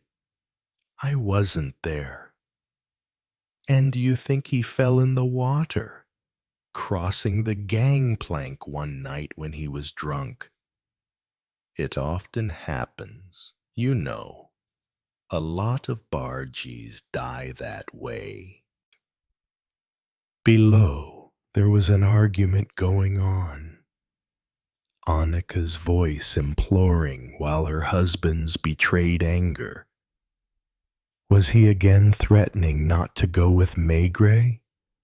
It was she who won, because Jeff finally came back on deck, his hair neatly combed and still wet. He was wearing a white shirt that brought out the color of his complexion, an almost new blue suit, a striped tie, and black shoes, as if on his way to Sunday Mass. He exchanged a few more words in his language with his brother, without looking at Maigret, then got off the barge and headed for the black car, beside which the inspector was waiting. Maigret opened the door. Neveu watched both of them in surprise. Where to, Chief? Quai des Orfèvres. It was dark by the end of the ride. The headlights lit up now the trees, now the houses of a village. Finally, the gray streets of the outer suburbs. Maigret smoked his pipe in a corner, not saying a word. Jeff Van Hout didn't open his mouth either. Impressed by this uncommon silence, Neveu wondered what could have happened. He ventured to ask, "Did you get what you wanted, Chief?" Receiving no answer, he now contented himself with driving the car. It was 8 in the evening by the time they entered the courtyard of the police judiciaire. Only a few windows were still lighted, but old Joseph was still at his post in the inspector's office. There were only 3 or 4 men, including Lapointe, who was typing. Send for some sandwiches and beer. For how many people? 2. No. 3. Because I'm going to need you. Are you free? Yes. Chief. Standing there in the middle of Maigret's office, the bargee seemed taller and thinner, his features more defined.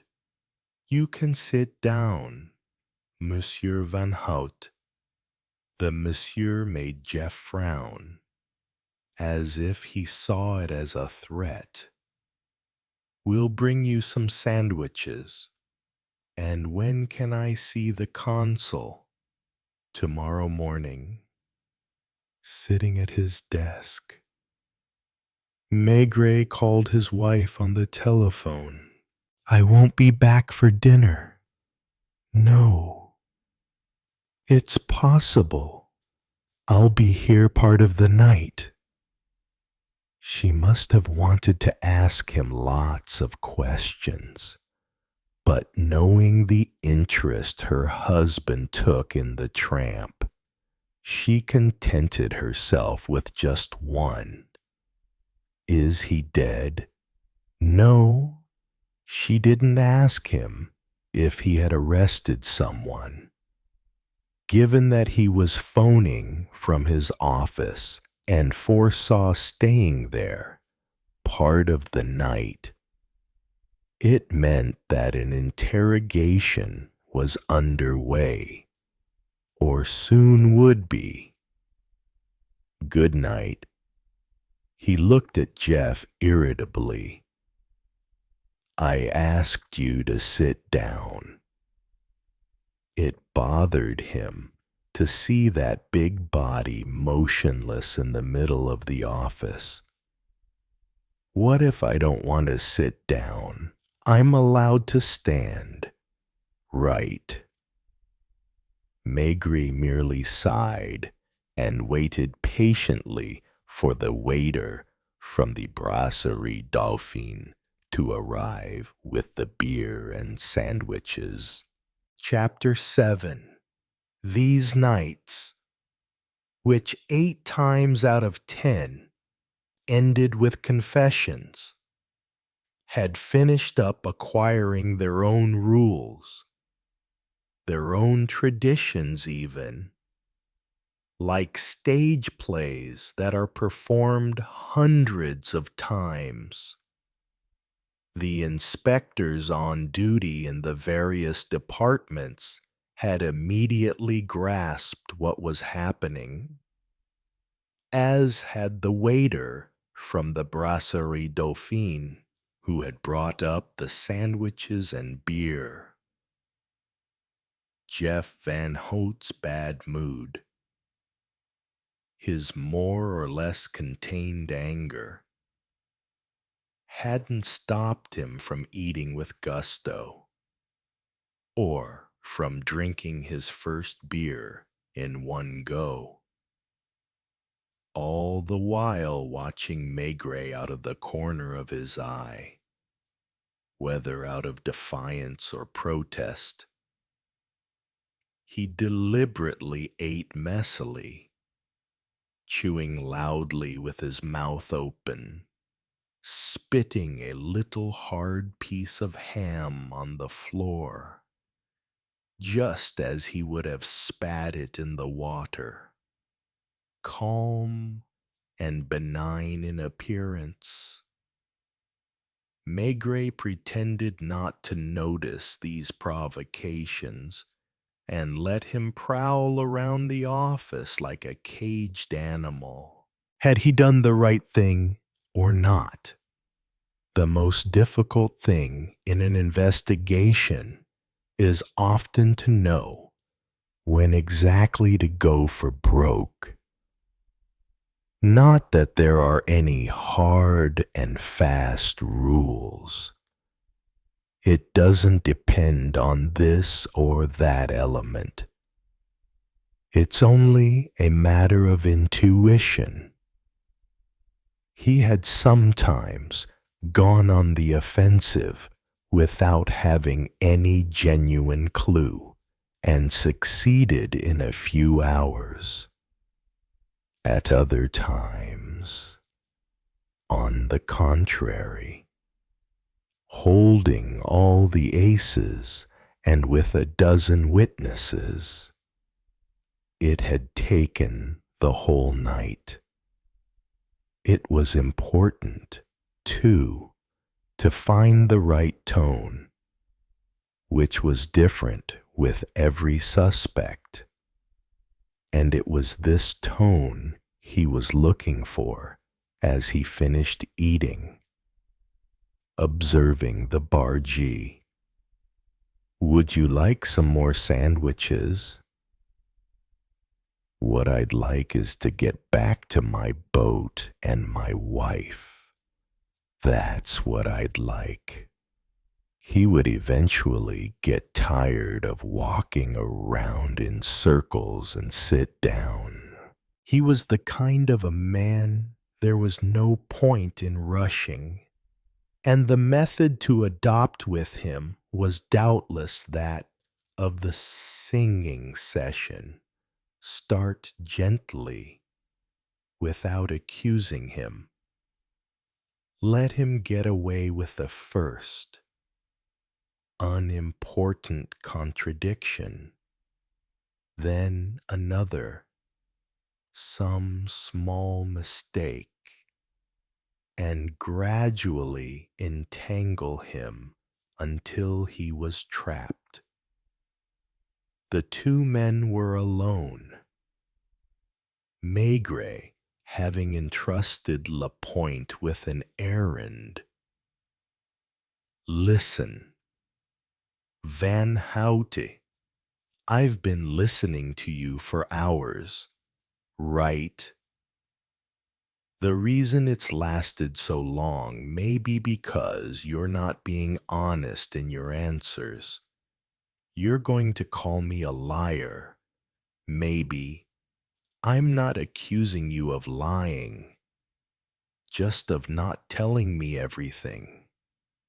What would you do if I started asking you questions about your wife and children? You had a tough childhood. Did your mother care much about you? So now it's my mother's turn. Let me tell you this. My mother died when I was only 5 years old. She was an honest woman, a saint, who, if she's looking at me right now from up in heaven." Maigret stopped himself from reacting and retained his grave expression. "Did your father marry again?" "My father was another story. He drank too much." "How old were you when you started earning your own living?" "I started out at 13. I told you." "Do you have any other brothers apart from Hubert?" "What about sisters?" "I have one sister." "What of it?" "Nothing. We're getting acquainted." "Well, if we're getting acquainted, I should ask you questions, too." "I don't see any harm in that. You say that because you're in your office and you think you're all powerful." Maigret had known from the start that this was going to be long and difficult, because Van Hout was not an intelligent man. Invariably, It was the idiots they had most trouble with because they dug their heels in, refused to answer, unhesitatingly denied what they had stated an hour earlier, and didn't get flustered when it was pointed out that they had contradicted themselves. With an intelligent suspect, it was often enough to discover the flaw in his argument, his system, and everything quickly collapsed. I don't think I'm wrong in thinking that you're a hard worker. A sidelong glance, heavy with mistrust. Sure, I've always worked hard. Some of your bosses must have taken advantage of your goodwill and your youth. Then one day, you met Louis Willems, who drank like your father, motionless in the middle of the room. Jeff was looking at him with the air of an animal sensing danger, but not yet sure how it is going to be attacked.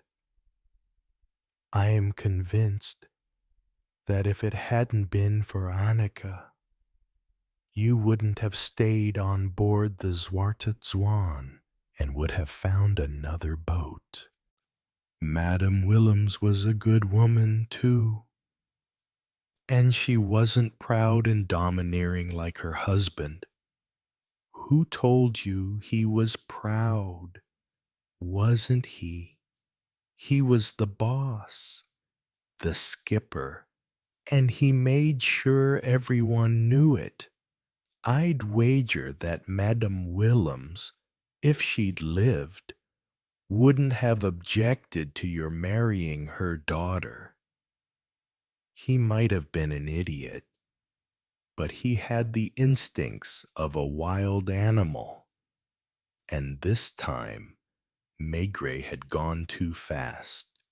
That's your story, is it?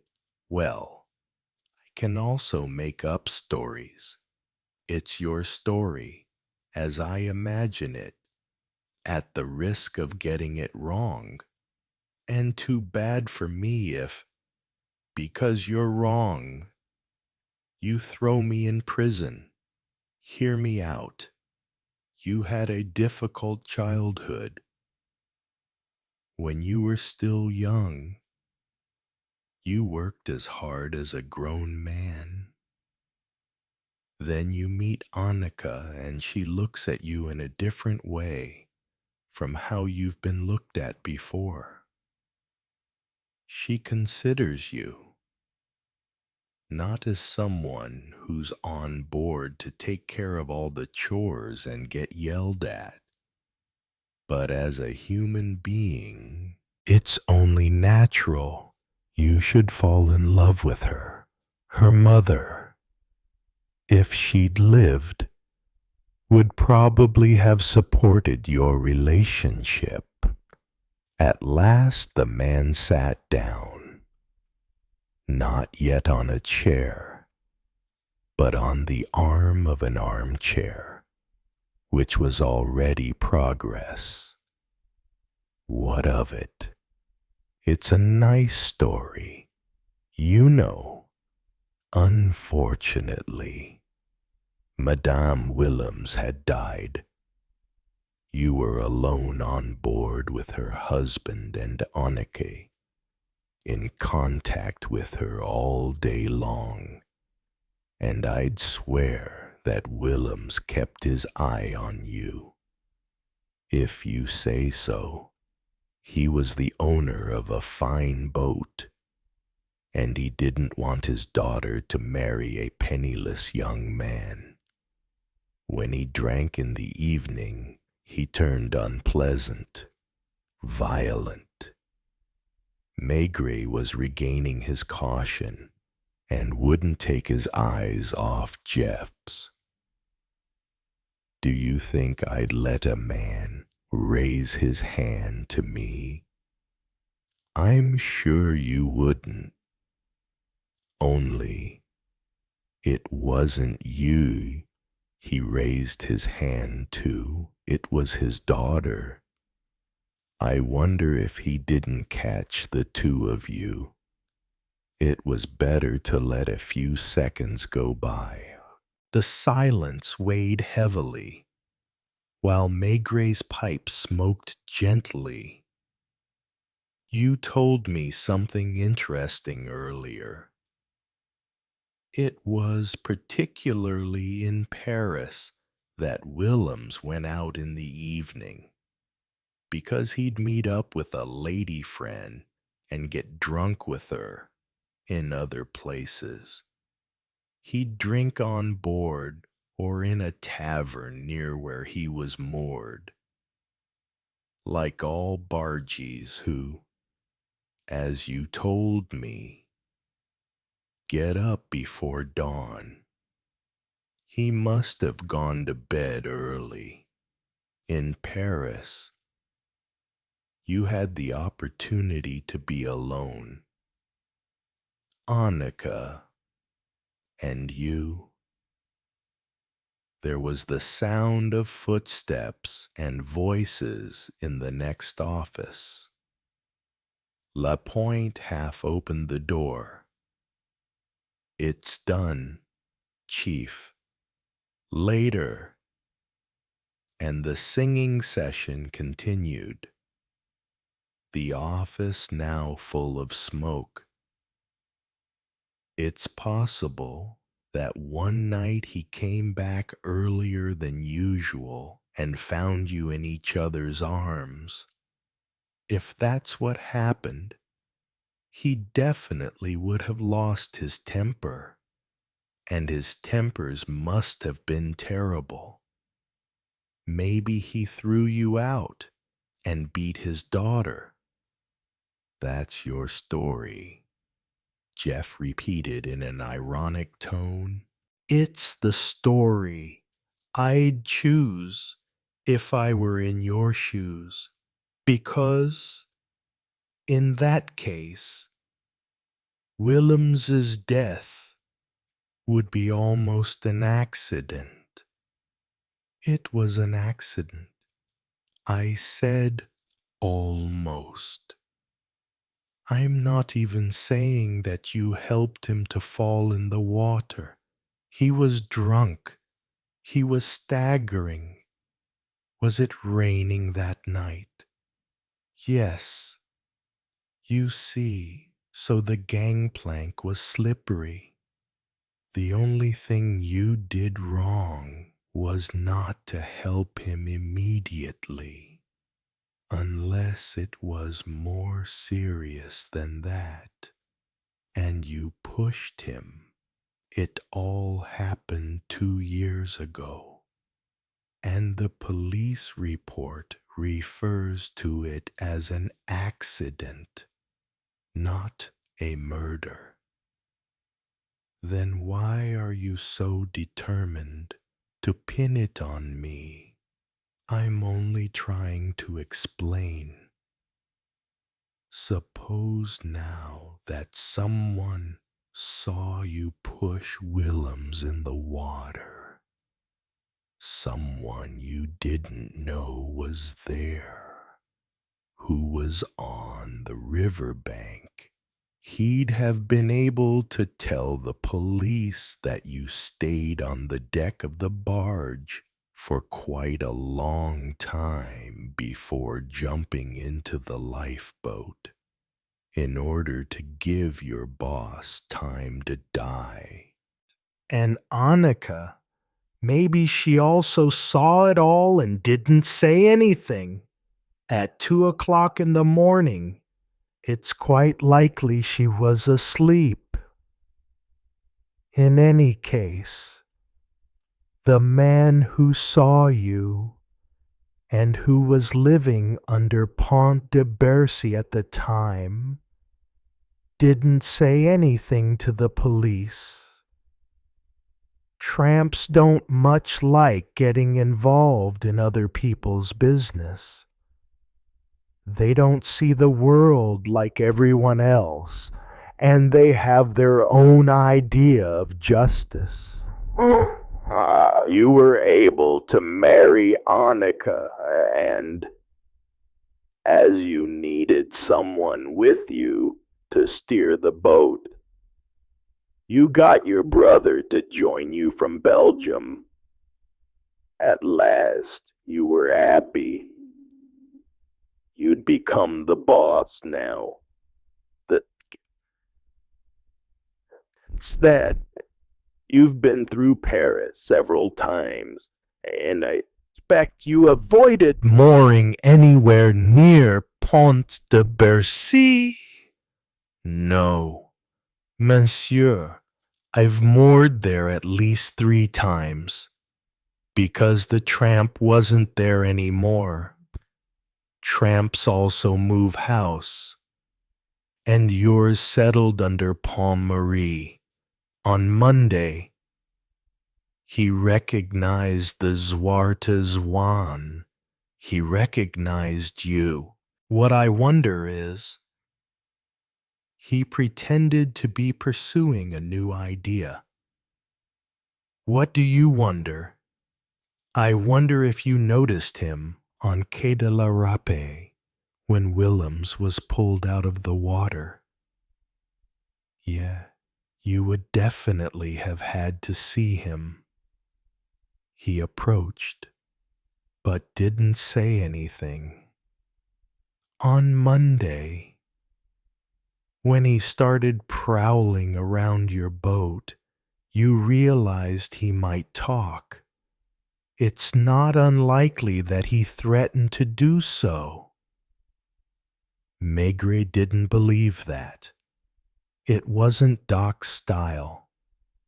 For the moment, it was necessary for his story. You were afraid. It occurred to you that what had happened to Willems might well happen to someone else, almost in the same way. And I threw him in the water. Is that it? Let's say you pushed him.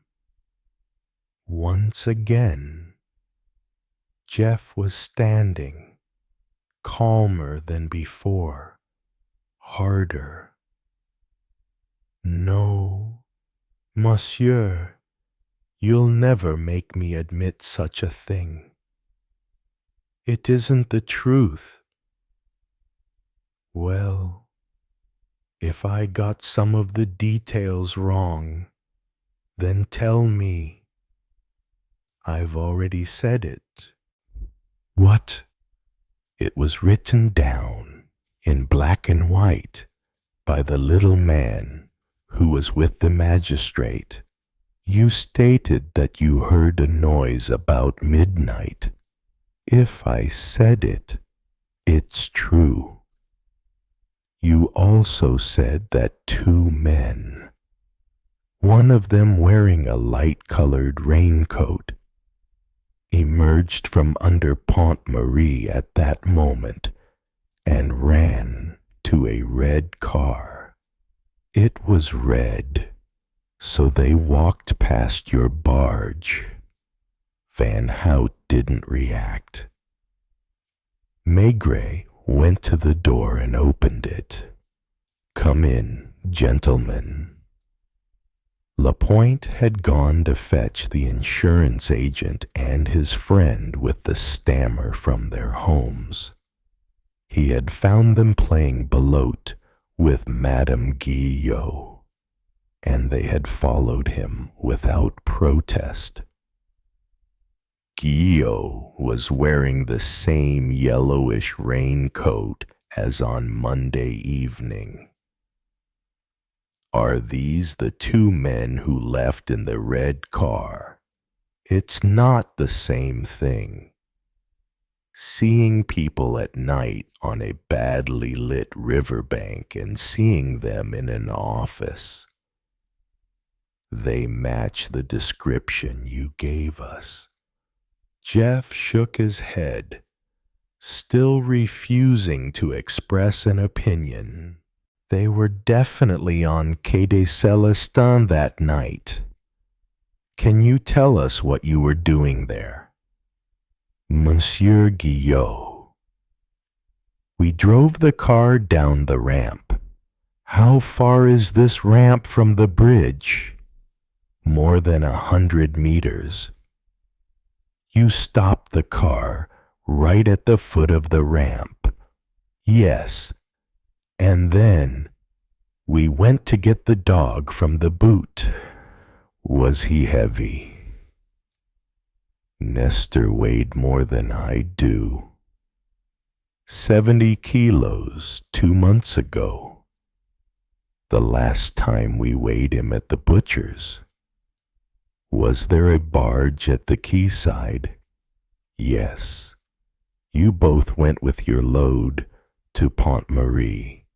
Hardouin opened his mouth to object, but luckily his friend intervened before him. Why should we have gone all the way to Pont Marie? Because this gentleman here says you did. He saw us go to Pont Marie. Not exactly. He saw you come back from there. The two men looked at each other. He can't have seen us walking past his barge, because we threw the dog in the river behind the barge. I was even afraid the sack would get caught in the tiller. I waited for a moment to make sure the current would take it downstream. Do you hear that, Jeff? To which Jeff replied, unfazed. That's his story, right? You told your story, and maybe there'll be other stories. It isn't my fault if... What time was it? Monsieur Guillot, unable to resign himself to a silent role. Hardouin blurted out, 11:30. His friend cut in. The proof of that is that we were in the bar in Rue de Turenne by 11:40. Is your car red? It's a red 403, yes, with 2 9s in the license number. 7949 LF75. If you want to see the registration, would you like to go down to the courtyard and identify the car, Monsieur Van Houte? The only thing I'd like to do is go back to my wife. How do you explain these contradictions? It's up to you to explain them. It's not my job. You know the mistake you made. Yes, pulling that man out of the water. First, yes. But you didn't do that deliberately. What do you mean? I didn't do it deliberately. Do you think I was sleepwalking when I untied the lifeboat, took the pole and tried to... You're forgetting that someone else had heard the tramp yelling. Willems hadn't cried out, probably because he choked as soon as he hit the cold water. When it came to dock, you took the precaution of knocking him out first. You assumed he was dead, or as good as. At any rate, that he'd be unable to make it, given the strong current. You were unpleasantly surprised when you heard his cries for help, and you'd have let him yell as much as he liked if you hadn't heard another voice. The skipper of the Poitou. He saw you standing on the deck of your boat, so you thought it wise to play the rescuer. Jeff merely shrugged. When I told you a moment ago that you made a mistake, that's not what I was referring to.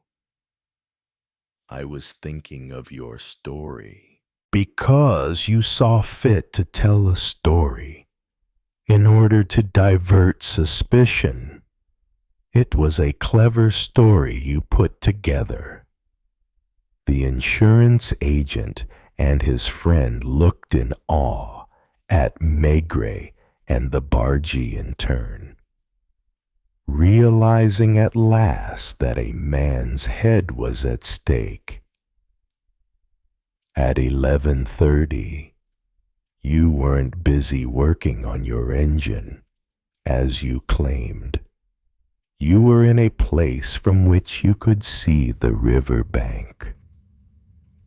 Either the cabin or somewhere on the deck of the boat. Otherwise, you wouldn't have seen the red car.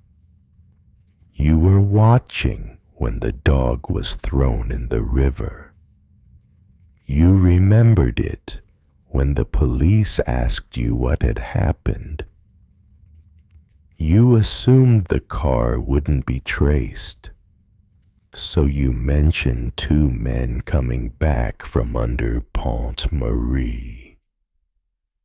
I'm letting you talk. Right. They can tell whatever story they like. You can tell whatever story you like. Maigret again walked over to the door. Come in, Monsieur Goulet. Once again, it was Lapointe, who had gone to fetch the skipper of the Poitou, from which sand was still being unloaded on Quai des Célestins. What time was it when you heard cries coming from the Seine? About midnight. Can you be more precise than that? No. But it was later than 11:30. Definitely. When it was all over. I mean, by the time the body was hoisted onto the bank and the policeman arrived, it was 12:30. I think the policeman wrote the time down in his notebook. Well, it certainly hadn't been more than half an hour since. What do you say to that, Von Houte? Me nothing at all. Right. He has his story. And the policeman has his story, too. By 10 in the evening, the three witnesses had left, and another tray of sandwiches and beer had been brought up from the Brasserie Dauphine. Maigret went to the adjoining office and said to Lapointe, All yours. What should I ask him? Anything you like. It was routine. Sometimes 3 or 4 officers took turns during the night, asking more or less the same questions in a different way, gradually wearing down the suspect's resistance. Hello, get my wife on the line, please. Madame Maigret wasn't yet in bed. I'd advise you not to wait up for me. You sound tired, a tough one. She sensed the discouragement in his voice. He'll deny it to the end and won't give us anything to pin on him.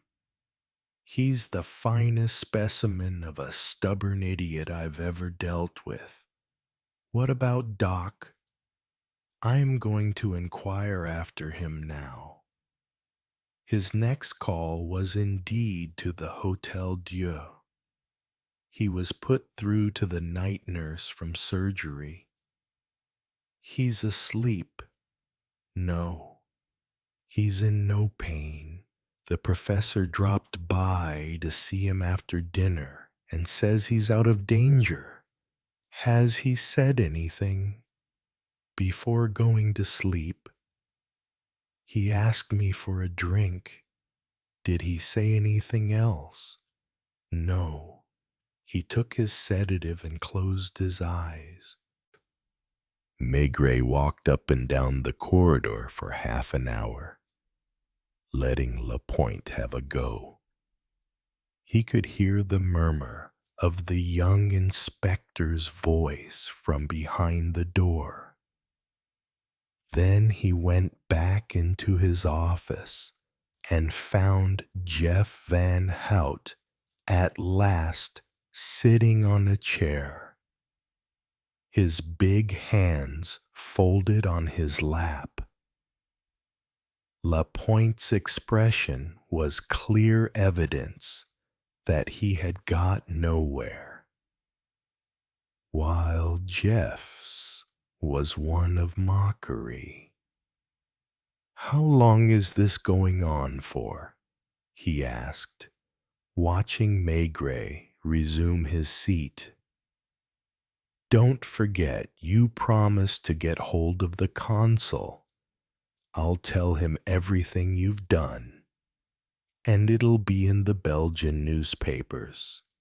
Listen to me, Van Houty. I've been listening to you for hours, but you keep repeating the same thing."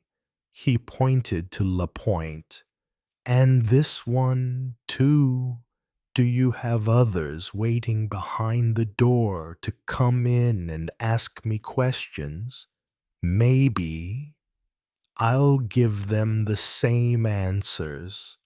You've contradicted yourself several times." "What if I have? Wouldn't you contradict yourself if you were in my shoes? You heard the witnesses." "The witnesses say one thing, I say another. That doesn't mean I'm the one who's lying. I've worked all my life. Ask any of the bargees what they think of Jeff Van Hout. Not a single one will have anything bad to say about me."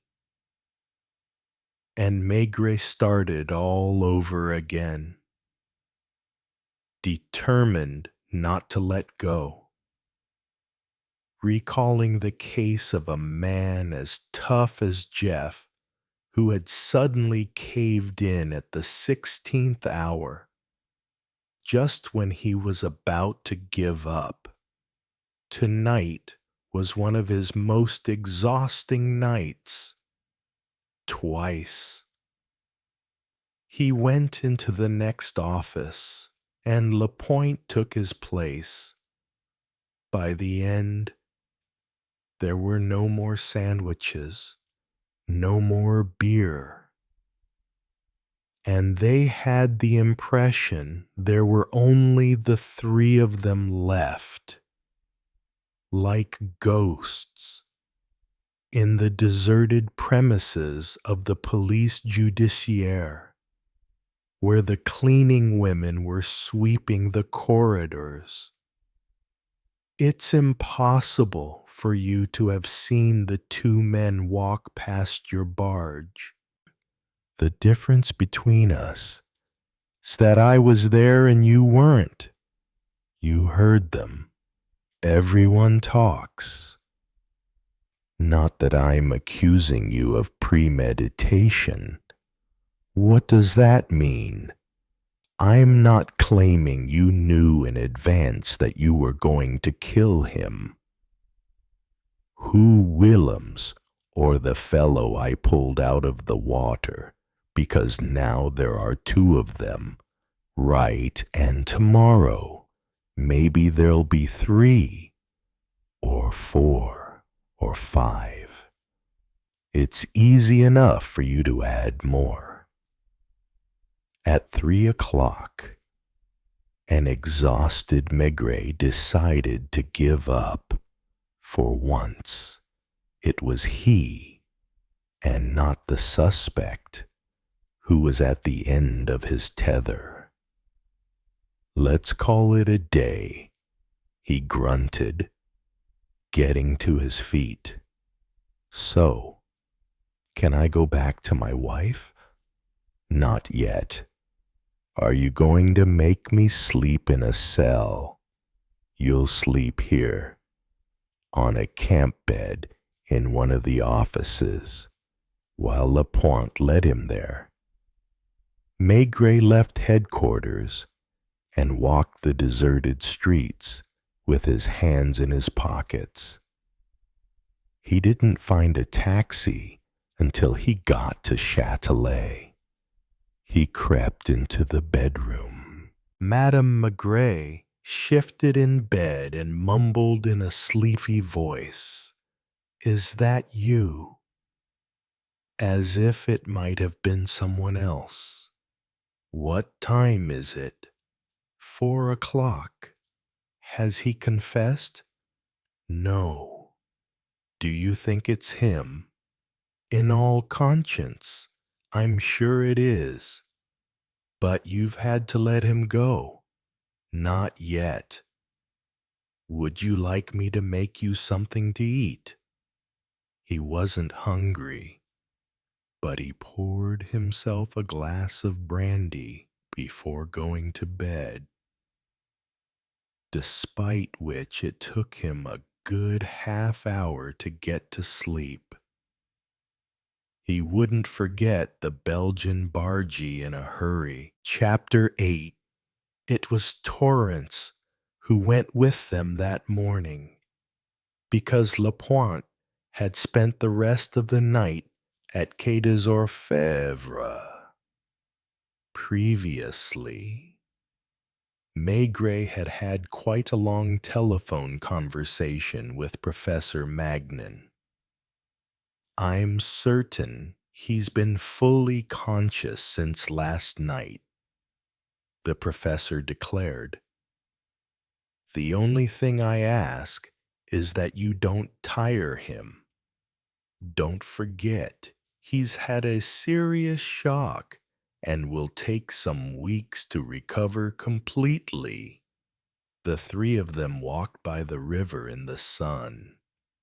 Von Hout, between Maigret and Torrance, and they might have been taken for friends out for a stroll and savoring a fine spring morning, for want of a razor.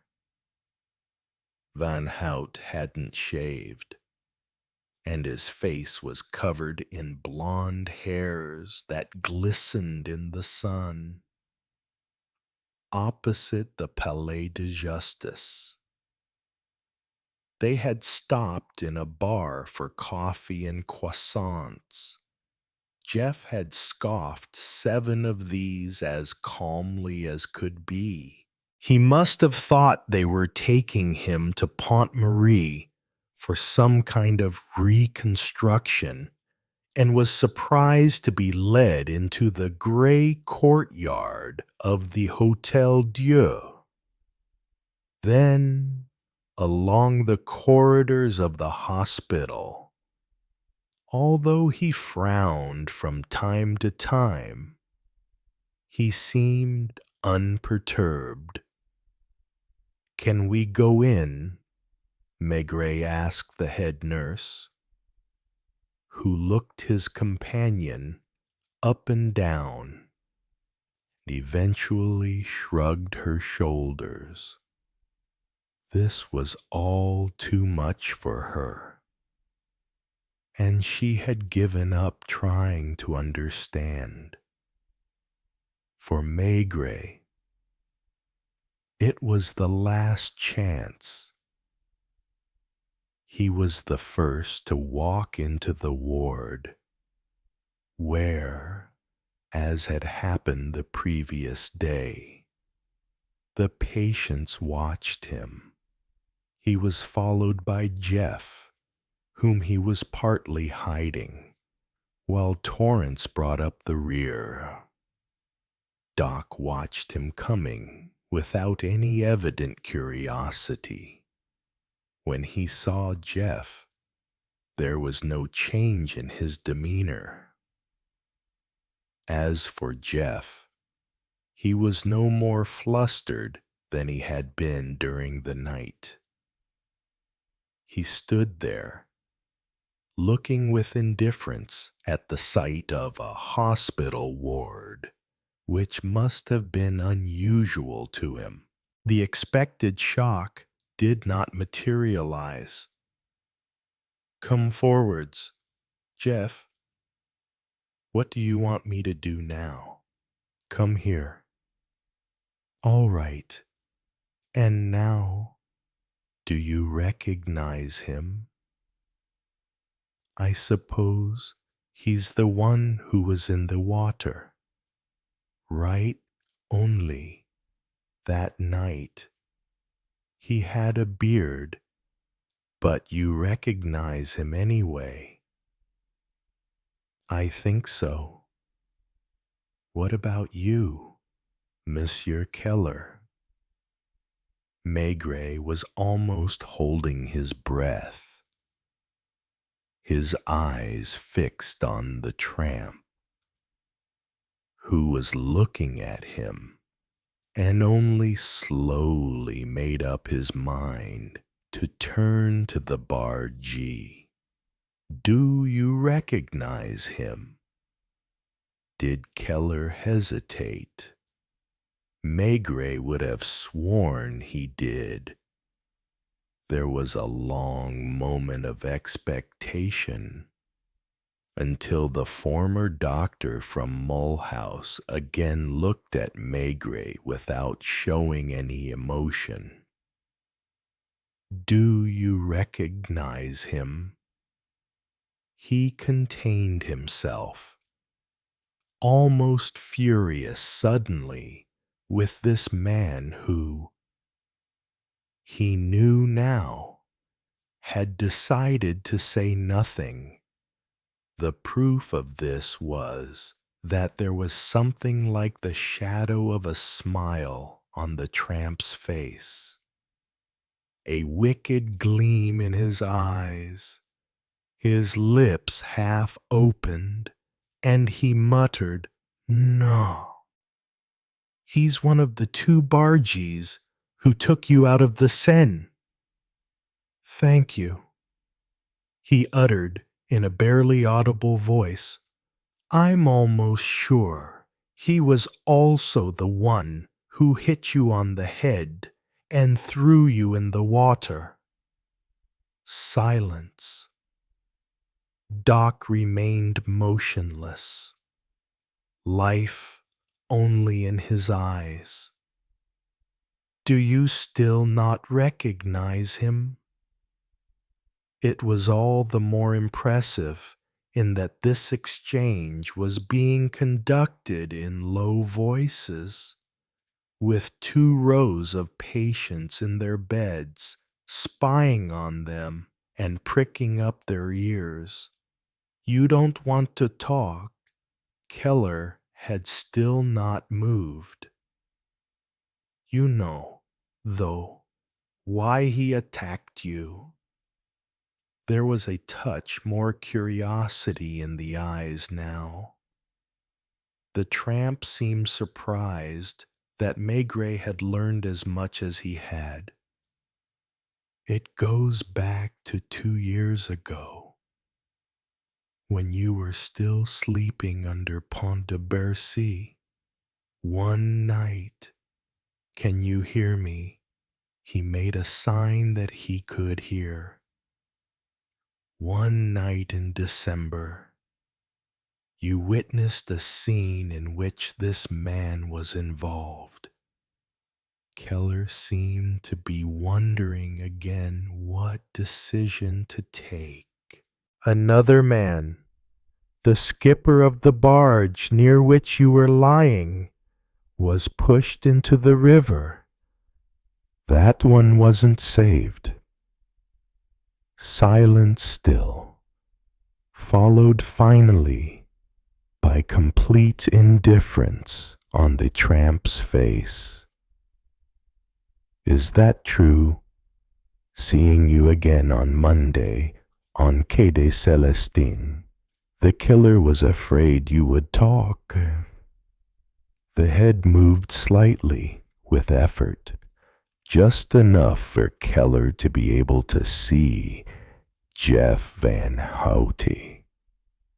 But there was still no hate, no resentment in his eyes. The only thing visible in them was a certain curiosity. Maigret realized he wouldn't get anything else from the tramp, and when the head nurse came and announced that they had stayed long enough, he didn't insist. In the corridor, the bargee raised his head high. That got you a long way, didn't it? He was right. He was the winner of this match. I can also make up stories, he said triumphantly, and Maigret couldn't help muttering under his breath, "Shut up." While Jeff waited with Torrance at Quai des Orfèvres, Maigret spent nearly 2 hours in Danziger's office. The magistrate had phoned the deputy prosecutor and asked him to join them, and Maigret told both men the whole story in detail. Danziger took notes in pencil, and when the account was over, he sighed.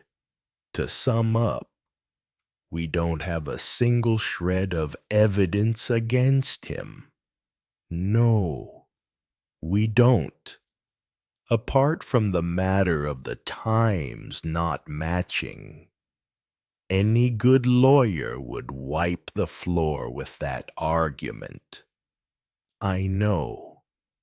Do you still have any hope of getting a confession? None at all, Maigret admitted.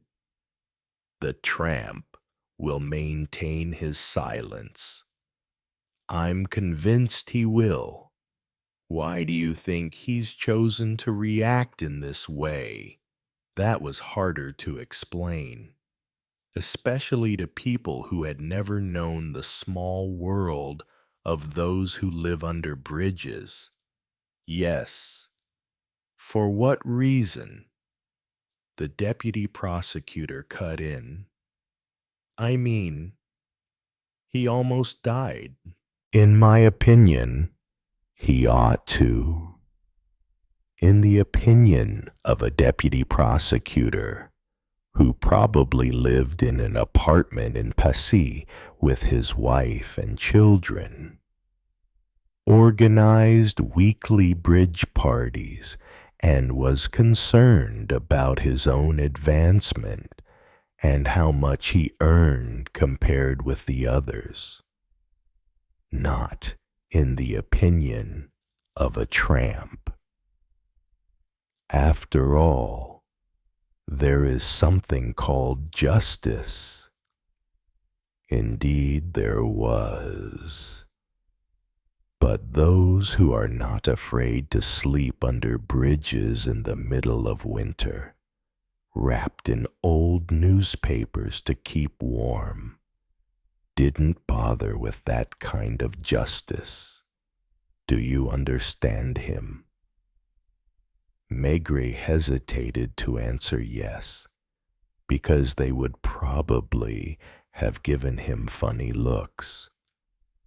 Well, he doesn't believe that a court trial, speeches by the prosecution and the defense, a jury verdict and prison are such important things. What would the two men have said if he had told them how he had slipped a marble into the tramp's hand, or if he had simply told them that the former Dr. Keller, whose wife lived on Ile Saint Louis and whose daughter had married a big manufacturer of pharmaceutical products, had glass marbles in his pockets like a 10-year-old boy? Is he still demanding to see his consul? They were talking about Jeff again now. After a glance at the deputy prosecutor, the magistrate said hesitantly, "As the case currently stands, I don't think I can sign an arrest warrant against him. From what you tell me, it wouldn't be any use for me to question him myself. Indeed not. What Maigret had been unable to obtain. The magistrate certainly wouldn't. Well, well, as Maigret had known when he arrived, the game was lost. All they could do was release Van Hout, who might well demand an apology. "I'm sorry, Maigret, but as things stand, I know." It was always an unpleasant process. This wasn't the first time it had happened, and always with idiots. "I apologize, gentlemen," he said in a low voice as he left them. A little later, back in his office, he repeated, "I apologize, Monsieur Van Houte, or rather, I apologize as a matter of form, but I want you to know that my opinion hasn't changed. Convinced you killed your employer, Louis Willems, and that you did everything you could to get rid of the tramp, who was an inconvenient witness.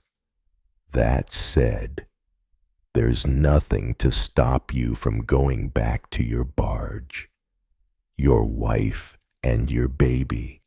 Goodbye, Monsieur Van Houte." What happened, though, was that the bargee did not object, merely looked at Maigret with a certain surprise, and, once he was at the door, held out his hand at the end of his long arm and muttered, "Anyone can make a mistake, right?"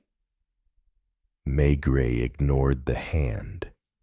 Within 5 minutes, he was gritting his teeth and throwing himself back into other cases in progress. In the weeks that followed, they carried out painstaking searches, both in Bercy and around Pont-Marie, questioned lots of people, and received reports from the Belgian police that were added pointlessly to other reports. As for Maigret, for 3 months he was often seen on Quai des Célestins, his pipe between his teeth, his hands in his pockets, as if out for a stroll. Doc had finally left hospital and had gone back to his corner under the arch of the bridge. He had been given back his things. Maigret sometimes stopped by him, as if by chance. Their conversations were brief. "How are you?" "Fine." "Does your wound still hurt?" "I feel a little dizzy from time to time."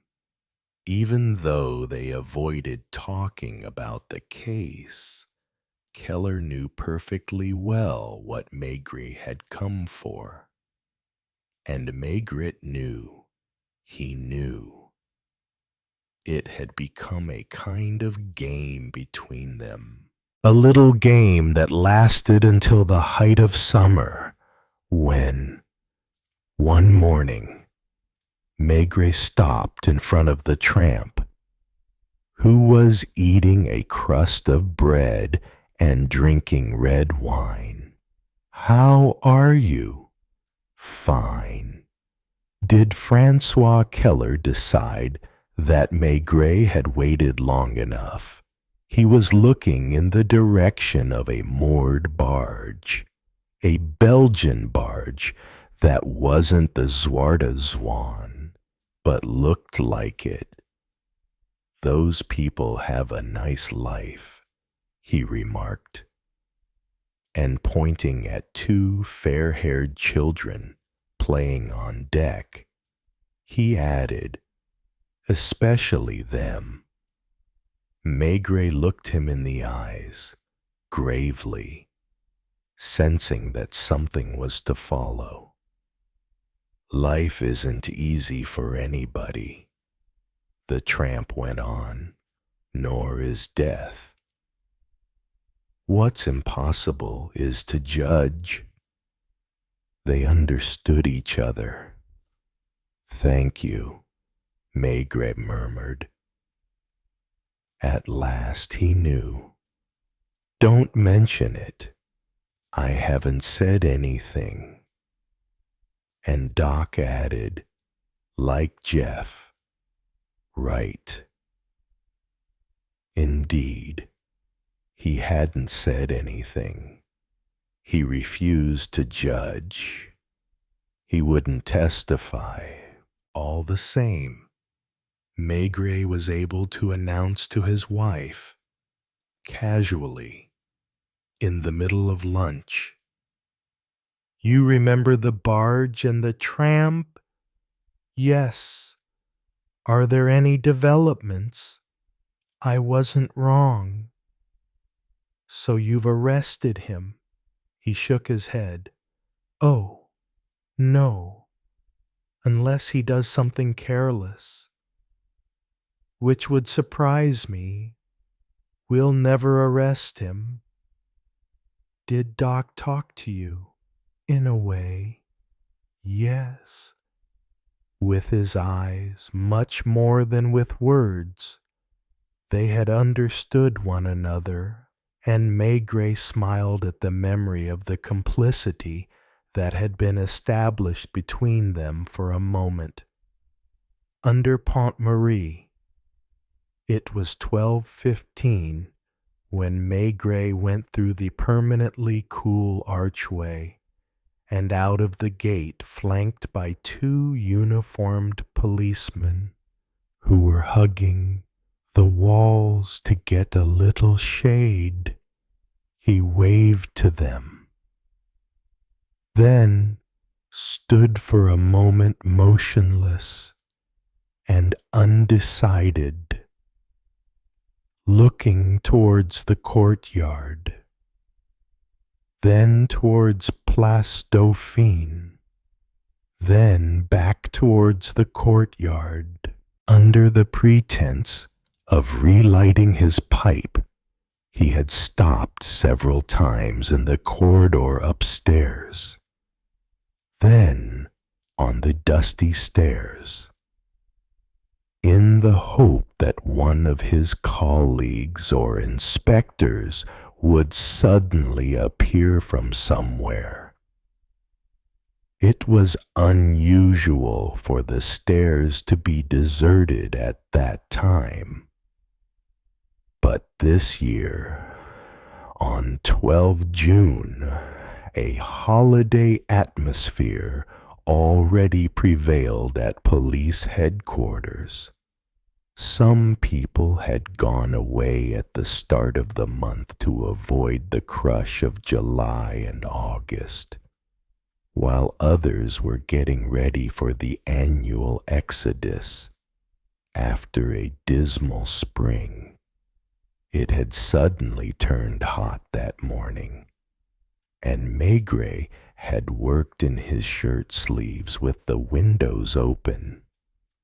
Apart from the daily briefing with the head of the police judiciaire and one or two visits to the inspector's office, he had spent the morning on his own, working on a tedious administrative chore he had started a few days earlier. Files piled up in front of him, and every now and then he would lift his head like a schoolboy, eyes fixed on the leaves hanging motionless on the trees, listening to Paris's murmur, which had just taken on the particular quality it has on hot summer days. For the past fortnight, he hadn't missed a single meal at Boulevard Richard Lenoir, or been disturbed in the evening or at night. Normally, he would have turned left on the embankment and headed towards Pont Saint-Michel to get a bus or taxi. The courtyard remained resolutely empty. No one came and joined him. Eventually, with a slight shrug of his shoulders, he turned right instead, and on reaching Place Dauphine, cut across the square, leaving his office. He had suddenly felt like going to Brasserie Dauphine for an aperitif. Despite the advice of his friend Pardon, the doctor in Rue Picpus, at whose house he and Madame Maigret had had dinner the previous week, he had been good for several weeks, restricting himself to a glass of wine at meals and the occasional beer with his wife when they went out in the evening.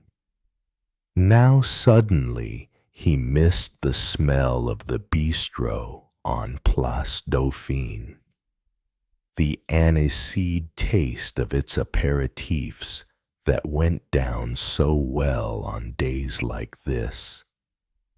He had been hoping to run into someone who would drag him off there, but no such luck, and he felt guilty as he climbed the little brasserie's 3 steps. A long, low, red car was parked outside, which he looked at curiously. Oh well. Pardon had advised him to take care of his liver, but he hadn't barred him from having an aperitif. Just one. After weeks of near total abstinence. He recognized some familiar faces around the bar, at least a dozen members of the police judiciaire who had almost as little work as him and had left early. It happened from time to time, a few days' lull. The office quiet as grave, just routine matters as they were known. And then suddenly cases would flood in so fast that no one could catch their breath. The men waved to him in greeting, squeezed up to make room for him at the bar. Pointing to the glasses filled with a milky-colored drink, he muttered, "Same here." The owner had already been there 30 years earlier, when Maigret had started at Quai des Orfèvres. But in those days he had been the son and heir. Now there was a son of his own, wearing a white chef's hat in the kitchen, looking just as he had when he was a boy. "How's things, Chief?" "Fine." The smell hadn't changed. Every little brasserie in Paris has its distinctive aroma.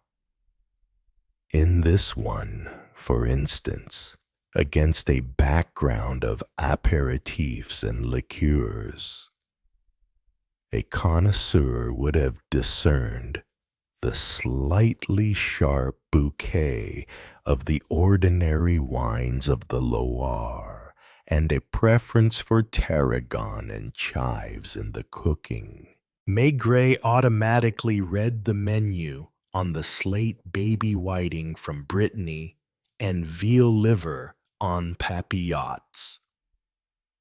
As he did so, he caught sight of Lucas in the dining room with its paper tablecloths. No one was eating lunch yet, and Lucas seemed to have taken refuge in there to have a quiet chat with a man Maigret didn't recognize. Lucas saw Maigret too. He hesitated, then got up and came out. "Do you have a moment, Chief? I think this might interest you." Maigret followed him, glass in hand. The stranger stood up. Lucas made the introductions. "Antonio Ferrano. Do you know him?" The name didn't ring any bells, but Maigret thought he had seen the handsome Italian with the movie star looks before. He was probably the owner of the red sports car outside. It went with his look. The flashy cut of his light-colored clothes, the heavy signet ring he was wearing on his finger. As the three men sat down, Lucas went on. "He showed up at the office wanting to see me just after I'd left. Lapointe told him he might find me here." Maigret noticed that Lucas was also having an apéritif, while Ferrano was making do with a fruit juice. "He's Émile Boulet's brother-in-law. He runs one of his clubs, the Paris Strip on Rue de Berry."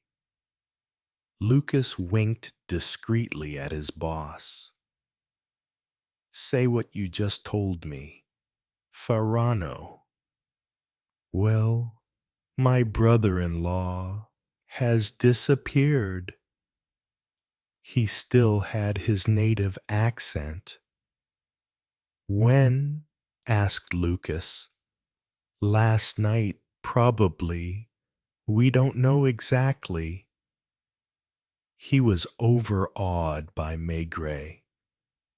to distract from his nervousness. He took a cigarette case out of his pocket. Do you mind? Go ahead. For Maigret's benefit. Lucas explained. You know Boulet, Chief?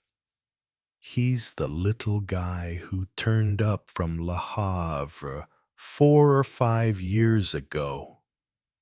7. The Italian corrected him. 7 years ago. Right. He bought his first club on Rue Pigalle, the Lotus, and now he's got 4. Maigret wondered why Lucas wanted to involve him in this business. He hardly ever had dealings with that world now he had taken over the crime squad. He used to know it well, but he'd lost touch with it a little recently. He hadn't set foot in a club for at least 2 years, and he only knew a few of Pigalle's villains these days, mainly from the older generation, because it was a small world which was constantly changing. I wonder, Lucas went on, if this hasn't got something to do with the Mazzotti case. Ah, right. He was beginning to understand. Mazzotti had been shot as he was leaving a bar on Rue Fontaine around 3 o'clock in the morning. When was that? About a month ago now. Mid-May, roughly.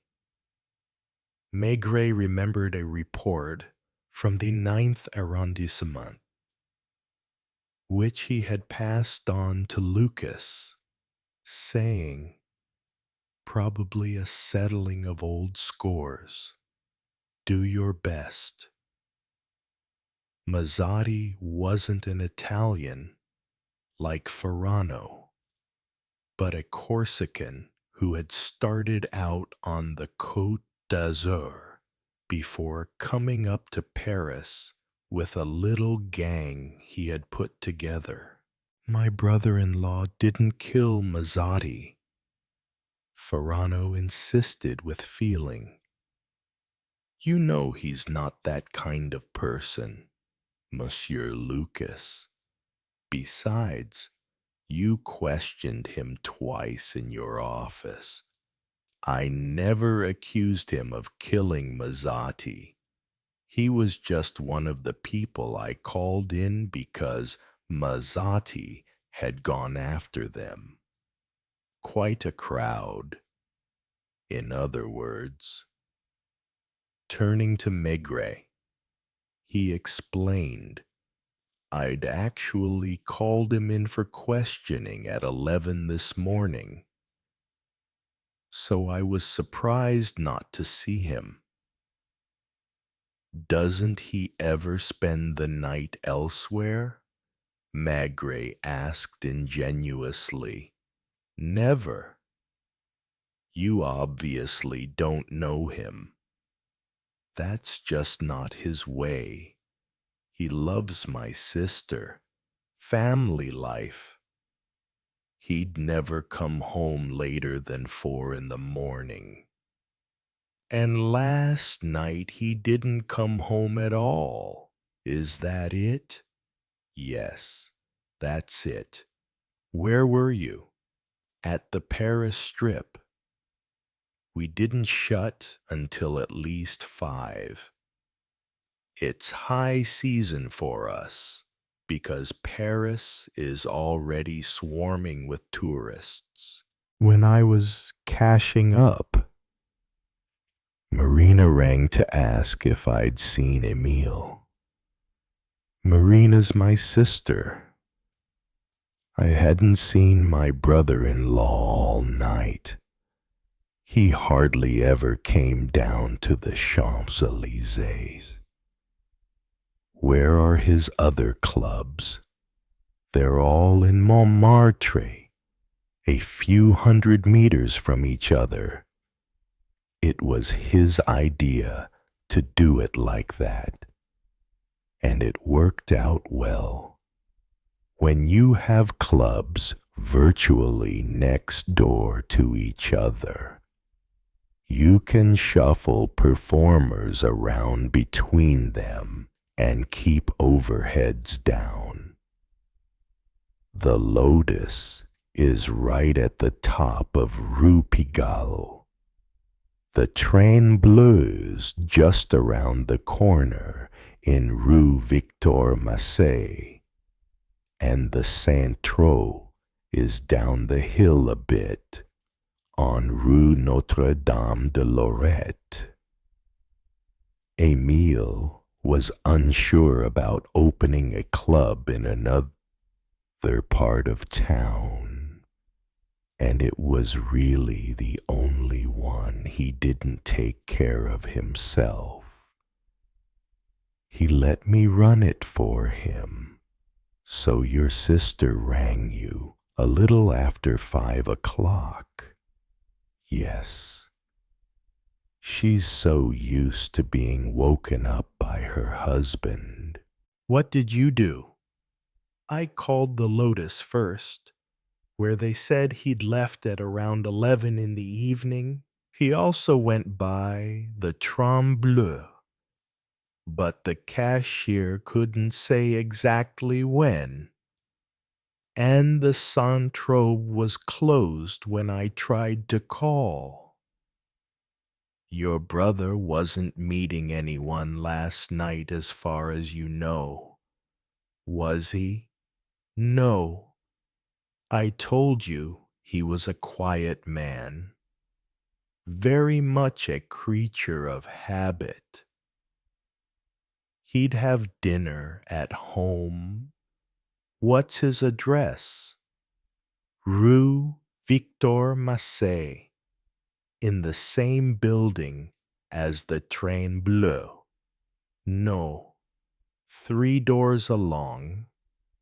So, he'd have dinner. Then he'd go to the Lotus first to supervise preparations for the night. That's the biggest club, and he took care of it himself. Then he'd go down to the Saint-Tro and stay there for a while. Then he'd carry on to the Train Bleu, and then he'd start the whole circuit again. He did it 2 or 3 times a night because he liked to keep an eye on everything. Was he in a dinner jacket? No. He used to wear a dark suit, midnight blue, but never a dinner jacket. He wasn't that fussed about dressing stylishly. You talk about him in the past, because I'm sure something's happened to him. Various tables were starting to eat, and Maigret found himself eyeing their plates of food and carafes of white wine. His glass was empty, but he resisted the urge to order another. Then what did you do? I asked my sister to call me if there was any news, then went to bed. Did she? Around 8 in the morning. Where do you live? Rue de Pontieu. Are you married? Yes, my wife's Italian too. I spent the morning calling round the staff of the 3 clubs. I was trying to find out where he'd been seen last and when. It's not easy. The clubs are packed most of the night, and everyone's concentrating on their work. Emile didn't stand out that much, either. He was a short, skinny guy who customers never realized was the owner. And sometimes he'd wait out front with the doorman for hours. Lucas nodded in agreement. No one seems to have seen him after 11:30. Who saw him last? I haven't been able to ask everybody. Some of the barmen and musicians don't have telephones, and I don't know most of the girls' addresses. I'll only be able to ask around properly this evening when everyone's at work. So far, the last person to have talked to him is the Lotus doorman, Louis Boubet, a tiny character no taller or heavier than a jockey, who's known around Montmartre as Mickey, which means that between 11 and 11:30, Emile came out of the Lotus and kept Mickey company on the pavement while the doorman did his usual thing of rushing forward to open the door every time a car stopped. Did they talk? Emile wasn't much of a talker. Apparently, he looked at his watch a few times before heading off down the street. Mickey thought he was going to the Saint Tramp. Did your brother-in-law have a car? No, not since the accident. What accident? It was 7 years ago. He was still living in Le Havre, where he had a little club, the Monaco. One day he was driving to Rouen with his wife. Was he already married to your sister? This was his first wife, a French woman from around Le Havre called Marie Pirouet. She was expecting a child. In fact, they were going to Rouen to consult a specialist. It was raining. As they were taking a corner, the car skidded and smashed into a tree. Emile's wife was killed instantly. What about him? He got off with just a gash to the cheek that left him with a scar. Most people in Montmartre think he was stabbed. Did he love his wife? Very much. He'd known her since he was a child. Was he born in Le Havre? In a village near it. I don't know which one. She was born there too. After her death, he never touched a steering wheel again and wouldn't even get in a car if he could help it. He hardly ever took taxis in Paris, for instance. He walked a lot, and when he had to, he took the metro. He didn't like leaving the 9th anyway. Do you reckon someone's done away with him? I think that if nothing had happened to him, he would have been home a long time ago. Did he live alone with your sister? No, my mother lives with them, as does my other sister, Ada, who's his secretary, and then there's the 2 children. Emile and Marina have 2 children. You see, a 3-year-old boy, Lucien, and a little girl who's 10 months old. Do you suspect anyone? Antonio shook his head. Do you feel your brother-in-law's disappearance has anything to do with the Mazzotti case? One thing I'm sure of is that Emile didn't kill Mazzotti. Maigret turned to Lucas, who had been in charge of the investigation. What about you? I'm certain of that too, Chief. I questioned him twice, and he seemed to give me straight answers both times. As Antonio says, he's on the puny side, shy, almost. Not the sort of character you'd expect to find running a string of nightclubs, which is not to that say that when it came to Mazzotti, he couldn't look after himself. How Mazzotti and his gang had organized an extortion racket that wasn't original in the slightest, but they'd got it down to a T. They made out they were offering protection, but it was just a way of extorting money. They demanded different amounts each week from all the club owners. Most refused at first. There then followed a well-rehearsed routine. When the club was full, Mazzotti would come in with a couple of heavies. They'd sit at a table or the bar, whichever was free, order champagne, and then pick a fight in the middle of an act.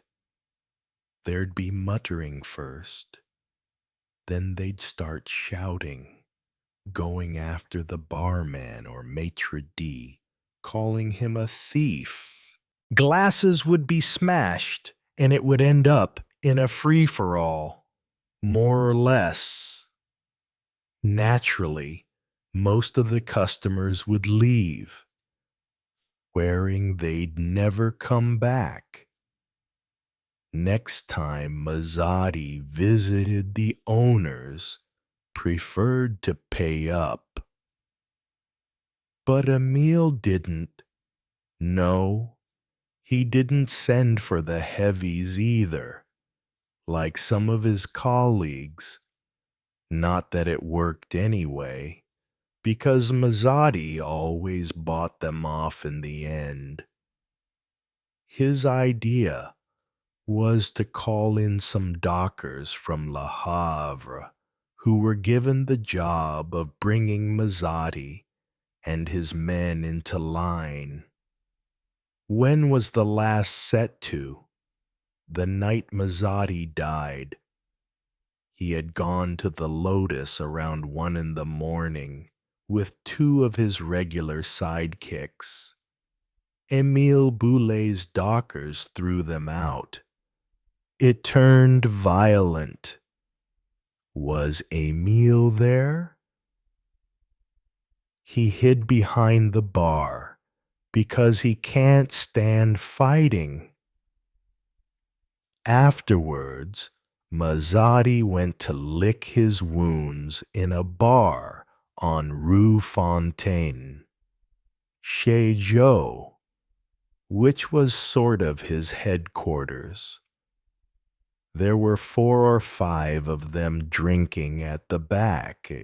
When they came out at 3 a.m, a car drove past, and Mazzotti was shot 5 times, while one of his men took a bullet in the shoulder. We haven't found the car. No one's talked. I've questioned most of the club owners. I am still investigating. Where was Boulet at the time of the shooting? It's not easy establishing facts in that world, as you know. Chief, apparently he was in the train bleu. but I don't trust the witness statements that much. Emile didn't kill Mazzotti, the Italian repeated. Did he carry a gun? An automatic? Yes. He had a police permit. That wasn't the gun Mazzotti was killed with. Maigret sighed, then signaled to the waitress to fill their glasses as he had been dying to do for a while. I wanted to bring you up to date, Chief, Lucas explained, and I thought you'd be interested in hearing what Antonio had to say.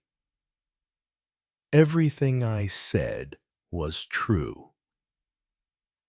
I'd called Emile in for questioning this morning. Lucas went on. I admit, it bothers me that he then went missing last night.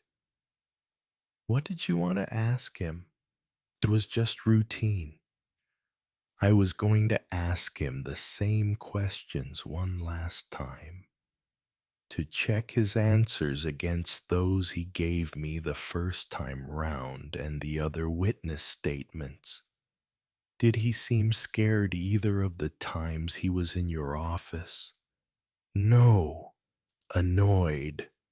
More like he couldn't stand the thought of his name being in the papers. He kept saying that it would cause his business tremendous harm, that his clubs were quiet places, nothing ever went on in them, and that if he was associated with a settling of underworld scores, he'd never live it down. That's true, Antonio agreed, making as if to stand up. Do you need anything else from me? I should be getting back to my sisters and my mother. They're in a terrible state. Moments later, they heard the roar of the red car as it sped off in the direction of Pont-Neuf. Maigret slowly took a sip of his aperitif, glanced sidelong at Lucas, and sighed. Are you expected somewhere? No, I was planning to. Eat here. He nodded, making up Maigret's mind for him. In that case, we'll eat together. I'll give my wife a call. You can order.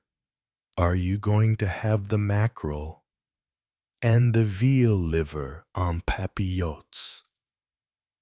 The veal liver particularly caught his fancy, as well as the atmosphere of the bistro, which he hadn't been into for weeks. The case wasn't particularly important, and Lucas hadn't needed any help on it before this. No one outside the underworld cared about Mazzotti's death. Everyone knew that score settlings like this always ended up resolving themselves, even if just in more of the same. The advantage about these cases was that the prosecutor's office and examining magistrates didn't hound the police. As one magistrate used to say, that's one less prison bill to pay. The two men had lunch and chatted. Maigret learned some more about Emile Boulet and ended up becoming interested in this strange little man, the son of a Norman fisherman. Emile had got a job as a waiter with the Compagnie Générale Transatlantique, Transat for short, when he turned 16. This had been before the war. He sailed on the Normandy and found himself in New York when the fighting started in France. It was hard to fathom how such a puny little man been admitted into the American Marines. Nonetheless, he had fought the whole war in that branch of the forces before taking up a job on the Ile-de-France, this time as a head waiter. You know, chief, almost all of them dream of going into business for themselves one day. 2 years after he got married, Boulay bought a bar in Le Havre and wasted no time turning it into a dance club. Striptease was just starting to become popular in those days, and he seems to have immediately made a pretty serious pile. By the time of the accident and his wife's death, he was already planning to expand to Paris. Did he keep the club in Le Havre? He appointed a manager. One of his old shipmates from the Ile-de-France runs it for him. In Paris, he bought the Lotus, which wasn't as successful then as it is now. It was a bit of a dive, a tourist trap like all the others round Place Pigalle. Where did he meet Antonio's sister? At the Lotus. She was working in the cloakroom. She was only 18. What was Antonio doing in those days? Working at the Renault factory in the body shop. He had come to France first, then sent for his mother and 2 sisters. They lived in Javel. So Emile basically seems to have married the whole family. Have you been to his place? No. I had a look around the Lotus and his other clubs, but I didn't think I needed to go to his apartment. Are you convinced he didn't kill Mazzotti? Why would he have? He was winning. He might have been afraid. No one in Montmartre thinks he did it. They had coffee in silence, and Maigret refused the Calvados the owner offered him in his usual way. He had started with a couple of aperitifs, but then only drunk a glass of Pouilly, so felt pretty pleased with himself as he headed back to the police judiciaire with Lucas. In his office, he took off his jacket, loosened his tie, and set about the administrative files. Nothing less than a complete reorganization of the police services was on the agenda, and he was expected to produce a report. He applied himself like a good student. At times during the afternoon, he found himself thinking about Émile Boulay and the little Montmartre empire the former Transat employee had built up, about the young Italian with the red sports car and the apartment on Rue Victor Massé where the 3 women lived with the children. Meanwhile, Lucas rang round the hospitals, the police stations, He circulated Boulet's description as well. But by 6:30, nothing had come of his inquiries. It was almost as hot that evening as it had been during the day. Maigret went for a walk with his wife and sat outside a café in Place de la République, nursing a glass of beer for almost an hour. They talked mainly about their holidays. Many of the men passing by had their jackets over the arms. Most of the women were wearing cotton print dresses. The next day was a Thursday. Another glorious day. The daily reports made no mention of Émile Boulet. Lucas had no news either. There was a violent but short-lived thunderstorm around 11, after which steam seemed to be rising from the cobblestones. He went home for lunch, then returned to the office and the stack of files. When it was time to leave Quai des Orfèvres, there was still no news of the little man from Le Havre, and Lucas had spent a fruitless afternoon in Montmartre. Boubet, or Mickey, as he's known, who's been a doorman at the Lotus for years, does seem to be the last person to have seen him alive, Chief. He thinks he remembers Émile turning the corner of Rue Pigalle and Rue Notre-Dame de Lorette as if he was going to the Saint-Tro, but he didn't really take any notice. I'll go back to Montmartre this evening when they'll all be at work. Lucas drew another blank on Thursday evening. At 9 o'clock the following morning, Maigret paused as he was going through the last of the daily reports, then called him into his office. "He's been found," he said, relighting his pipe. "Alive, dead, in Montmartre, in the Seine."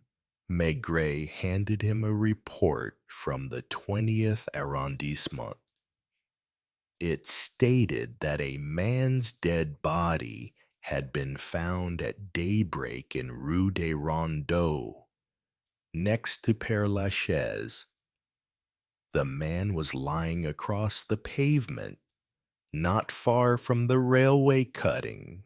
He was dressed in a dark blue suit, and his wallet contained a sum of money and an identity card in the name of Émile Boulet.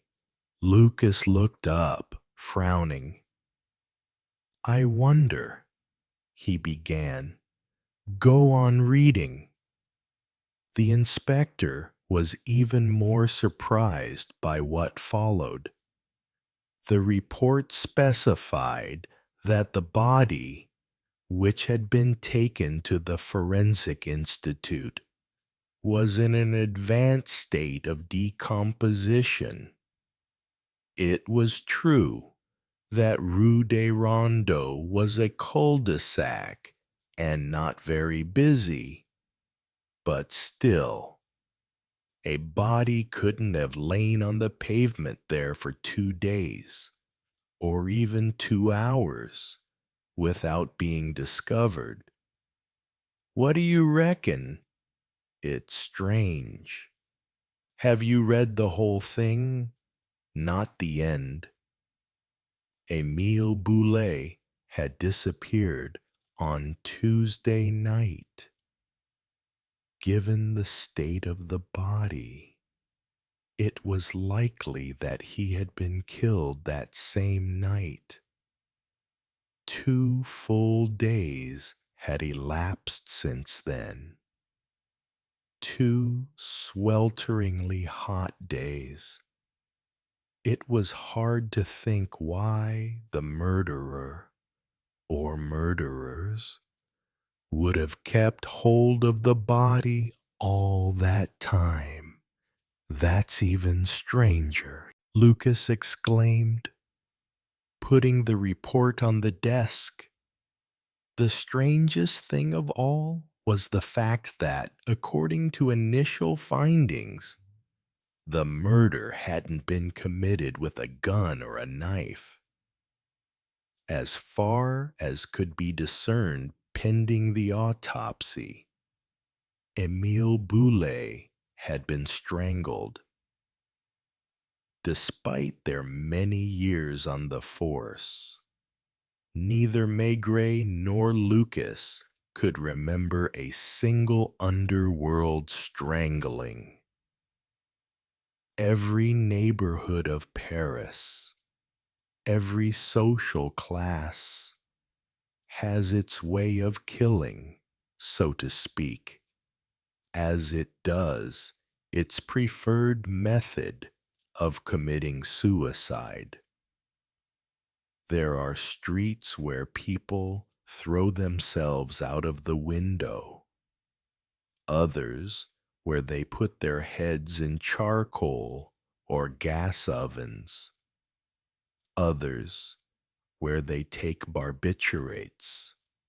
Police know the knifing neighborhoods, the ones where cautious are used, the ones like Montmartre, say, where firearms predominate. Not only had the little nightclub owner been strangled, but his murderer had then waited 2 days and 3 nights before disposing of his body. Maigret was already opening the cupboard to get his jacket and hat. "Let's go," he muttered. At last, he had an excuse to put aside his administrative chore for a moment. On a beautiful June morning, cooled by a light breeze, the 2 men headed off to the Forensic Institute. Chapter 9. Hidden Move in the Port. On a foggy morning, Quai des Orfèvres received an urgent telegram from Le Havre. Maigret, pouring himself a second cup of coffee, skimmed a few lines, then put them down on the table, his eyes darkening. The Étoile du Sud left port at dawn. The captain called off the trip due to technical problems, but port radar recorded it changing course at high speed. Suspicion of a person hiding on board. Lucas entered, a map of the harbor area in his hand. "Chief, Étoile du Sud is the one we saw in the fisherman's vague testimony in the previous chapter." Maigret nodded slightly. "And this telegram tells me that the tramp was not shot by accident. Someone wanted him to be silent or to disappear before he remembered." They took the express to Le Havre. The port was unusually deserted, but at pier number 12, a young sailor approached and handed Maigret a small envelope. A stranger left it for you, sir, saying that if you want to know the truth, follow the knights. Inside the envelope was a photograph of a silver knight placed on a wooden chessboard, with the deck of the Étoile du Sud in the background. Maigret looked at Lucas, his voice low. We have just been invited to another game of chess. Chief, who do you think is behind it? It's not just the dock murder. This is a link in a larger game. And the Grandmaster may not be the only one controlling it. The fog from the sea was rolling in, swallowing the docks. Maigret knew that from here on, the investigation would leave the familiar territory of Paris and head straight into a game where every move could be a trap. Chapter 10. Chessboard in the Waves. The morning sea was cold, the wind blowing salty waves against the deck. The Étoile du Sud drifted silently away from the shore, its engines roaring steadily like the breathing of a great beast. Maigret and Lucas, in their sailor uniforms, blended in with the crew. Everyone on board had an unusual wariness, averted eyes, half-spoken words. On the dining table in the crew's room, Maigret noticed a strange detail. A faint carving of a chessboard was on the corner, and in the place of the knight was a much deeper cut. Lucas whispered, "Chief," exactly like the photo in the envelope. In the afternoon, a sudden rainstorm fell, gathering fog around the ship. The captain, a bearded man with a deep voice, invited a group of guests up to the control room. Maigret glanced through the crack in the door. 5 people, each wearing a small metal pin in the shape of a different chess piece. Rook, bishop, queen. Lucas, Maigret whispered, "This is not just a trip to the sea. This is a chessboard meeting on the water." Night fell. The sailor's room was bathed in a pale yellow light. Maigret was taking notes when a piece of paper was quietly slipped under the door. On it was only one line: "If you want to save the wanderer, capture the night before dawn." Offshore, the ship's whistle sounded, signaling a mysterious rendezvous in the middle of the ocean. Maigret knew that, from now until sunrise, every move would be made on this deck, and the slightest mistake could send both him and Lucas overboard. Chapter 11. Chess on Deck. The ocean night was pitch black, with only the searchlights from the deck cutting a bright square against the black sky. The deck surface was marked with 64 black and white squares, like a giant chessboard swaying with the waves. The captain stood at the edge, his voice booming through the loudspeaker. The rules are simple.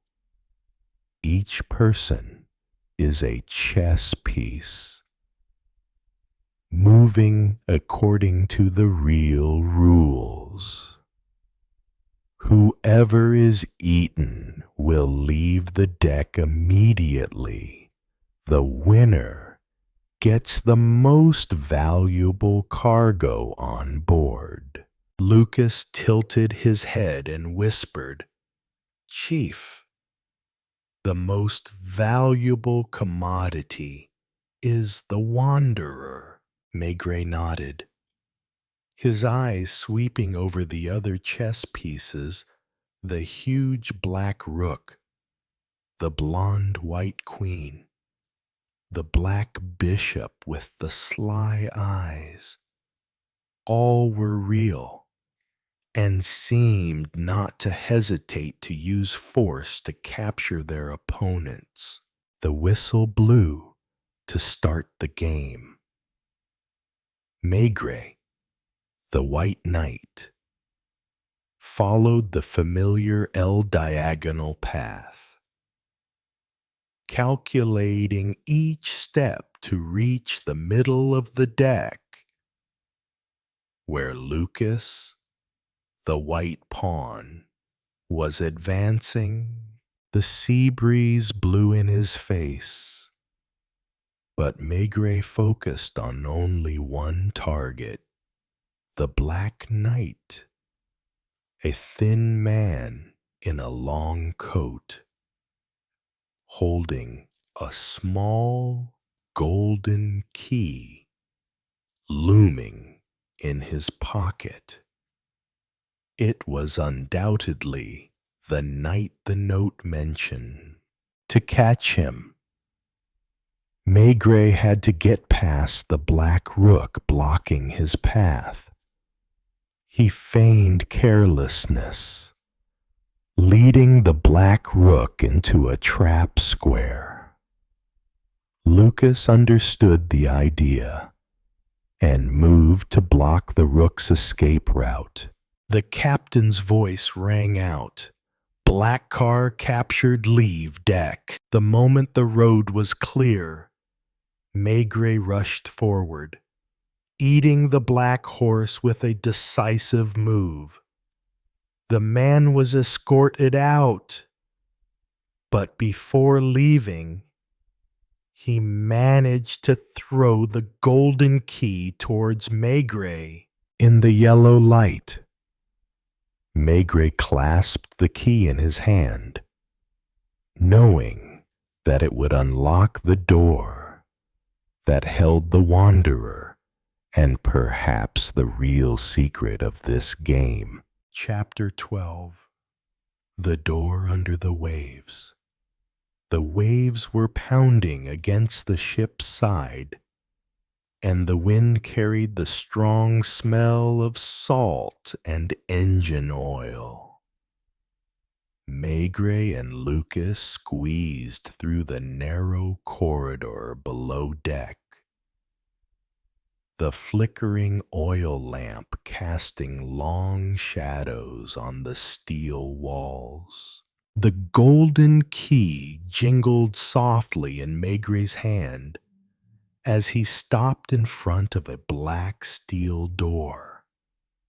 No sign, no conventional lock, just a small hole that fit the key. "Chief," Lucas whispered, "if this is a trap, then we are out of luck. There is no retreat in this game." Maigret replied, turning over his keys. The door opened, and the smell of damp and salt wafted out. Inside was a small room, the dim light illuminating the iron bed on which the wanderer lay, his wrists bound.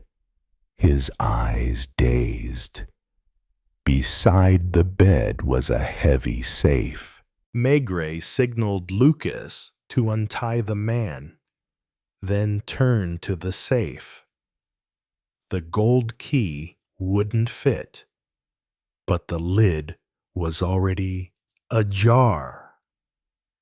Inside was a thick file, held together by a leather strap. He opened it. Inside was a list of seaports around the world, with the code names of the chess pieces deployed in each place. Lisbon, Singapore, Buenos Aires, and even Paris. Lucas frowned. Chief, this is not just a smuggling ring. This is a global chessboard network. Maigret nodded slowly. And the wanderer was no casual victim. He was a betrayed pawn. Heavy footsteps echoed from the corridor. The crew had been spotted. Maigret tucked the file into his jacket and dragged Lucas and the wanderer out of the room. On deck, a thick fog obscured everything. But Maigret knew if he could just escape from the Étoile du Sud, he would have in his hands a map of the entire chessboard. Chapter 13. Water recedes in the mist.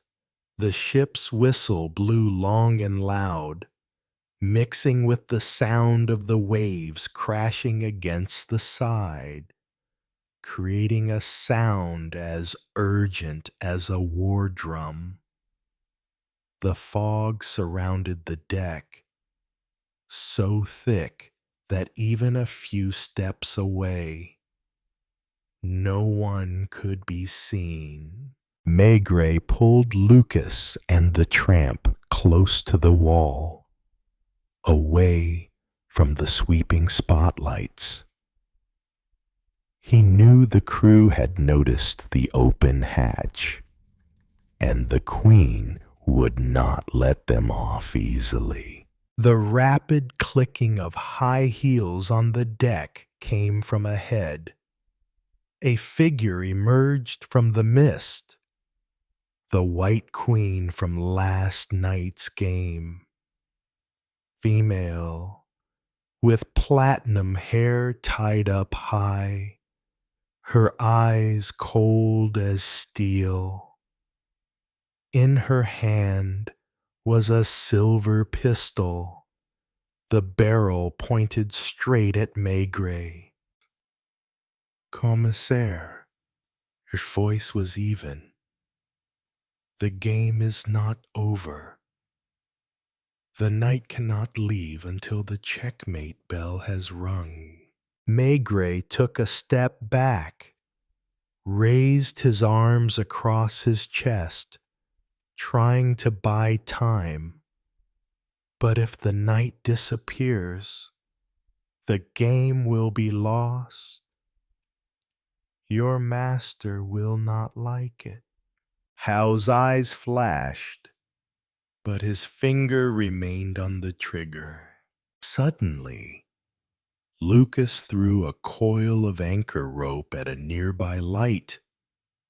The light suddenly swayed, shining directly into Hao's eyes, causing her to blink instinctively. Maigret rushed forward, knocking the gun from her hand. The gun slid across the deck and fell into the sea. Lucas, take him away, Maigret shouted, holding Hao close to the floor. From the side of the ship, a small Coast Guard motorboat The signal had been sent by Maigret before boarding, approached silently. Lucas pulled the wanderer down the ladder, Maigret following after a few seconds, leaving Howe to shout orders to the crew.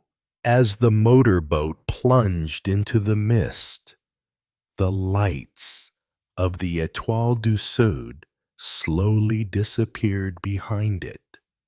The wanderer huddled in his life blanket, his eyes dull, but seemingly filled with a glimmer of memory. Maigret looked out to sea, his hand tightening on the file in his shirt. He knew he had just left one chessboard, only to enter another, larger, more dangerous one. Chapter 14. The Shadow of the Flag on the Seine. Early morning. Paris was damp and chilly, shrouded in a thin mist. The Seine winding under gray stone bridges. Maigret sat in his office at the Quai des Orfèvres. The files from the Étoile du Sud spread out on his desk. The smell of strong coffee mixed with the smell of tobacco, creating a thick layer of tension in the air. Lucas stood by the window, looking out and flipping through the pages. Chief, this list lists the ports and the pieces there. But there is one page marked with a red X. Paris, Pier 7. Time 11 p.m. Tonight. Maigret frowned. The next move is right under our noses. In the file, among the lists, there was a photo of a blue container with a white rook symbol painted on it. The note underneath was simply, Destination Quai de Bercy. Moonless night. Lucas frowned. You think the container is contraband? No. Maigret took a drag on his cigarette. I think it was a real rook, a person, or something they wanted to put on the Paris chessboard. At night, the Quai de Bercy was deserted, save for the yellow light from the wharf. Maigret and Lucas hid behind a pile of crates, watching as a crane lowered containers from an unmarked barge. The container door swung open. A tall man stepped out, wearing a long coat and a hood that half covered his face. A silver rook pin on his lapel glinted under the harbor lights. Maigret recognized it at once. It was one of the main pieces seen on the Étoile du Sud, but now deployed to Paris. And if this rook were to take its place, the board would open up right in the heart of the city. Maigret whispered, Lucas, from now on we are playing on our home field, but it is no longer our own rules. Chapter 15. The Rook's Path. The night rain pattered on the cobblestones. the street lights reflecting off them in a hazy yellow light. Maigret and Lucas followed closely behind the man with the silver rook pin. He moved with unusual speed, stopping occasionally to examine the corners of the street as if examining a mental map.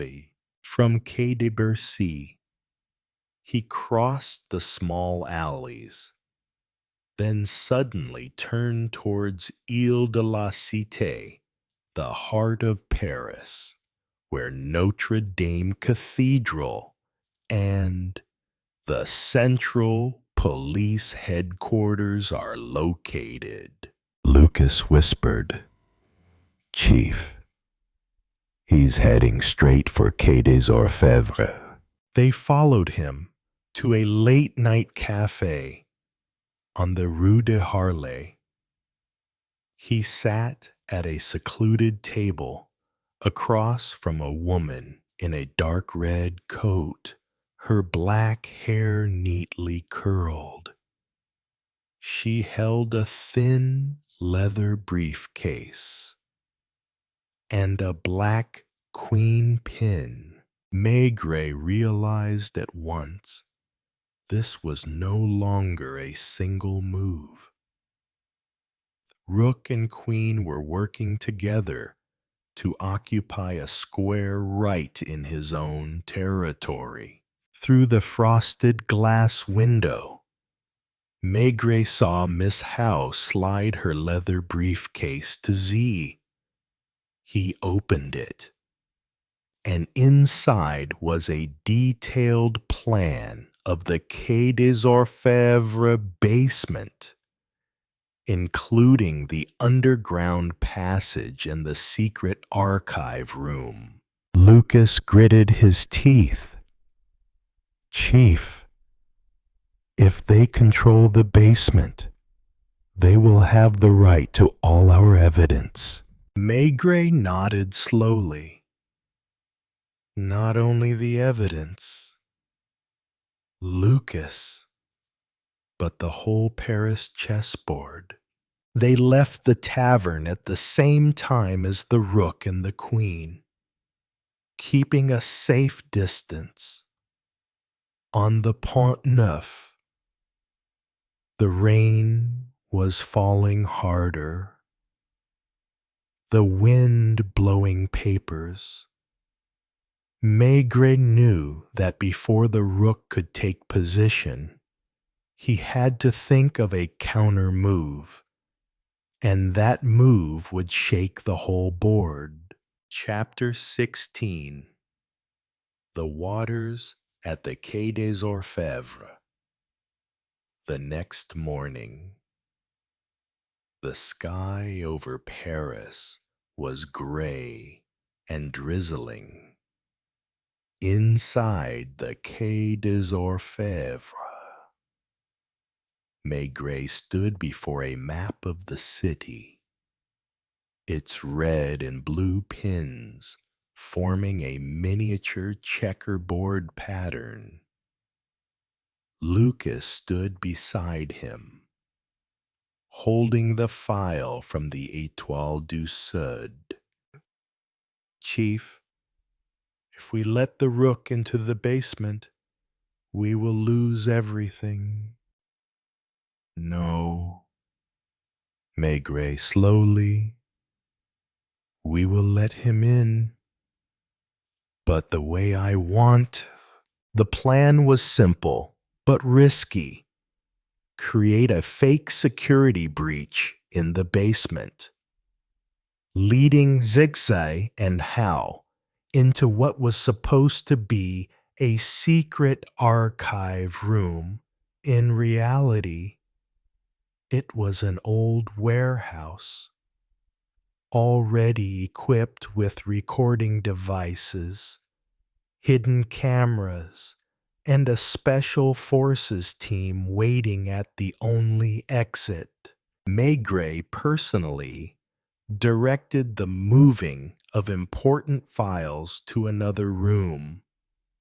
while accidentally letting a source leak to the chessboard network that tonight was the best time to break in. At 11 p.m., Exie and Howe appeared in the alley behind the headquarters. Maigret and Lucas watched from the monitor in the surveillance room. They expertly unlocked the basement side door and headed straight for the storage room. Just 2 more steps. The steel door behind them slammed shut. The lights came on. 4 Special Forces officers aimed their guns and ordered, "Police, stand still." Howe tightened her grip on her bag, her eyes not panicking. She smiled faintly at Maigret through the camera. "Commissaire, you just checked the king, but you forgot. The king can be saved." Before the agents could get close, a small explosion came from the ventilation system. White smoke filled the room, obscuring everything. When the smoke cleared, all that remained was a silver pin shaped like Z lying on the floor. Z and Howe had disappeared through an exit Maigret had never seen on the diagram. Lucas muttered, "Chief, it seems this chessboard has more hidden squares than we thought." Maigret fell silent, his eyes fixed on the silver pin, knowing that the game was not over, and that next time his opponent would not let him set the trap so easily. Chapter 17. The Underground Chessboard. The night rain fell heavily, and Paris was bathed in the pale yellow light of the street lamps. In his office, Maigret turned a silver rook pin in his hand. Under the shiny metal, there was a very thin engraving, like a secret symbol. Lucas brought the magnifying glass over and leaned in close. "Chief, here is a diagram. On the surface of the pin were small lines connecting to form a hexagon with a few numbered symbols." Maigret realized that this was no ordinary map, but a section of the Paris sewer system. The next night, armed with flashlights, rubber boots, and pistols, the 2 men descended through an abandoned manhole in District 4. Cold, damp air rose from the ground, and the sound of running water echoed in the distance. Oh. Following the symbol on the silver pin, they turned through several dark tunnels until the flashlight beam swept into a large space. A giant underground room, the floor tiled in black and white checkerboard patterns. On each cell was a large, sealed wooden crate with different chess pieces carved on the lid. Lucas swallowed hard. "Chief, this is the chess piece warehouse." Footsteps echoed in the distance. Maigret signaled to turn off his flashlight and hid behind a wooden crate. From the tunnel, a group of people entered, led by the Black Queen, the woman from the cafe the night before, and next to her was the silver chariot who had just escaped from the headquarters basement. The Black Queen opened a wooden crate. Inside was not goods, but a man tied up, his mouth gagged, with a golden elephant pinned to his coat. Maigret understood.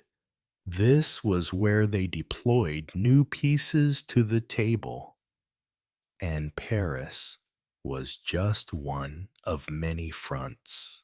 As the group left, Maigret whispered, "Lucas, we have found the real chessboard, but to break it, we must know who is playing the king." Chapter 18. The Golden Elephant's Move. The underground chess room was silent after the queen and rook left, except for the steady dripping of water. Maigret looked at the golden statue tied up in the wooden box. His eyes filled with wariness, but also a hint of hope when he saw him. Lucas asked silently, "Chief, free now?" "Not yet." Maigret shook his head slightly. "If we take him out, they will immediately change to another soldier. We need to let him be transported as they planned, but with a few small changes." They quickly untied the ropes and handed the golden statue a tiny microphone hidden in the buttons of his jacket. Maigret said briefly, "Listen carefully. You are on a real chessboard. If you want to live and escape, you will play the role of their piece, but move according to my orders." The golden statue nodded slightly. After a few quick words, Maigret learned that his name was André Villon, a former naval intelligence officer who had gone missing 2 years ago. He had infiltrated an international arms smuggling network, but had been betrayed and promoted to the position of a chess piece. As Howe's group returned to transport the crates, Maigret and Lucas hid in the dark tunnel. Through binoculars, he saw André being taken through the sewer system towards another exit. Lucas looked at Maigret. "Chief, if André gets close to the king, we will know who controls this chessboard." Maigret nodded, his voice low. "And then, Lucas, the chessboard will no longer be theirs." As he made his way underground, Maigret kept thinking about his next move. He had already moved a bishop deep into his opponent's territory. Now, he just needed to wait for the right moment to checkmate. Chapter 19. The King's Shadow. The microphone signal from André's buttonhole emitted a slight static, accompanied by the echo of footsteps on the stone floor. Maigret sat in the surveillance car, headphones in, his eyes focused on a miniature map showing the red dot moving through the Paris districts. Lucas watched the screen, whispering, "They are leaving the sewers, heading towards the northwest suburbs, near St. Cloud."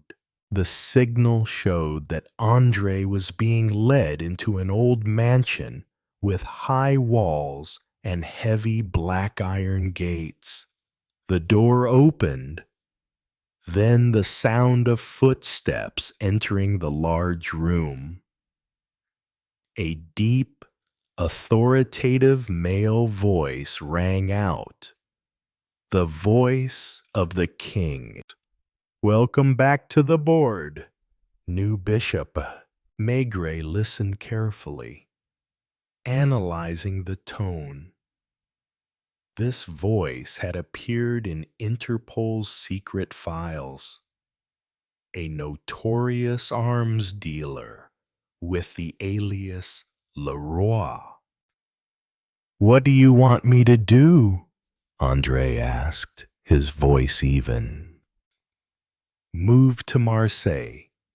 From there, you will pave the way for Hao and Z to control the sea route. Paris is just the starting point." Leroy replied. There was a rustling of papers, and then Andre said, "Your plan will be exposed if their knight intervenes." Leroy chuckled. "The night. He is being led into the maze I have prepared." Sitting in the car, Maigret took a drag on his cigarette, his eyes fixed on the red dot on the map. He knew Leroy had just confirmed the existence of a larger plan and was preparing a trap to take him out. Lucas gripped the steering wheel tightly.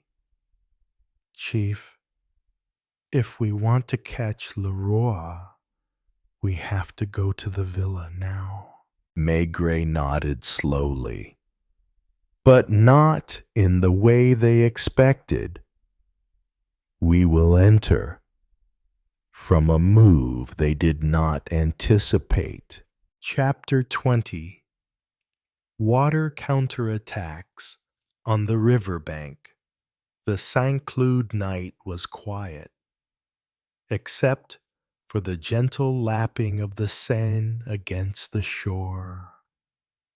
Maigret and Lucas, dressed in dark suits, rowed silently in a rubber boat close to the back of the villa.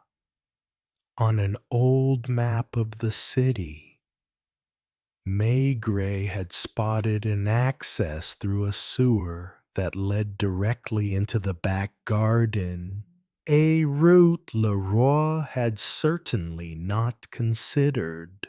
Lucas whispered, "Chief, the signal from Andre is still good. They are still in the big room."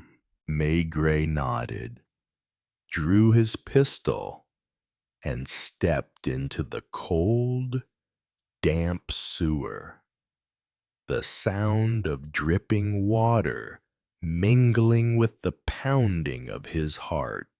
As they emerged at the other end, yellow light from the villa windows spilled onto the lawn. Two guards patrolled the main courtyard, but failed to notice the dark corner where Maigret and Lucas were hiding. Maigret signaled to advance.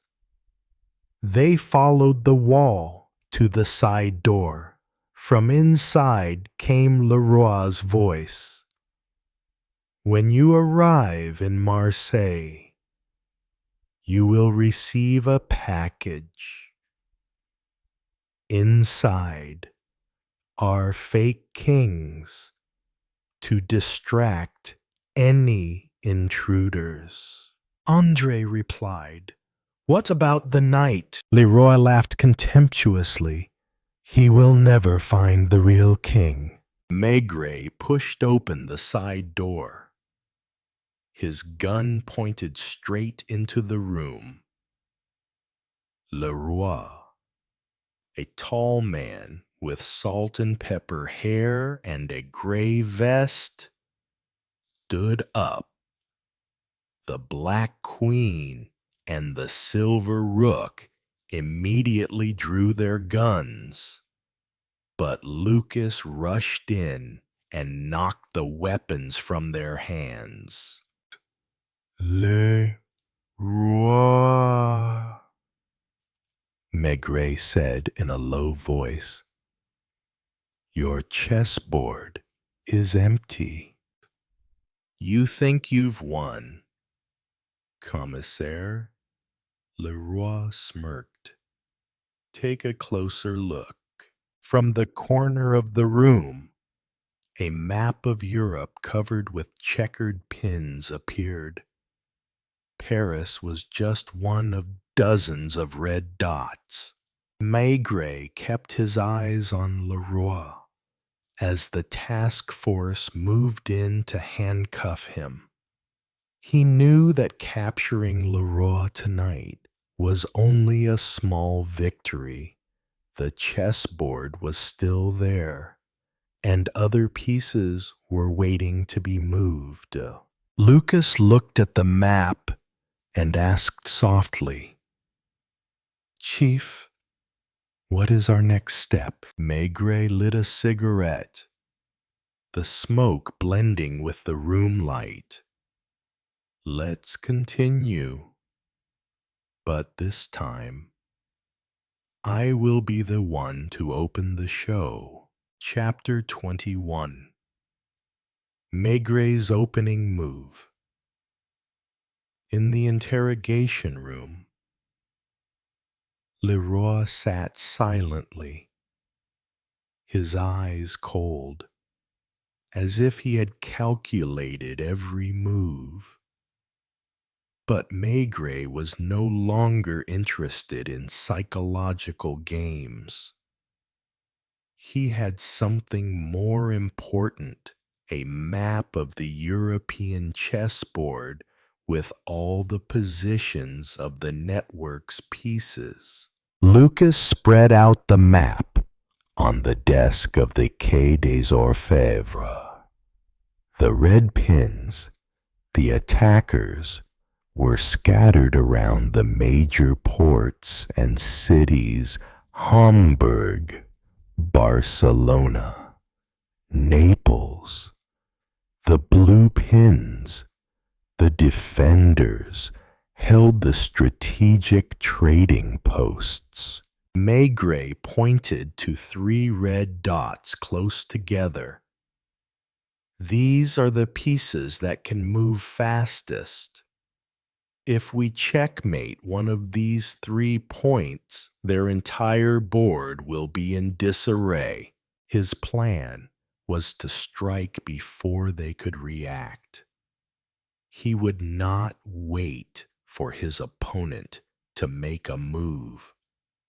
From the information in the dossier, Maigret chose his first target, Naples, where a queen was preparing to establish a new transport route in place of Leroy.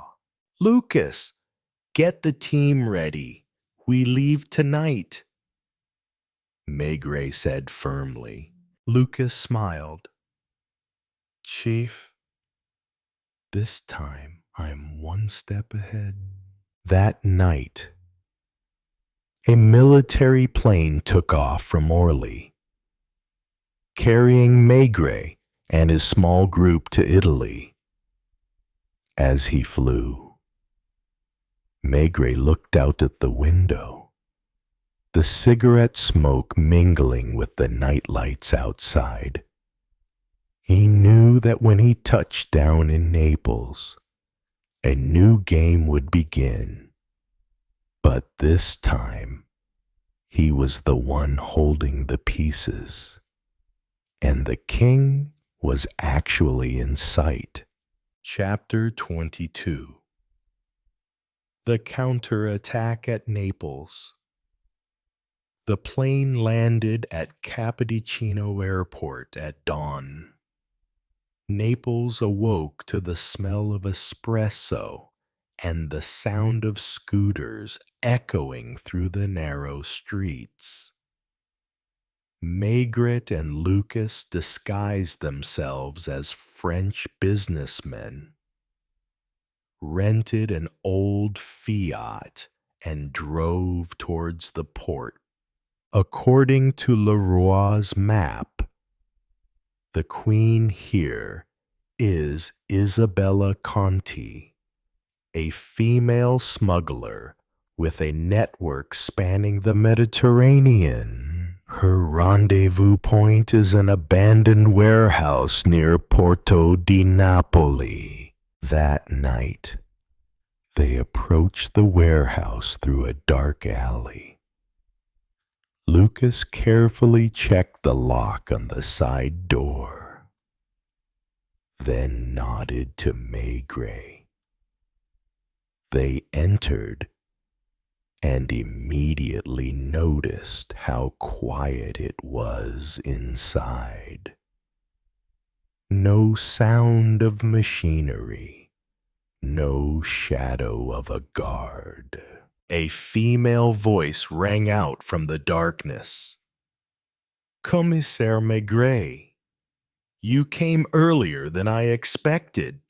The headlights turned on, shining directly into their eyes. On the second floor of the warehouse, Isabella Conti stood leaning against the railing, wearing a long white coat.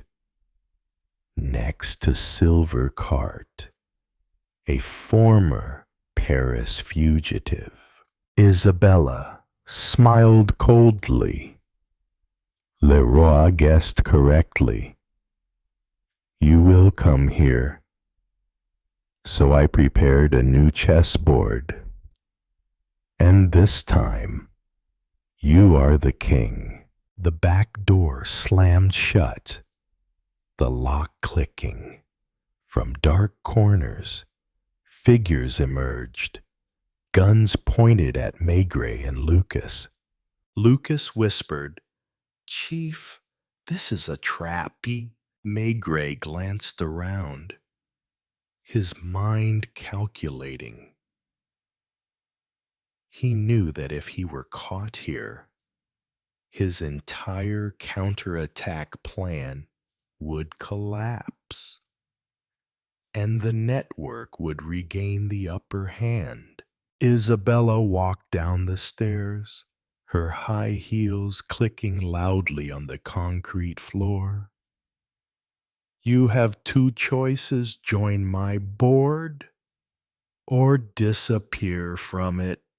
Maigret breathed slowly, his eyes growing cold. He understood that he had to make an unplanned move now, if he wanted to turn the tables in the next few minutes. Chapter 23. The Divided Kingdom. 4. Gunmen closed in. Maigret raised his hands, his voice calm, but loud enough for the whole warehouse to hear. "How interesting. Isabella, you think you are winning, but you are being betrayed." Isabella paused, frowning. "What did you say?" Maigret turned to look at the silver car. "Didn't he tell you about the private agreement with Leroy before he was arrested?" Isabella's eyes darted to the silver car. He was too quick to react, deny it immediately. But his voice was urgent. That urgency was the tip of Maigret's knife. What deal? Isabella took another step down. The gun lowered a little. Maigret continued, each word clear. Exchange your position for control of the Marseille shipping lane. Why do you think the Silver Rook is here tonight? Not to protect you, but to take all your pieces. There was a moment of silence. The atmosphere in the warehouse was heavy. Two of the gunmen glanced at each other, clearly wavering. Maigret suddenly shouted, "Lucas!" Now, Lucas pulled a smoke grenade from his pocket and threw it on the floor. Thick white smoke filled the warehouse. In the chaos, Isabella's scolding and the silver chariot's contradictory orders could be heard. Just as Maigret had predicted, the seeds of discord had sprouted into real chaos. He and Lucas took advantage of the moment to rush to the side door, kicking open the old lock. Outside, the sea breeze was cold, but it was a breath of freedom. As he ran into the dark alley, Maigret could still hear the arguing in the warehouse. He knew that Isabella and the Silver Rook would have trouble trusting each other from now on. And that was the crack he needed to break the whole network. Lucas asked as he ran, "Chief, what do we do now?" Maigret replied briefly, "We will let them fight among themselves, and then clear the board." Chapter 24. Cracks on the chessboard. 2 days later, news from the Neapolitan underground began to trickle into the Quai des Orfèvres. Isabella and the silver chariot were no longer seen together.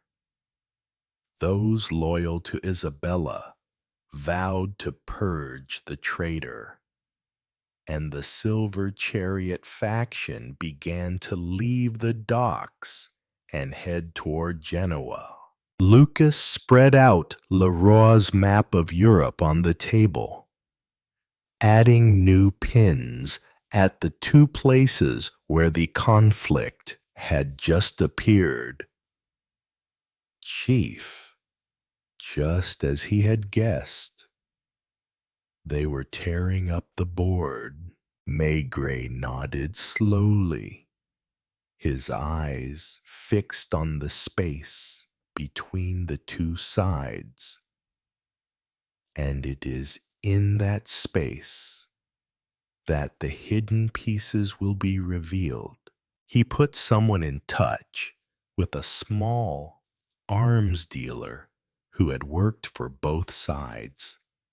The message was simple. Want to survive? Tell me who is really holding the center square. Just half a day later, the reply came, a name Maigret had never heard before. Bishop Noir Black Bishop, who was in charge of the secret operations and the real protector of the king. "If Bishop Noir appears," said Lucas, "it means the king is on the move." Maigret smiled thinly. "Exactly. And when the king moves, That is when it is easiest to checkmate. He decided not to intervene immediately in the fight between Isabella and the Silver Rook.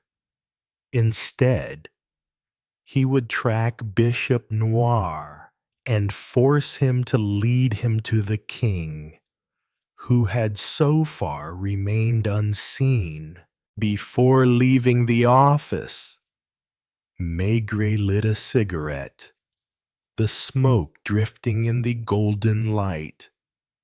He knew that with just one clever move, the entire chessboard would collapse from the center outwards. And this was the moment to prepare the decisive blow. Chapter 25. Chessboard Conference.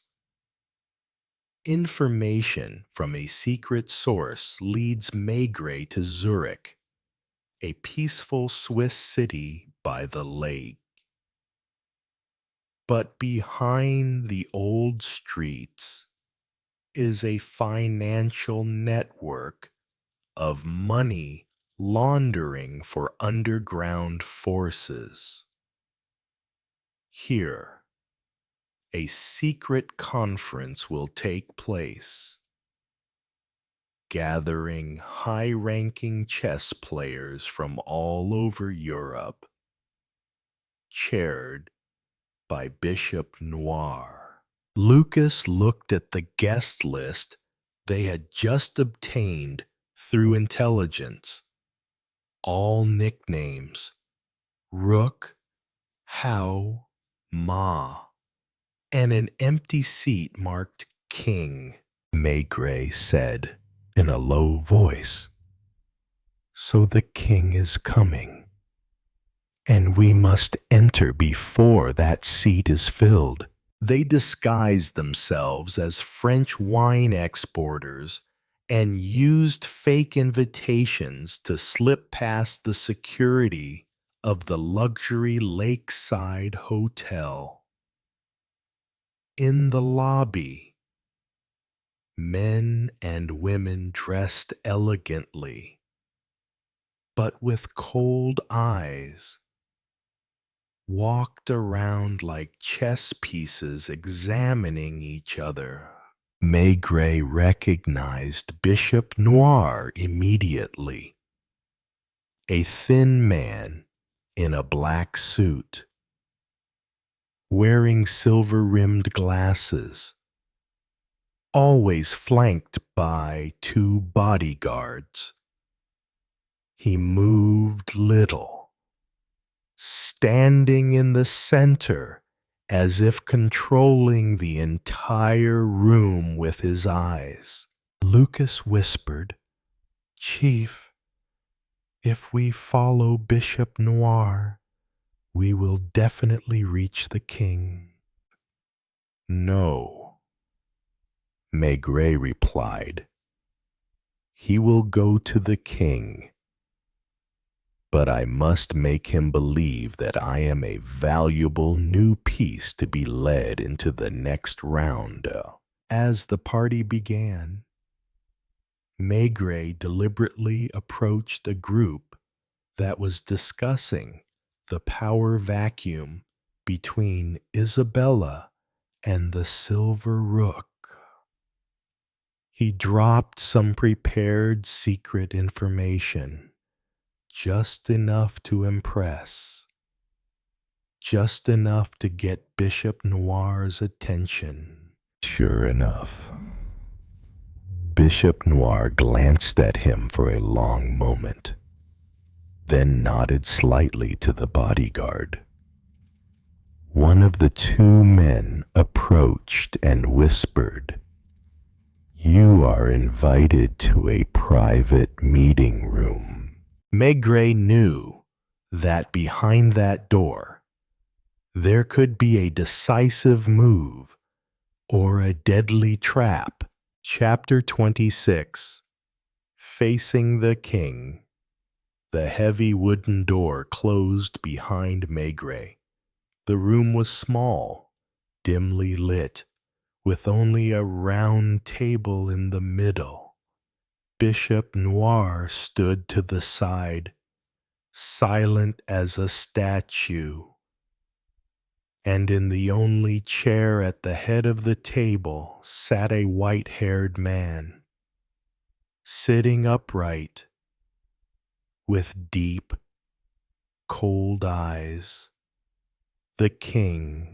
He did not ask Maigret's name, but simply said, "I know who you are. The question is, why do you want to be on my chessboard?" Maigret sat down, keeping his voice even. "Because I don't like being a spectator, and I know a move that will change all your pieces." The king raised his eyebrows, but did not interrupt. Isabella and the silver rook are suspicious of each other. Maigret continued, "If I send a message to the right place, they will destroy each other. Then you need a new piece to fill the gap, and I will be that piece." Bishop Noir glanced at the king, seemingly considering. Maigret realized he was testing him, and if he wanted to leave this room alive, he would have to convince himself that he was more useful than guilty. The king said in a low voice, "And if I refuse?" Maigret smiled slightly. "Well, out there, the Swiss police will receive a package. Inside is a list of all the guests of this conference, including time and location." A heavy silence fell over the room. The king leaned back in his chair, his eyes narrowing, as if assessing a piece that had just appeared but was potentially a checkmate. Finally, he said, "Okay, you will have a chance, but only one." Maigret understood that he had just been brought to the inner circle of the chessboard, and that meant he was in the very center of danger. But this was exactly where he had wanted to be in the first place. Chapter 27. Counterfeit Water. After the meeting, Maigret was placed on the upper floor of the hotel with a number of other chess pieces. Bishop Noir gave him a secure phone and instructed, "Only receive orders from the king. Any information you hear, report immediately." Maigret nodded, but in his pocket he had a small transmitter that connected directly to the Quai des Orfèvres. Any messages and calls on the secure phone would be decrypted and processed by Lucas immediately. That night, Maigret sent a string of fake messages. Isabella is preparing to ally with the Silver Rook against the king. They are scheduled to meet in Marseille in the next 48 hours. This information is sent to both sides, but through different channels, so that each side believes it has the secret first. After just a few hours, Maigret saw the effects spreading. Isabella's army moved south at double speed. The silver car abandoned its plans in Genoa and dragged the people back to Marseille. Bishop Noir kept going in and out of the king's room, obviously reporting the situation. Maigret knew that if the two sides clashed in Marseille, the board would lose two powerful pieces at once. And that was the perfect moment to strike the final blows. The next evening, when Bishop Noir handed him a plane ticket to Marseille to monitor the situation, Maigret just smiled. This will probably be the most interesting move of this game. He knew that when the plane landed in Marseille, not only would Isabella and the Silver Rook collide, but the king would also be drawn into the chaos. And that would be when he would seal the game. Chapter 48. Checkmate in Marseille. Marseille was hot and humid and smelled of the sea. Maigret got out of the taxi in front of a warehouse near the port, where the sound of the ship's engine mingled with the shouts of the dock workers. Above, seagulls circled like white shadows watching the chess match that was about to begin. Lucas was waiting in a small cafe across from the warehouse, holding a handheld radio with a direct link to the task force. Chief, both sides are in position. Isabella from the east, Silver Car from the west. We have about 15 minutes before they collide. Maigret pulled a small microphone from his pocket and clipped it to his lapel. Keep the line open. When I reach the king, you must be ready to block all escape routes. Inside the warehouse, the atmosphere was tense. Isabella, dressed in black, her eyes like steel, led her armed group. On the opposite side, Silver Chariot smiled faintly, his hand absent-mindedly turning the gun. The two sides advanced.